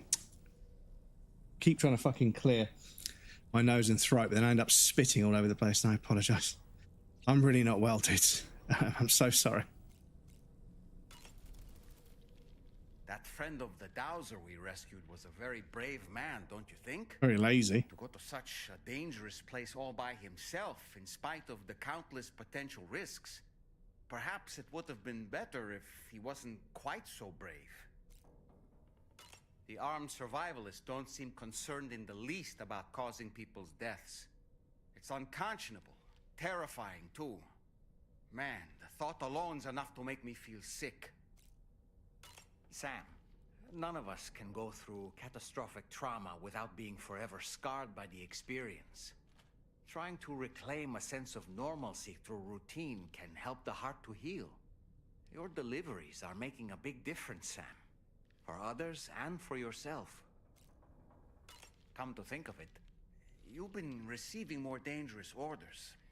I respect your willingness to undertake them without any fuss. Please, don't hesitate to rely on me for assistance if you ever find yourself in need of it. While I'm incapable of fighting like you, if you throw me toward your enemies, I can keep them distracted for a short while at least. That's another really cool fucking feature. That's another really cool feature. We can use him as a distraction. Sam, the brigands' vehicles are of a rather antiquated design, significantly different from the standard pickup off-roader. You won't be able to get them repaired at distribution centers or on the DHV Magellan. Can't even store them in a garage. They're enemy property after all. Too risky to bring inside our facilities. Could be booby-trapped. I'd not get into the habit of using them too often if I were you. Ah, yes. It was a place that belonged to the dead. And while we were trapped there, only a scant few seconds seem to have passed here. It's like the beach in that regard. Time flows differently there, relative to how it does in our world. Those battlefields you once journeyed to were also pockets of reality outside of ours. But this was different. Perhaps we'll be able to understand it better if we ever get the chance to go there again. Which isn't to say that I want to go back.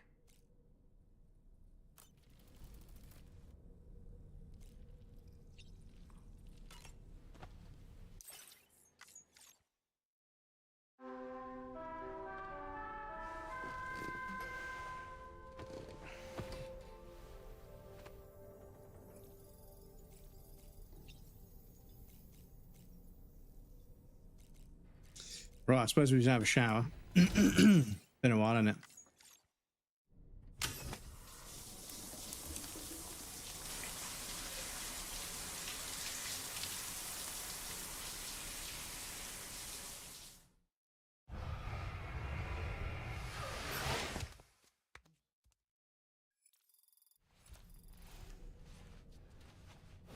So showering cures sunburn because the sunburn on our face wasn't going away, and I was like, oh, damn.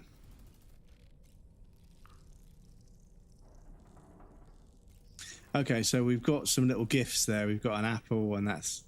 I wonder if that apple is going to get more and more rotten over the playthrough. I wonder if that's going to ripen and then turn a little bit soft. We've got some chiral tea. Which, yeah, do you know what? Fuck it. I'll have a chiral tea. Why not? I'll treat myself, chat.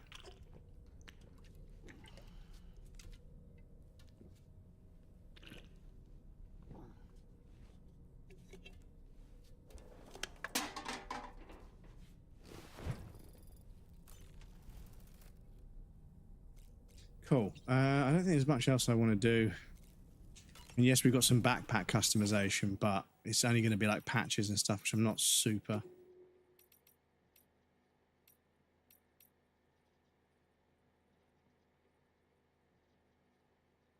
You can see other porters' locations. Yeah, so that's going to... The thing is, it's a nice touch, but it's going to clutter the map up too much, so I won't do that, sorry.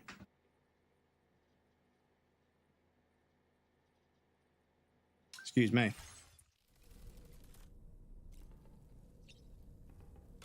And I kind of like the way we look right now.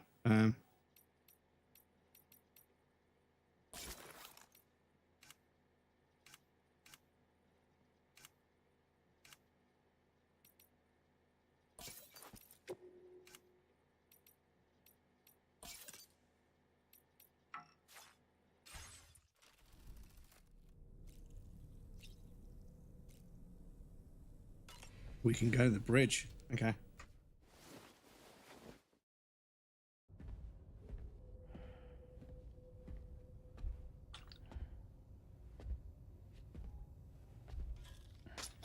Glad you're here.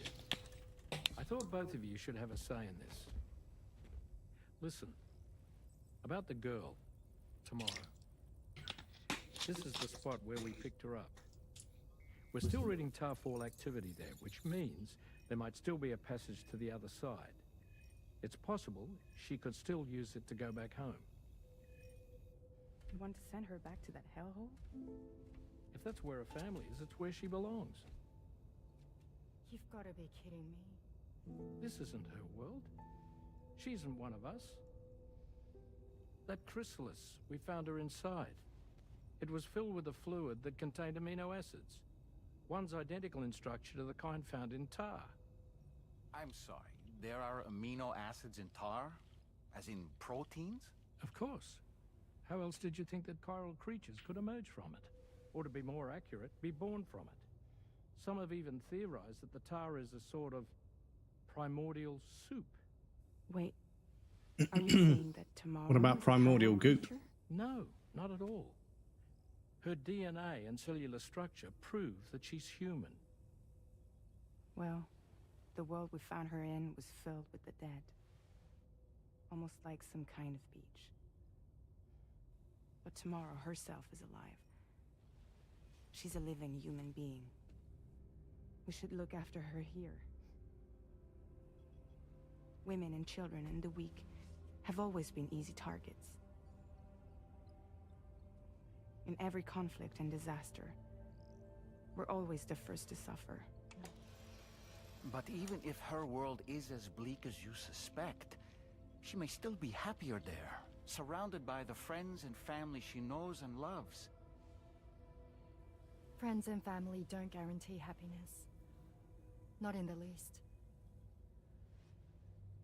I understand how you feel, but I believe she should stay with us. Sam. I was there. I saw her home. And it was a hellhole. We can't send her back. All right. I'm pulling rank and making the call. She stays. At least until things have calmed down. Understood? Aye, aye.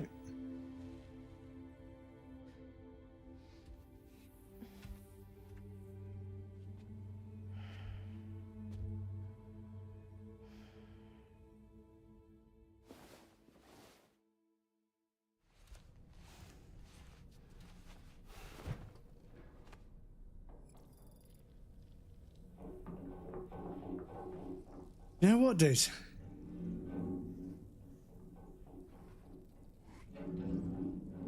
As far as Kojima cutscenes go, It came from the hall outside.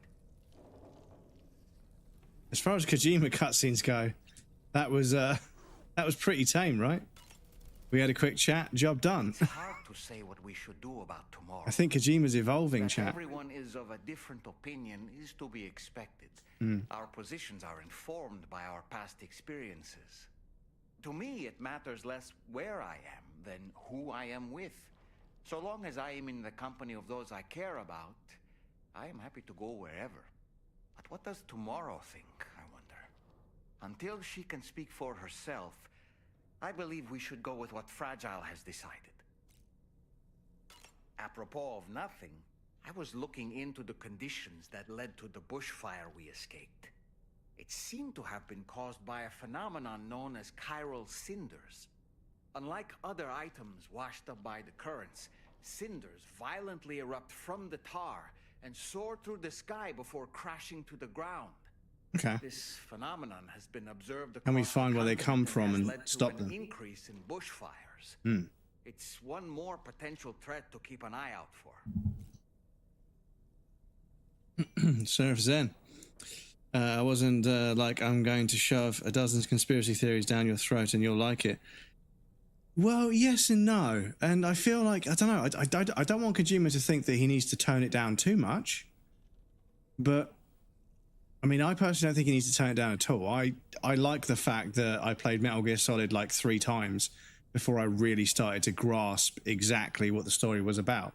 And Metal Gear Solid 3, because I played it like 7 times, I got to know the story of everything. But yeah, I do hope that he isn't going soft, you know.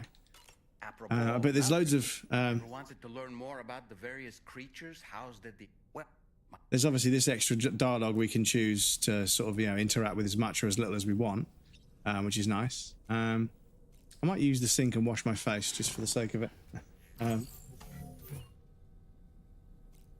Okay, I guess not. But yes, so we've added one more person to the chiral network, so we've got 19. What I believe is 19, I think. I think that's 19.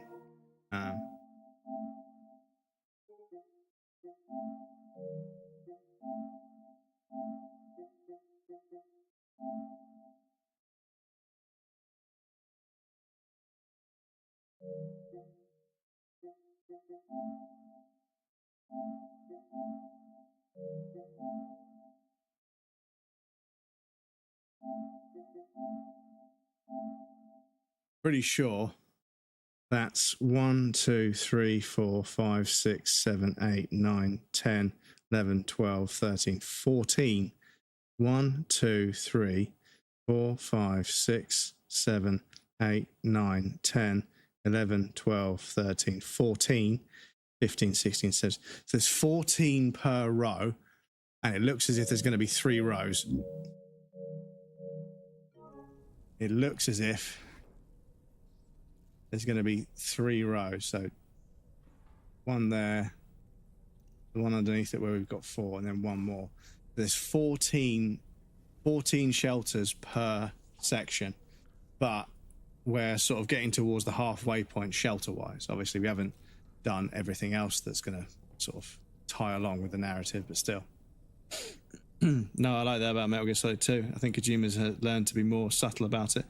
Yes, and I think as long as the story's there, and not every character needs to... The thing about Hideo Kojima games that the criticism I will let people make and not defend too hard is not everybody needs to be philosophical. You could have a few philosophical characters, but Kojima games, everybody is very philosophical, and you end up with multiple philosophies all basically occupying the same 60-hour, 30-hour game. And because there's so many conflicting and different philosophies, it does become a bit difficult to really grasp what the actual, philosophy of the game as a whole is. There's a character that's very worried about the future. There's a character that's very worried about the past. There's a character that's very worried about the present. There's a character that's very, very aggressive. And they have philosophies that back this up. And it's very interesting, but obviously it is an awful lot to process on the first playthrough. And I think that can be off-putting for a certain amount of people. I can't find tomorrow. Oh. She must have left in Magellan at some point. She's Okay. not wearing a room terminal, so we have no way of tracking her position. And the continent is full of dangers she's never encountered. I should mention she didn't appear to have received even a single vaccination. So I decided to repurpose the batch Deadman left for Lou and gave her the full gamut. She's been immunized against just about everything, so you've got nothing to worry about on that score. But she's still a stranger in the world that isn't her own. You got a lot of people to open up in real life there that way too, because most people aren't as many.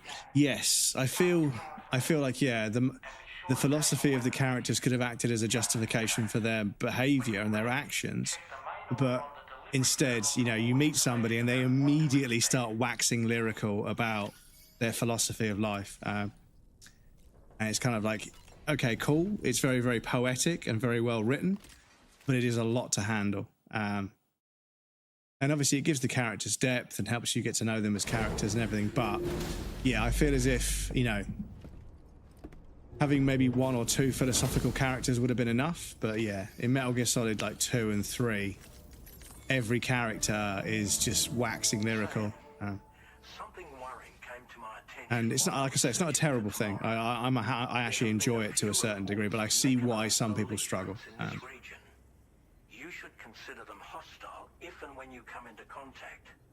So, review your equipment loadout via the delivery terminal and make sure you're prepared for anything. Only then should you pick up the next main order. All of Drawbridge is committed to helping you find tomorrow. Let's bring her back home, Sam.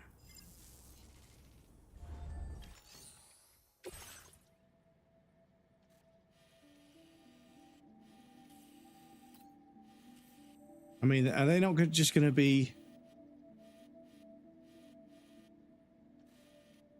Oh, hang on. Hang on.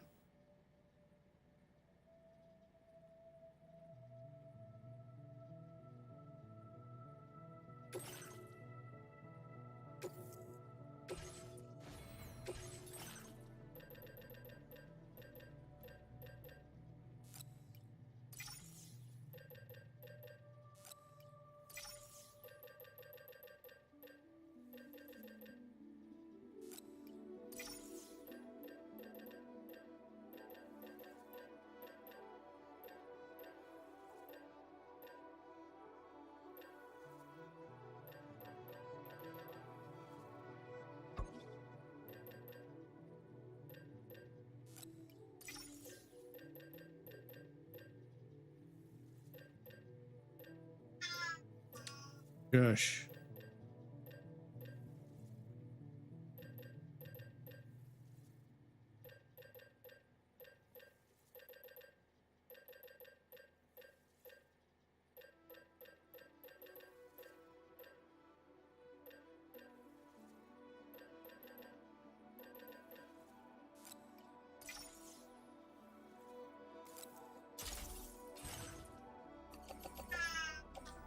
Shush.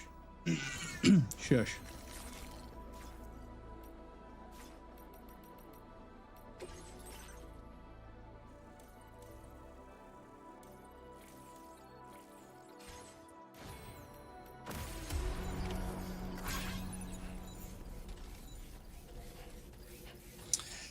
Right, so now Look, we need Sam, to... tomorrow's footprints. Why don't we see where they lead?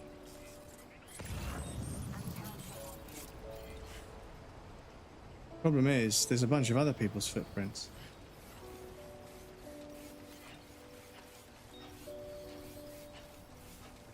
Okay, I think these are... Okay.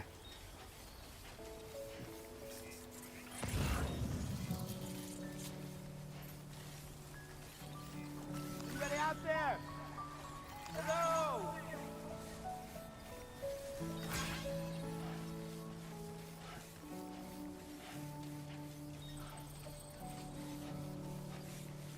Of course, you've pissed on her footprints, you fucking animal. I found a photo of Timora in the Magellan's logs taken just before she ran off. Looks like she took some equipment with her, so maybe she set it up somewhere. Either way, that'll make her a bit easier to track down. Shush, Bubba. Shush. Shush. You don't need to be silly, Bubba. We've got a full quota for silliness. We don't require any shenanigans.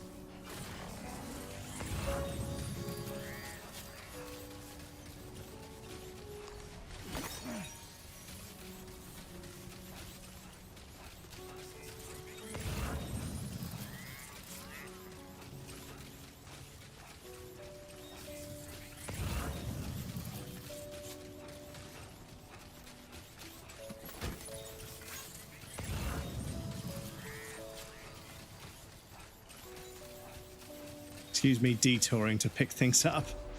I can't help it. Oh my goodness, hang on. Oh, that's not good. Oh, excuse me. And grab my trusty charging cable, which should be working. Yep. The other day it wasn't charging this controller, and I was like, what's wrong with the controller? But no, the power to the fucking USB cord had just stopped. Anyway, I'm going to shut up and listen. I'm going to shut up and just watch. I have a feeling some shit's about to go down.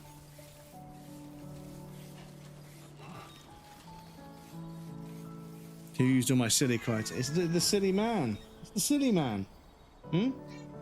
It's a very important piece of gameplay, Bubba. You have to be quiet, okay? You need to be quiet.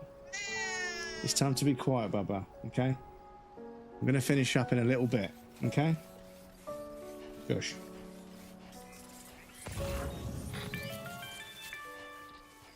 Sam, I think I've got something. Check the marker I've added to your map.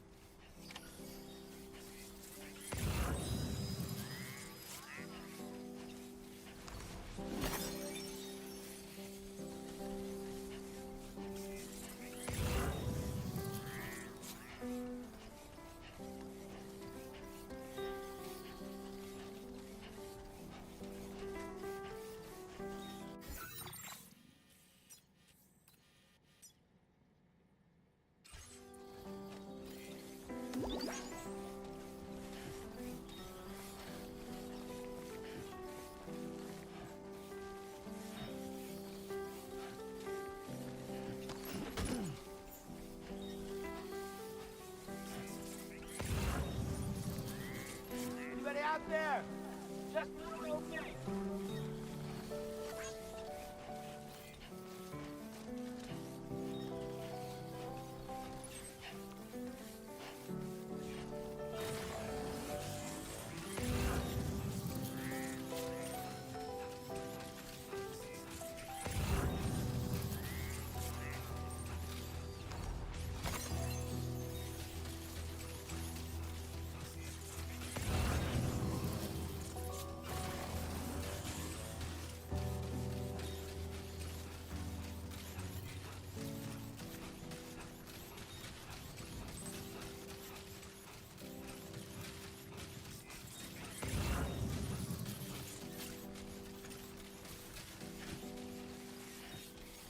Oh god, I see a lot of chiral crystals over there.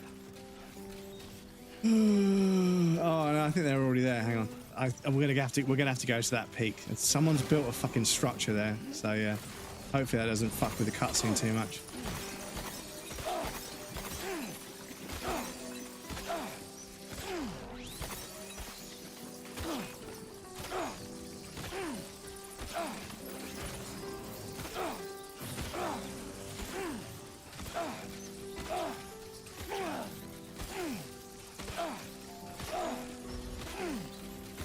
Fuck off.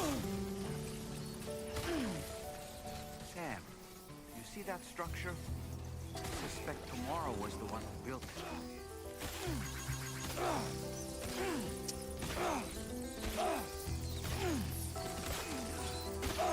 You think Tomorrow perhaps used this rope to make her descend? Fucking bats, man. Fuck off. No fucking battery left now.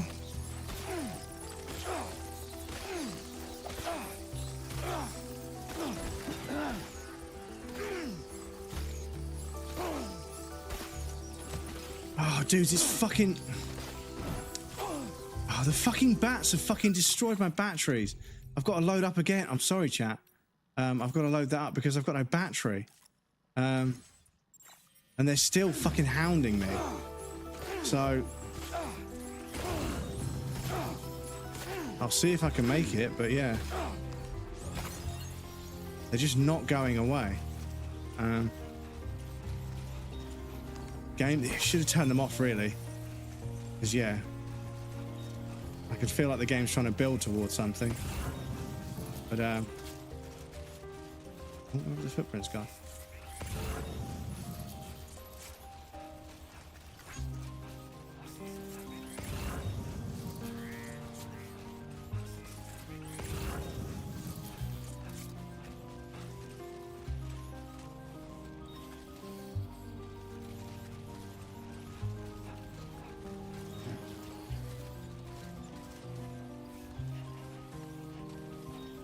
Need a generator, yeah. Giving you the stink stare, yeah. He wants to be played with. I mean, I scooped him up like a little baby just a second ago, you know. Dennis, we got a Dennis raid. What a blessing! Welcome in, Dennis. How was stream, dude? What were you playing today? Were you playing more marbles? Was it more marbles today? Welcome in, raiders. How's it going? Nice to meet you. Thank you so much for the raid, Dennis. Much appreciated, buddy.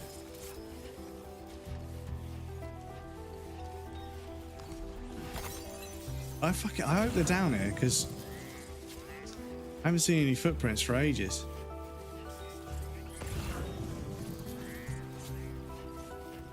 I hope they're down here.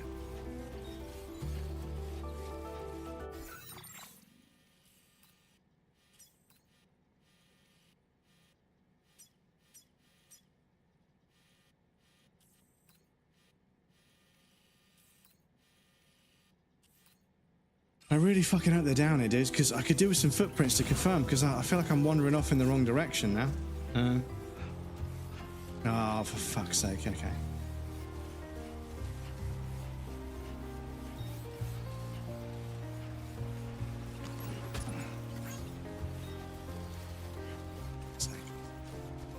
Oh yeah, that was annoying. Yeah, the bats should have been turned off, dude. They completely shattered the immersion.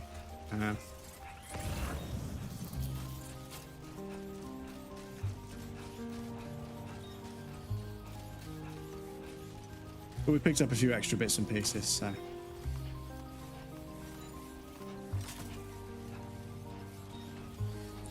This is the problem, is now I feel like the music's not going to last long enough. It's going to stop before we get to our destination, because we're massively off track at the moment.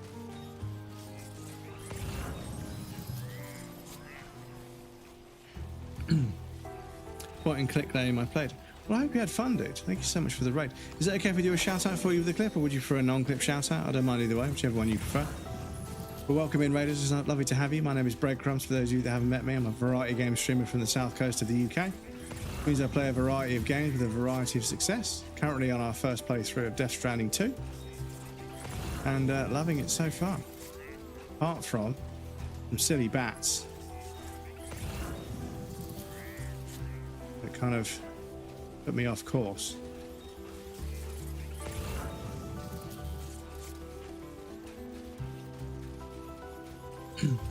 Sad piano bats decide to be perks. Makes sense to me.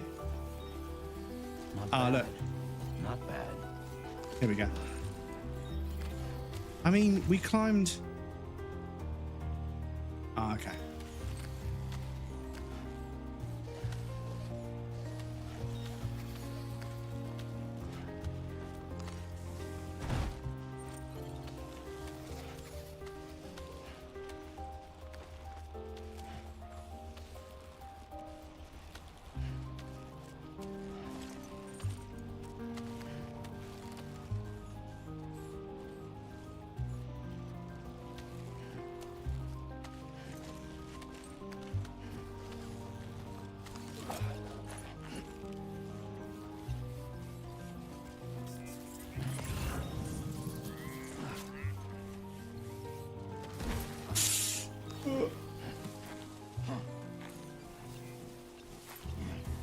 I can't like it, okay.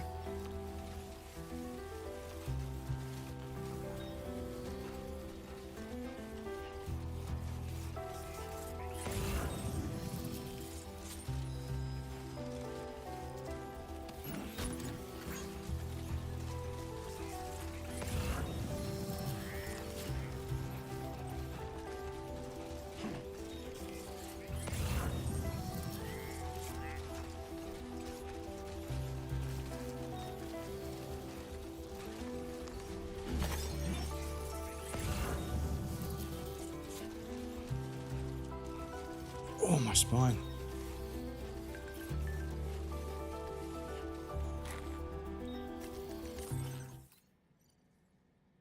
Convinced I saw a young woman near where all the tire erupted from the ground. PT area as well, so I thought it doesn't feel like a girl should have made it there alone. I guess I was just seeing things. No, my friend. No, my friend. So they are there. Where are we? Oh, fucking hell, we're fucking miles away. So it's all the way over there.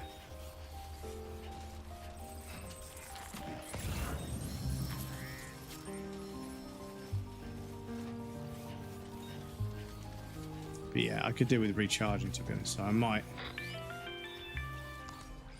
Sam, we might have found tomorrow's train. Check the marker on your map. It may help you track her down.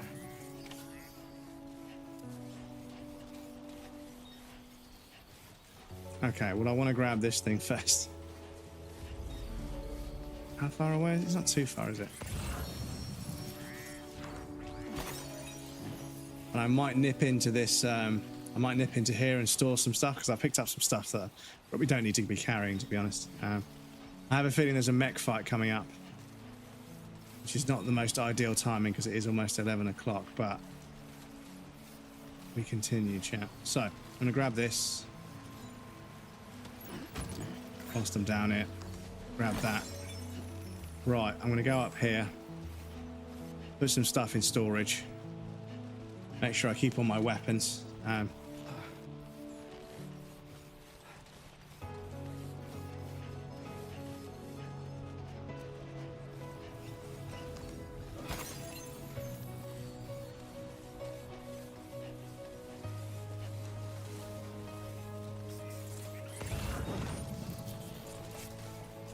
Yeah, her footprints seem to go over there, but I mean, I also feel like I should just get a vehicle just to get there. But I mean, oh, maybe the monorail can take us.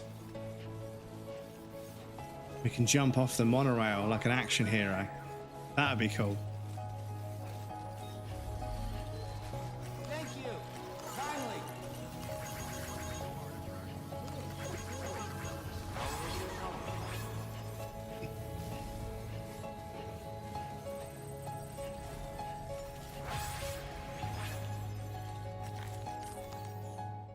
Sorry, I had to rush the toilet. Was a bit of a long stream. No worries, dude. Don't worry about it. This. Doing a sneaky little delivery mid-fucking story mission. This cargo's been missing for a while now. Glad to have someone like you on our side. We're upping your allocation. Cool. Oh. Was ist das? Ah, boxing kangaroos. Does that make us punch better? Accessory featuring 2 kangaroos wearing boxing gloves. Attaching the accessory to your backpack fills your fighting spirit, allowing you to deal more damage with your melee attacks. Oh, let's go. This? Cool. Sorry for skipping the shelter dialogue, because we know he's going to be not super specific, so. God, there's already a bunch of stuff in the private locker.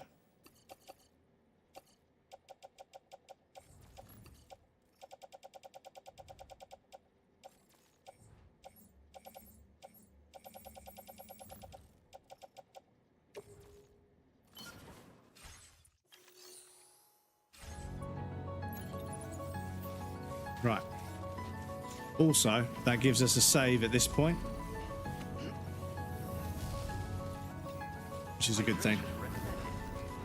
9 hours and 59 minutes. 1 minute missed to make the 10. Ah, the full 10 hours. Shame, dude. So yeah, are they all the fucking way? Are they all the fucking way over there? Okay.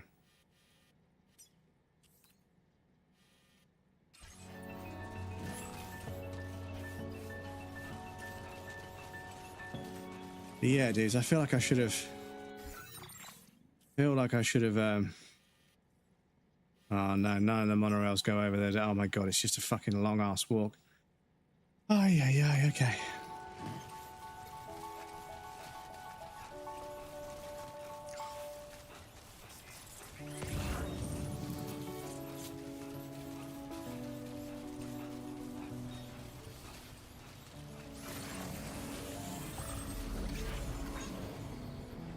Come on, Sammy boy. Uh-huh.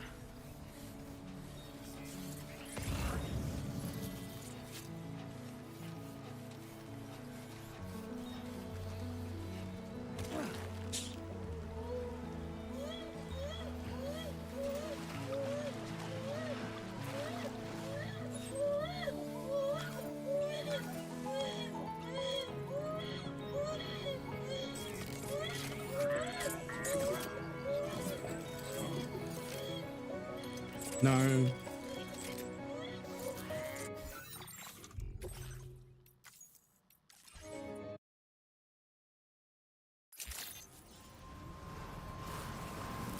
Ah, why have I still got all this stuff on me? Oh, game is being silly, chat.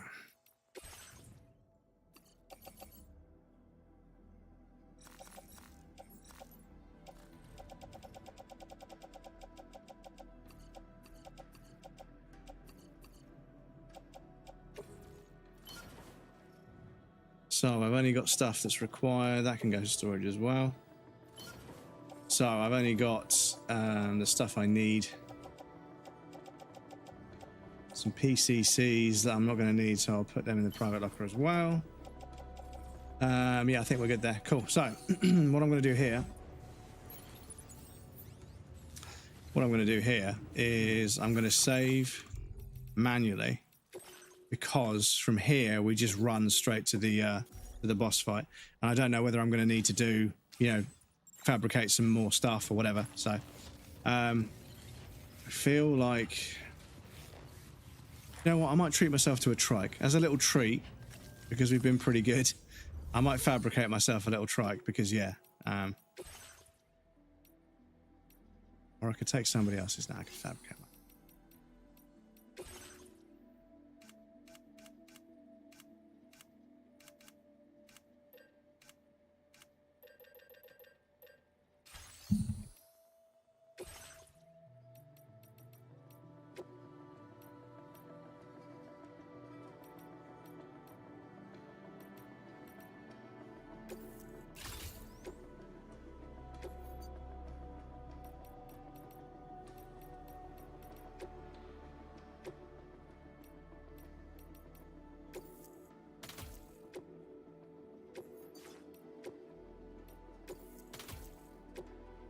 Cool.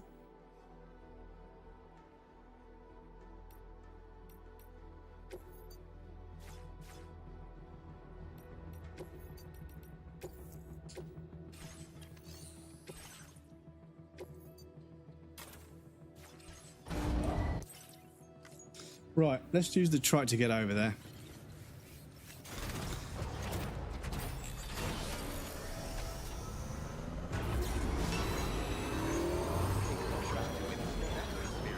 So, is there a road that will take us most? Yes, there is. That is actually a fucking great idea. So, if we go to the right, I mean, oh, we've got to go and get our tracks, haven't we? Do we have to, or can we skip it? Okay.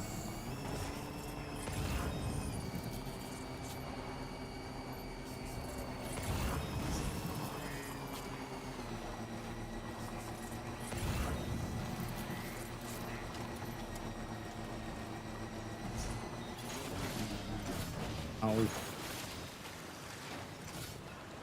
Shut up, game.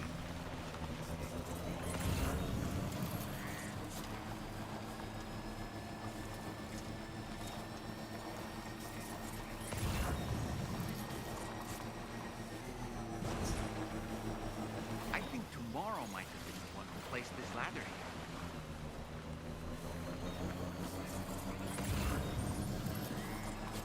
Because, yeah, it's just going to be a long, meandering ass fucking journey. Back to where we already did a boss sequence or a fight sequence in an alternative. Oh, there's fucking brigands. Oh, I ain't got the time. I ain't got the time. Did your Ultra deck just move?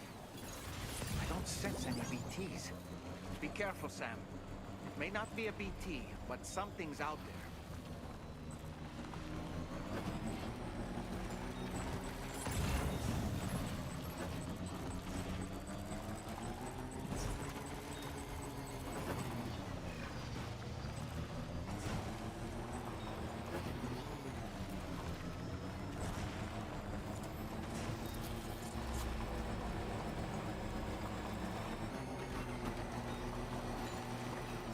Feels good.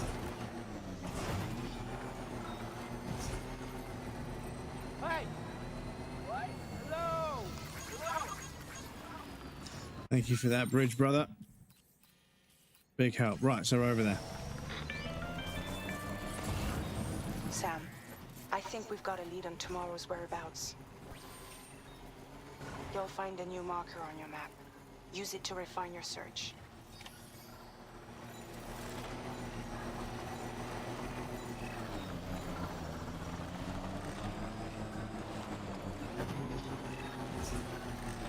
Fucking fox is shrieking outside.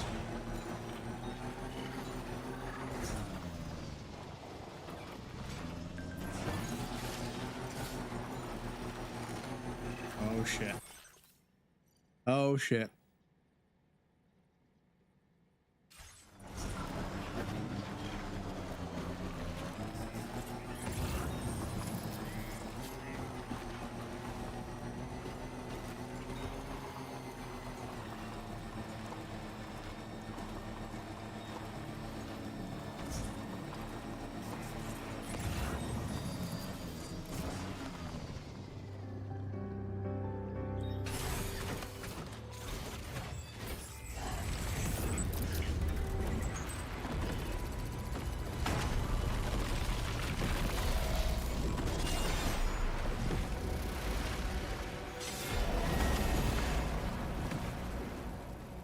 Sam, we have to deal with these mechs first. We can fight tomorrow once that's done.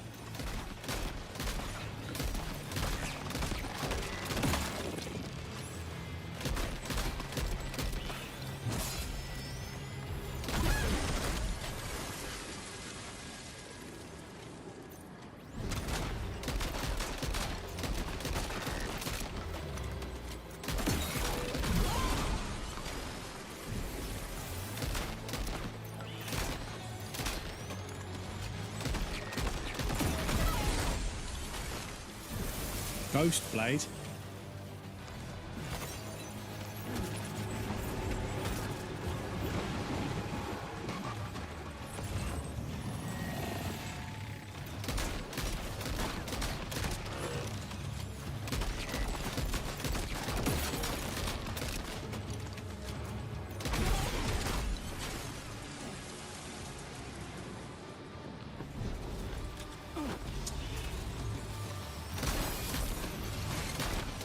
Oh, shoot them in the legs. Ow.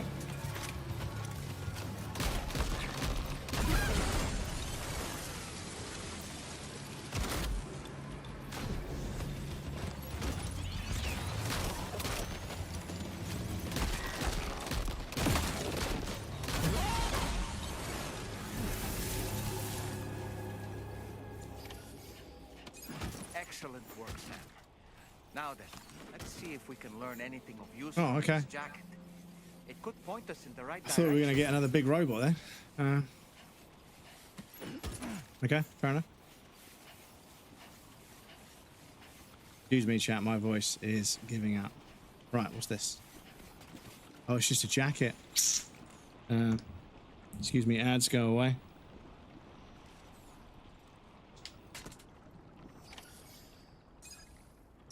Don't throw away that jacket. They're fucking... They're very expensive jackets.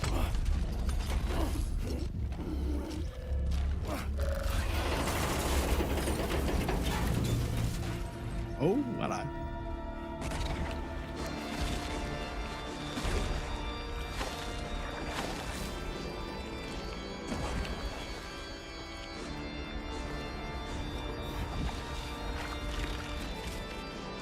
Of course, she's got to take her shoes off, chat.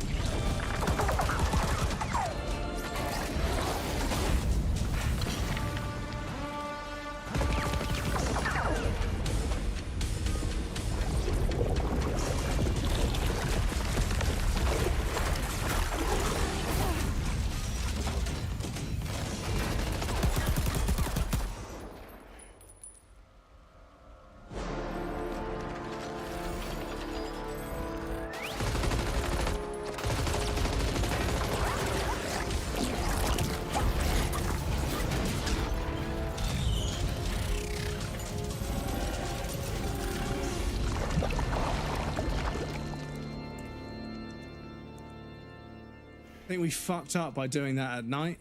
I think during the daytime you would have been able to see a lot more there, but that was pretty cool.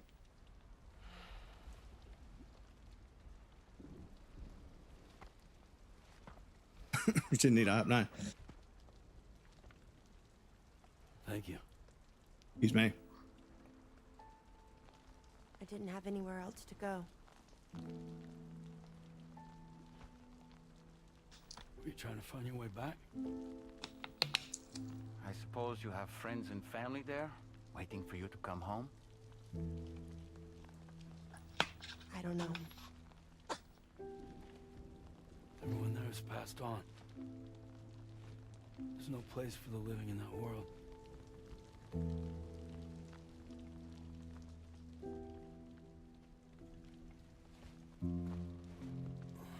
Hmm.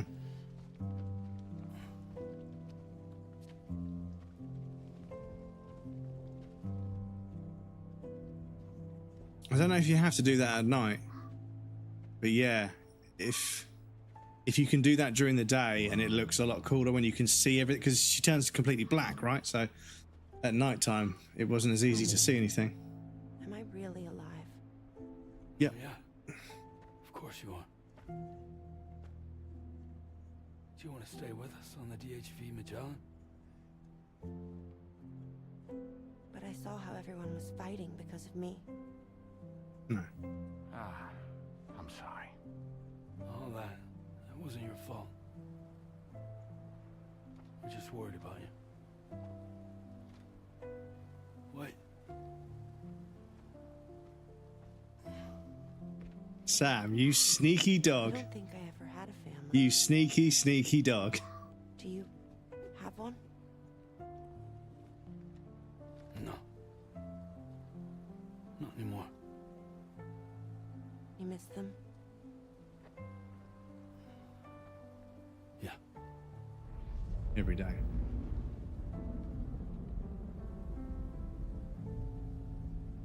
So, I can stay on the ship? Of course. Just don't throw away a £2,000 jacket again. Thank you. But you can tell it's a dynamic cutscene because my battery on my gloves has run out. Along with the skeleton, you can't see. It takes the skeleton off for some reason.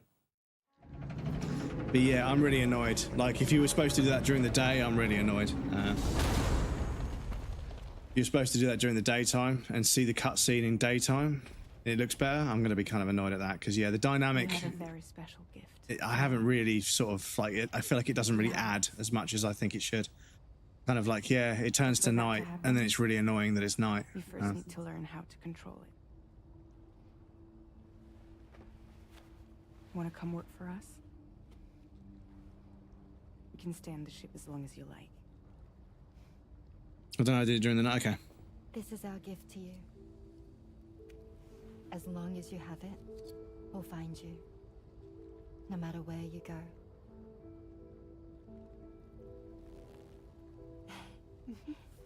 Welcome to Drawbridge. Aww. To our little family. If only they'd done that and, like, the other person, yeah, that would have been cute as well. Come on, let's head inside. Girls' night. So, she's got fucking superpowers. Tar superpowers. Interesting. Not a Legend of Legends, though, apparently. Ah, we get tomorrow's music. Okay, so that piano thing, that's kind of nice. And also, to the wild, that's the piano music. To the wilder piano bit. Okay. Okay. Now displaying your current porter grade.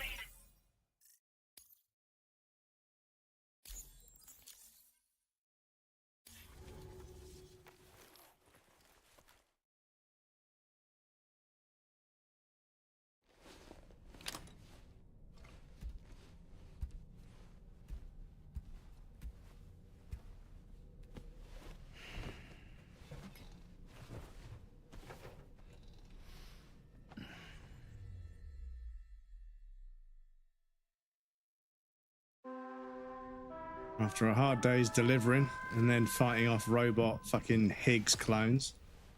Right, I think it's time for a shower. Sam, this is Tommy. We took the liberty of loading the vehicle you left outside onto the DHV Magellan. There's something that's been on my mind lately.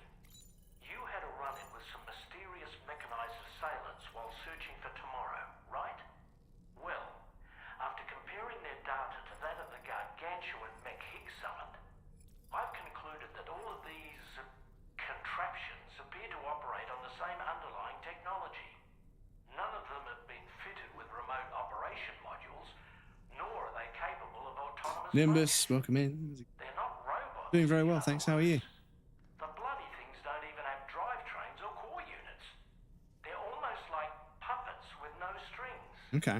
They don't require chiral network coverage to function either. Though I'll be damned if I know how that's possible. It's almost as if they're spirit-driven machines. Ghost mechs, to give them a name. I'd say it's a safe bet that there are more of these things out there. So to ensure that you're prepared to face them, we've added a Ghost Mech archive to the VR weapons and combat training. We get to practice. Okay. Access it to check out the data we've collected regarding these mechs so far. Anyway, Doing all right. Just been trying to get projects underway properly. Yeah, it's annoying the initial stages of a project when you're just spinning your wheels and you can't get any traction or you can't get buy-in from other people. So I know what you mean, dude. But yeah, I hope that improves. Good on you for trying. so if that's your preference, I think you hit the shower with those bloody clothes, but yeah, exactly.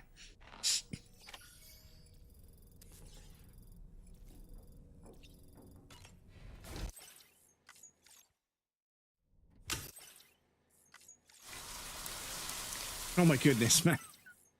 There's 3 shower cutscenes.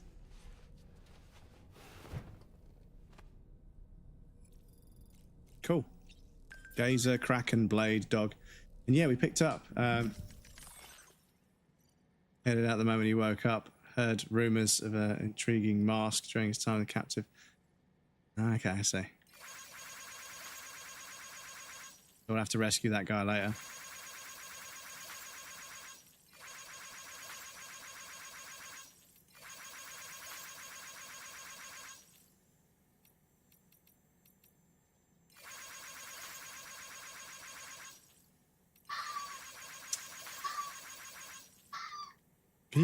Can you guys hear that? Just walking around my car park, shrieking. I guess I'll have to have the window closed tonight. I've got any snoozes left. Okay. Right, let me just smash some likes on there. Cool. Right, let me get a save down there. Like that. Cool. And yes, we will call it there, unfortunately, chat. Oh, I get that. Go back to the title screen there. I'll jump you guys over to the rating screen. We have got an ad break coming, but don't worry. I'll be here when you guys get back. And I can turn the PlayStation off from here, can't I? Right. But yes, thank you all so much for being here, dudes. I appreciate you guys so much. You diehards that are here, even on the quiet nights when there isn't as much going on. I really appreciate you guys, honestly. Thank you for all stopping by and hanging out. Oh, thank you for the conversations and the company and the jokes and the energy and stuff. I apologize if the ads are going to start in a second. I'm going to be deciding who to raid, so you guys won't miss too much. I'm normally going to have a bit of a fucking nightmare trying to figure out who I'm going to raid. But yes, let me see who is on. Let's see who we've got. Who have we got doing the video games right now? Death Stranding 2 on the beach. Death Stranding 2 on the beach. There's a bunch of people I don't know, so I don't trust them with you guys. You guys are too precious to me, so I'm going to raid somebody I know. So, who have we got? Who have we got? Bloodborne Hitless, Counter-Strike. Roblox, Dark Souls 2, Lies of P, Still Wakes the Deep, Factorio, Dead by Daylight, Night Rain. I'm really burned out on Night Rain, though. I can't do it. I can't do it. We've got a very cool creator who's loads of fun, and they're playing Claire Obscure Expedition 33. So we should go solo to this, but I don't often get a chance to raid them. They're usually on at a very different time, but they're in cosplay. They have a glorious moustache and a beautiful, warm, broadcasty voice. I'm sure you guys will have a great time over there. Super funny. It's quite a bit. It's a big community. It is a big community, but I'm sure you guys will have a great time over there. He's a good lad. He's a fucking good lad. I've hung out in his stream a bunch of times. So let me go over here, make sure I've got my own raid message before I forget. We've got all the socials there, so if you guys want to grab the socials links, follow on Discord, all that sort of jazz. Thanks for the stream. Glad to see you. Bye bye, Brez. Thank you guys for being here. I appreciate you guys so much. I'll get the raid started in here in just a minute, but I'll wait for the ad to finish first. But yes, thank you all so much for being here, dudes. I really appreciate you guys, honestly. On the quiet nights, when there's a few less people here, we can have much more sort of in-depth conversations, which is kind of nice because it's kind of like I say, I love streaming, so it doesn't need to be a bunch of people. I don't need hundreds of people. I could just have a conversation with like 2 people for like 5 hours, you know, if they want to, or more people can show up and we can go from there. But anyway, hang on. Sorry, excuse me. I don't know if the stream just completely shat itself there for a second. I'll get a clip. I just turned my TV off, so. But yes, we're going to go raid V-Swed. V-Swed's super funny. Great community. Loads and loads of good jokes going on over there. Loads and loads of good stuff. Plays all kinds of games. But yeah, playing Expedition 33. Looks like they're quite early on. But yes, I'm sure you'll have a great time over there. I wouldn't raid you guys somewhere where I wasn't confident. But yes, thank you guys for being here. I'll be back on Wednesday, 5 p.m. UK time, for more of Death Stranding, of course. I did not alert to play on my laptop and 2 more tabs and it dies. No, I completely understand that, Dennis. That's perfectly fine. That's perfectly fine. But yes, I'll see you guys next time. Look after yourselves. Have a great rest of your week. Make sure you get enough sleep, get enough sunshine, get enough rest, get enough exercise, get enough partying, get enough fun. Get all the good stuff. Look after yourselves. Do everything in moderation, including moderation, which means every now and again, just fucking cut loose. Just cut loose and have a bunch of fun. But yes, like I say, dudes, we're going to carry on with Death Stranding 2, even though it doesn't seem to be the most popular game to stream at the moment for me because, you know, you get buried in categories and stuff, but it doesn't really matter. I'm going to play the game anyway. I'm definitely going to play the game. And yeah, I'm having loads of fun building roads and everything else like that. But yeah, that cutscene being at night, if there's a way you could see that cutscene during the day, I wish it would have changed the time of day when we started the mission. And then the time of day doesn't change until you get there and you get to see it during the day, because it looked really cinematic, but I couldn't fully see what was going on, unfortunately. But maybe it has to happen at night. I'm not sure. But yes, the outbreak's going to finish up in a second so we can welcome everyone back. But yes, thank you guys for being here. Much love. I'll see you guys next time. Right, let me get the race started here. And then go back over here so I can see you guys. But yes, thank you all so much, dudes. Look after yourselves. As I said, we're going to go see V-Swed. They're playing Clair Obscura Expedition 33. Sorry, I'm stalling quite a bit. I'm waiting for the ad to finish. It's a bit awkward. I'm waiting for the ad break to finish. Why is my screen going black? What is going on? Both my screens just went blank. Excuse me. Right, apologies all. But yes, I'm going to get the race started, and then we'll jump over there in a second. But yes, thank you all so much. I'll see you guys next time. Thank you guys for waiting for the ad break. I tried to snooze it, but it didn't work. But yes, thank you guys for being here. I'll see you guys next time. Much love.